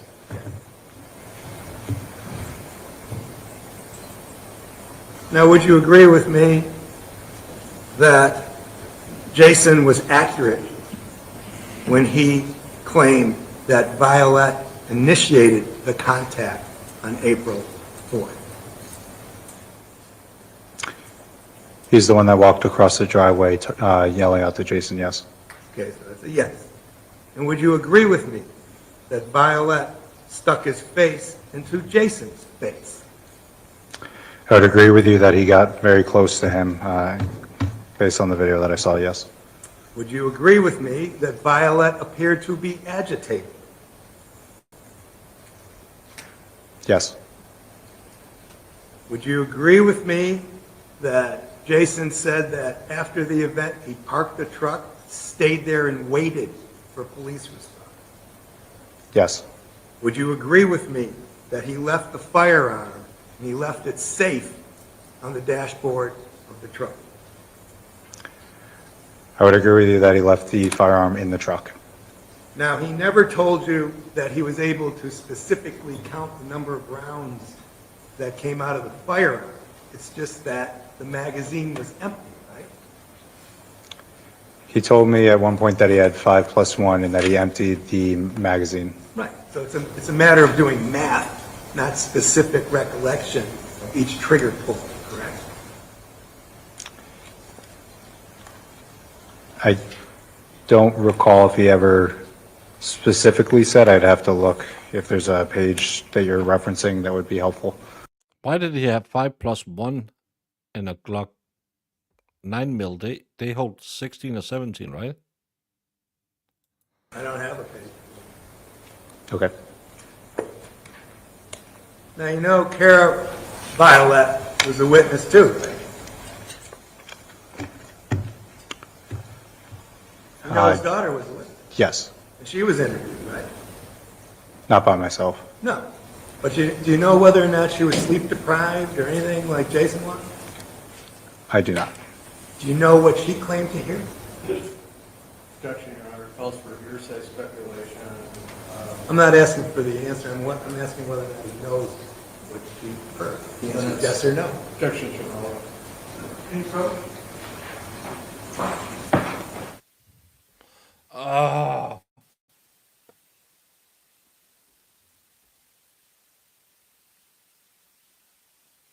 The most important people in this case that everybody seems to have forgotten in this room is the jury. So we're going to take a 15-minute break and both sides take a pregnant pause and think about the jury.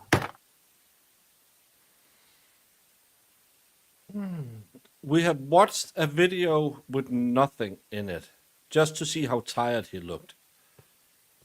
We have had 25 sidebars today, and all we got was, yeah, he said that he was self-defending, but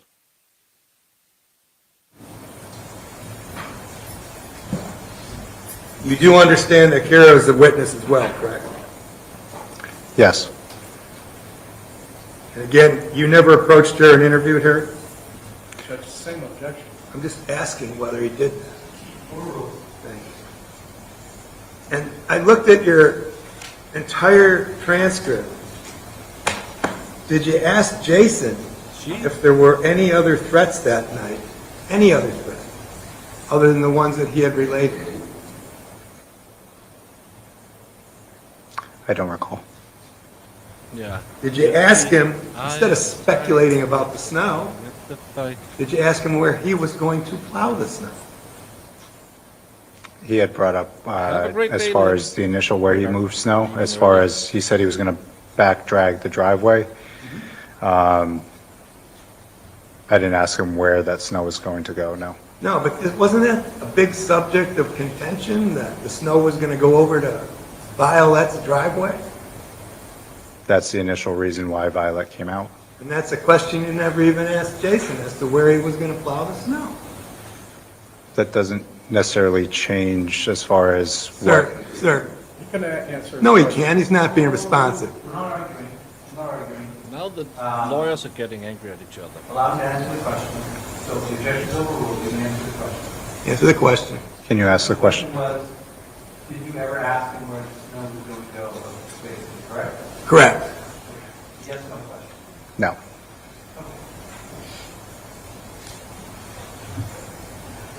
Thank you.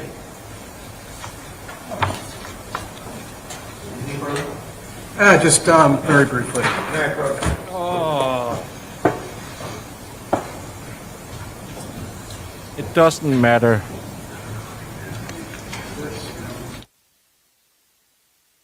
I will allow some latitude, counsel, just I understand. Very short. Thank you. Really correct. You had asked for a page number concerning, whether Jason Levesque was aware of how many times he discharged the firearm. I'm going to ask you to look at page 54, line 16. Question. So I asked him, okay, do you remember how many times the trigger was pulled? And he responded, yeah, 6 times. Thank you. Any specific questions directly asked? I will go right to it, Judge. Did you ask him how he knew it was told? So I asked him after that, okay, so you fully emptied the clip at that point? And he nodded his head in affirmative. So he did the math. I can't answer that question. I don't know what was on his mind. Thank you very much. Thank you, Your Honor. Appreciate it.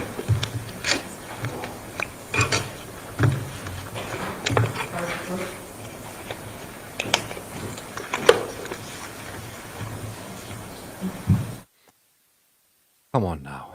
Come on. Lynn, I think we're done for the day. Because it's 4 o'clock. They normally end at 4.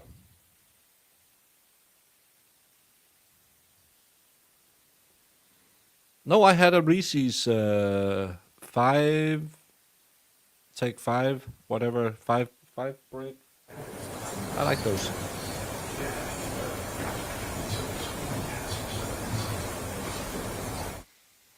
Were they? State, do you have any further witnesses to call? Your Honor, based on this evidence, the state press. Okay. So ladies and gentlemen, if you recall back in my initial instructions when I explained to you how a trial was going to go, I explained to you that the state puts on their case first, and when the state is done presenting their evidence, they then rest. So the state has now rested. As I explained to you previously, the defense does not have to put on a case if they do not want to. It's the defense's decision as to whether they will present any evidence at all, because the burden rests on the state to prove the defendant guilty beyond a reasonable doubt, and the defendant doesn't have to prove anything. Given that it's 4:05 at this point, I think we're going to end for the evening. So we'll leave you in a bit of suspense, and then we'll see in the morning when we come back. That's when the defense will decide whether they are presenting a case or not. Again, as I explained, it's completely up to them. It's their choice. And then the case will proceed forward after that, as we explained. So, have a good evening. All of my prior instructions remain in place. As I've said to you multiple times, I'm going to say them again. Do not talk amongst yourself or with anyone else about this case. Do not do any independent research about this case. Do not view any media coverage about this case. With that, have a good night. Thank you for your attention. Your excused. All rise, jury exiting.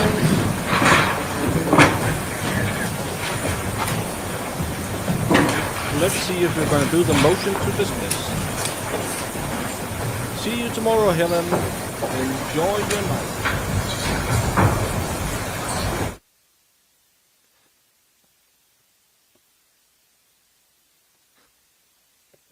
Jamie needs to get.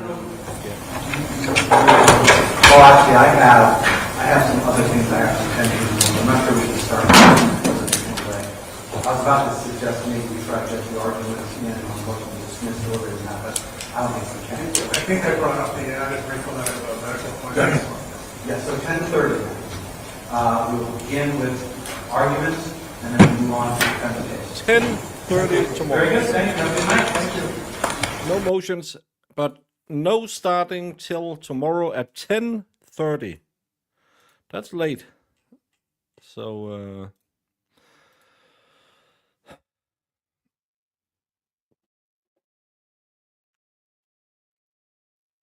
but what a day, what an interesting day where we learned that he had been working for 40 hours. He ate some chocolate. His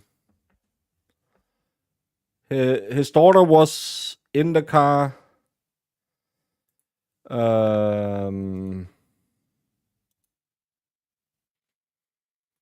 What, if anything else, did we learn? He pew-pewed 6 times. He only carried half the round, less than half the rounds that the pew-pew could hold.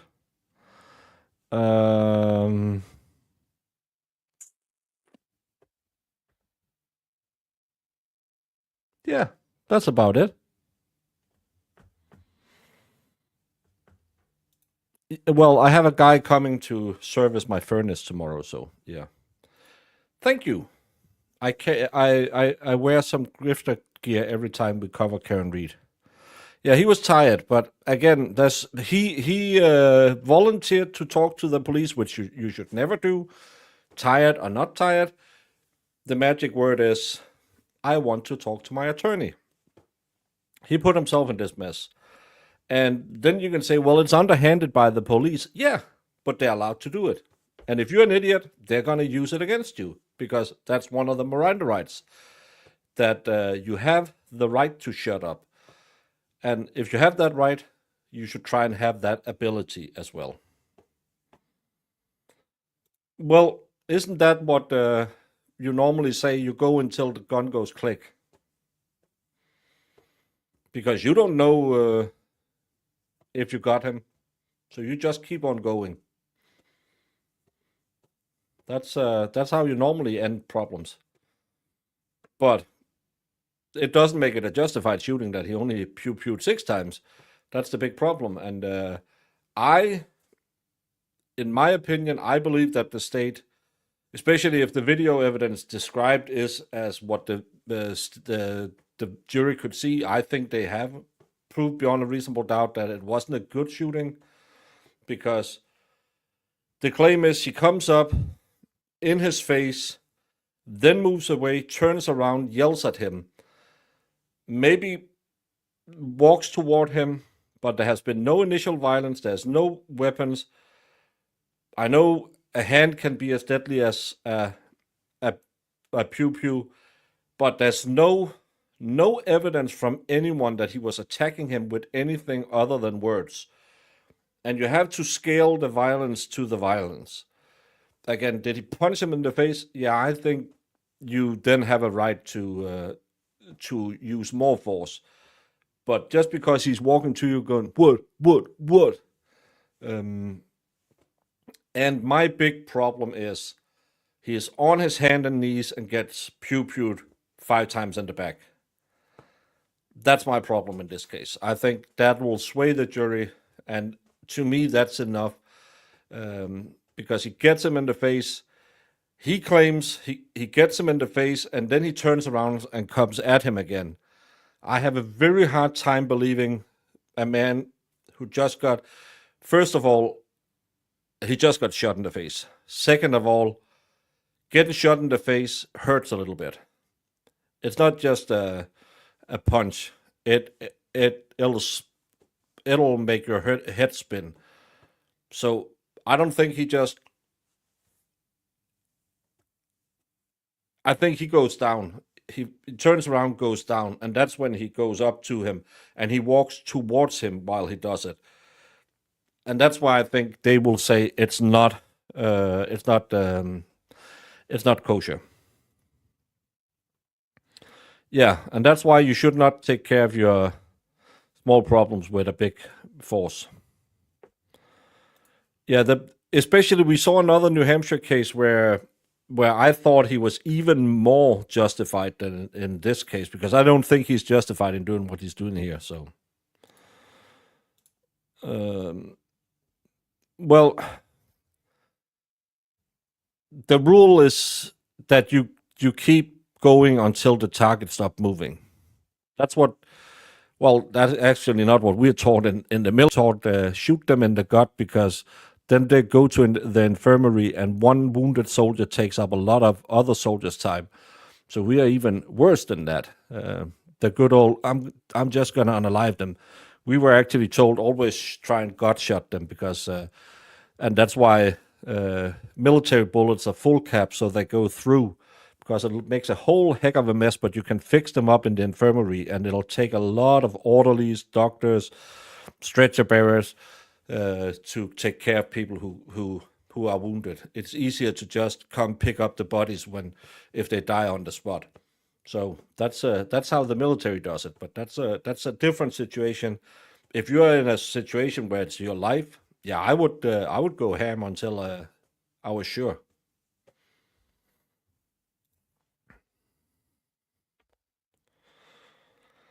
Yeah, it is a very big responsibility. Yes, he's been up for 40 hours, but that's the same as willfully intoxication in my book. He could have gone home and had a nap. You can't use it as an excuse and saying, "Well, I had been up for 40 hours, so my mental capacity was impaired."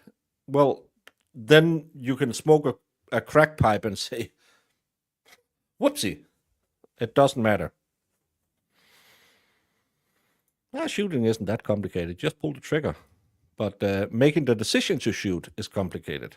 And that's a big problem. Too many people make shooting easy. And it shouldn't be. It should be one of the very last things you ever do when you point it at a person. You always say you don't pull it out if you don't intend to use it.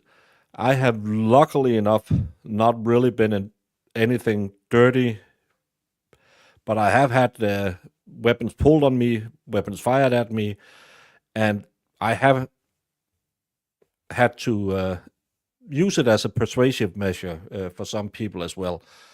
And trust me, it's not a nice feeling, because you know if you do this, someone isn't standing up again, and you shouldn't take it lightly. You shouldn't just go around and say, "Well, I got one of these, I can use them." It's a big responsibility to get to play with stuff like that. Did state prove guilt? 76% says yes, 23% says no. Only 21 votes. The jury might think about it. That can reap a lot of havoc on the mental side of things. Yes, but does it make it okay? I would argue from the state side that that's willful impairment. It's his own problem. Yeah, that's because you also have that little thing. If you're not going to use it, they can take it and use it on you. And within 5 feet, you're there where a stabulator is actually more efficient than a pew-pew. So, yeah. Brian Stockport, welcome. We're about to end now. 10:30 tomorrow. I think it sounds weird, but I'm going to check with Lawn and Crim when they start tomorrow and set my stream after that. No Karen Reed tomorrow. It's moved to Thursday, which is perfect. I don't think the defense is going to go long in this case, and I don't think the jury is going to use 10 days to figure it out either. So I'm going to send you all to bed now, or to dinner. I'm going to bed. I really need to catch up on the sleep from the weekend. But luckily enough, my daughter just invited me up to cuddle the baby on Saturday. So that's going to be great. The rest of you, go out there, have fun, enjoy life. Go into the Discord, hang out, go and see all the motions in Lemonade that Jemima has written what the decisions were if you didn't catch it during the Karen Reed trial. And come back tomorrow. We're going to hang out, have fun, and it's going to be less boring than today. Maybe. What exhibit are you referring to? I'm going to make this 100, Your Honor. 100. 100. Because it is 100% 100%. correct. So you literally built a cannon? Yeah, it's pretty awesome.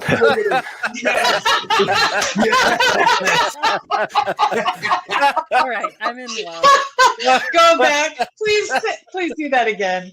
Oh, that was the cutest thing I've ever seen. While I'm waiting for this, did you, whether it's true or not, believe that Mr. Randolph had slept with your wife? I wouldn't have cared. You wouldn't have cared? No. Did you believe he had slept with your wife? No. Did you believe he slept with your mother-in-law? Probably did. Everybody has.